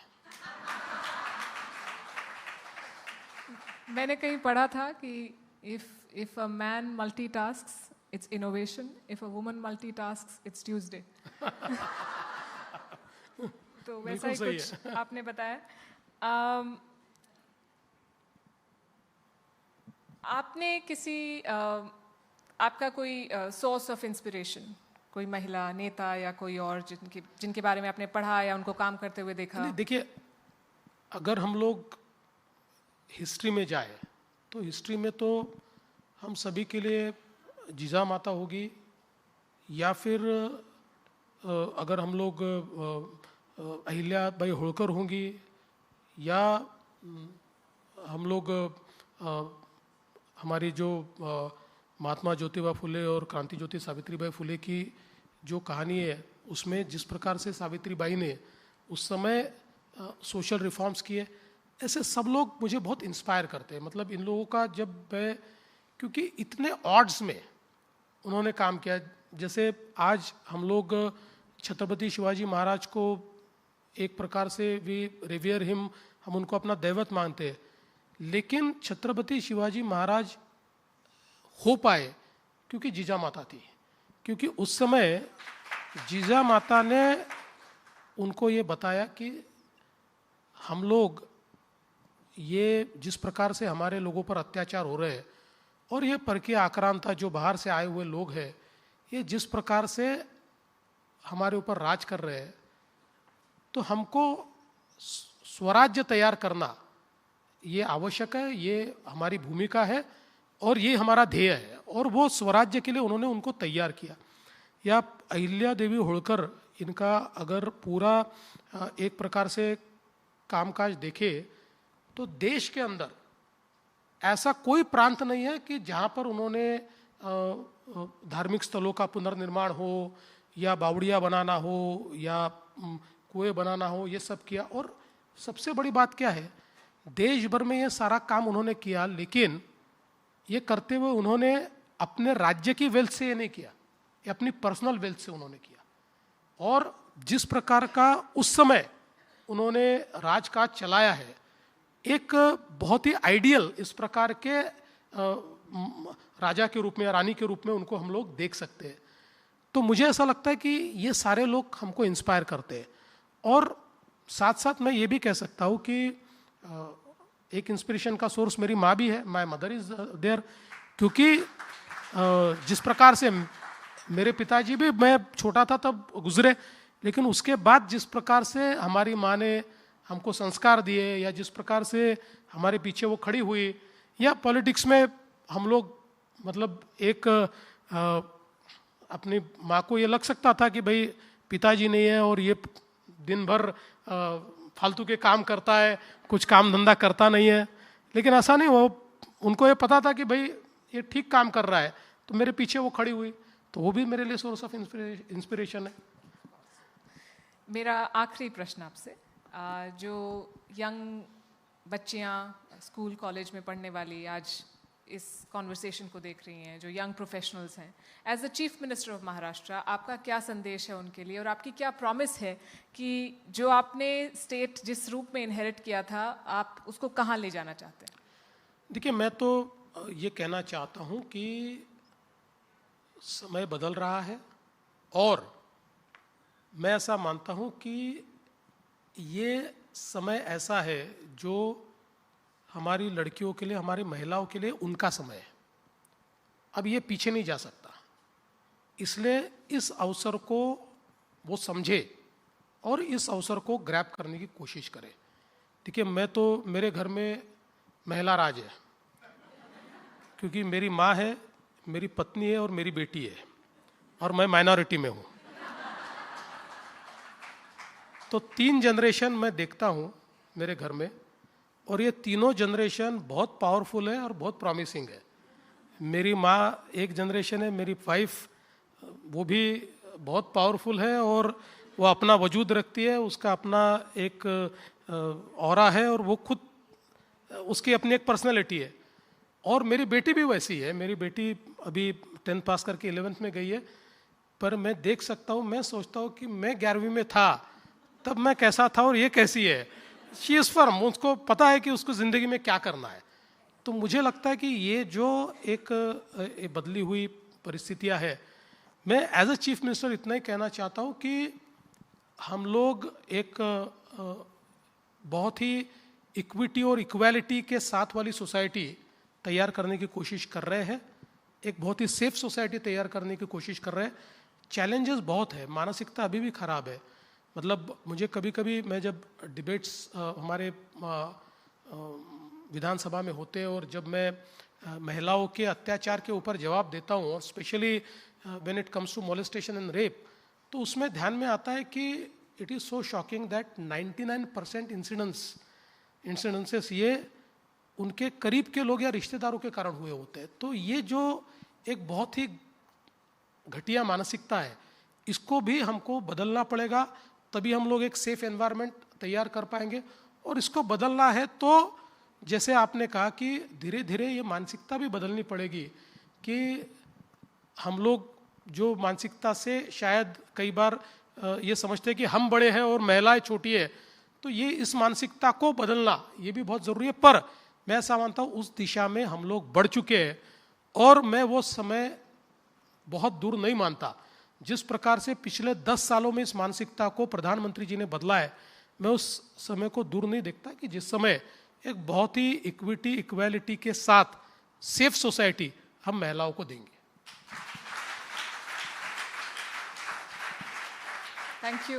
Thank you, Mr. Fadnavis, for your commitment to the cause and for being so candid. And I have to add here for all because I'm representing the women journalists, when you talk to a woman, it's a constructive conversation, no politics. We are talking about a cause that all of us espouse. बहुत शुक्रिया आपका SheShakti के मंच पे आने के लिए और अपनी बात रखने के लिए। Thank you so much.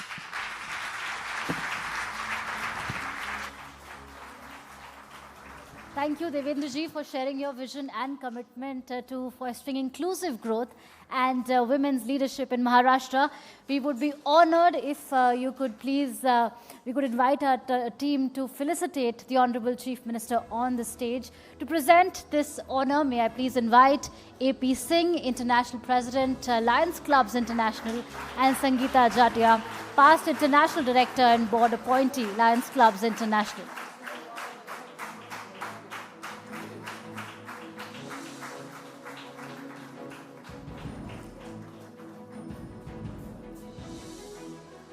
I would also like to request to invite Mr. Santosh Menon as well on the stage.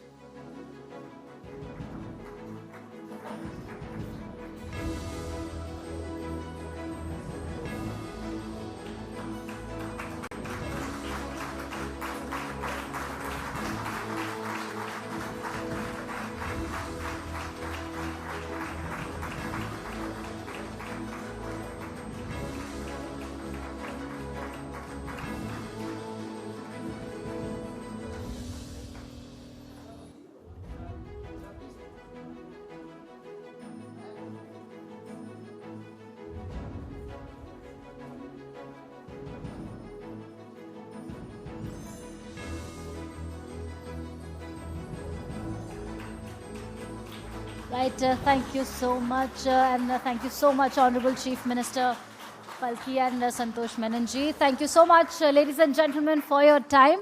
And as we draw this incredible evening to a close, let us celebrate the spirit of SheShakti, the unstoppable power of women breaking barriers and building Bharat across every field and frontier tonight. We witness stories of leadership, innovation, art, sports, and diplomacy. Thank you to all our speakers, moderators, and audience for being part of the first Mumbai edition of Lions International Presents News 18 SheShakti 2025. Our partner, Lions International, has been empowering women through health and educational support. It's just one of the many ways that the Lions, men and women, are working to build a better world. Thank you all once again. Let's all proceed towards dinner now. Thank you.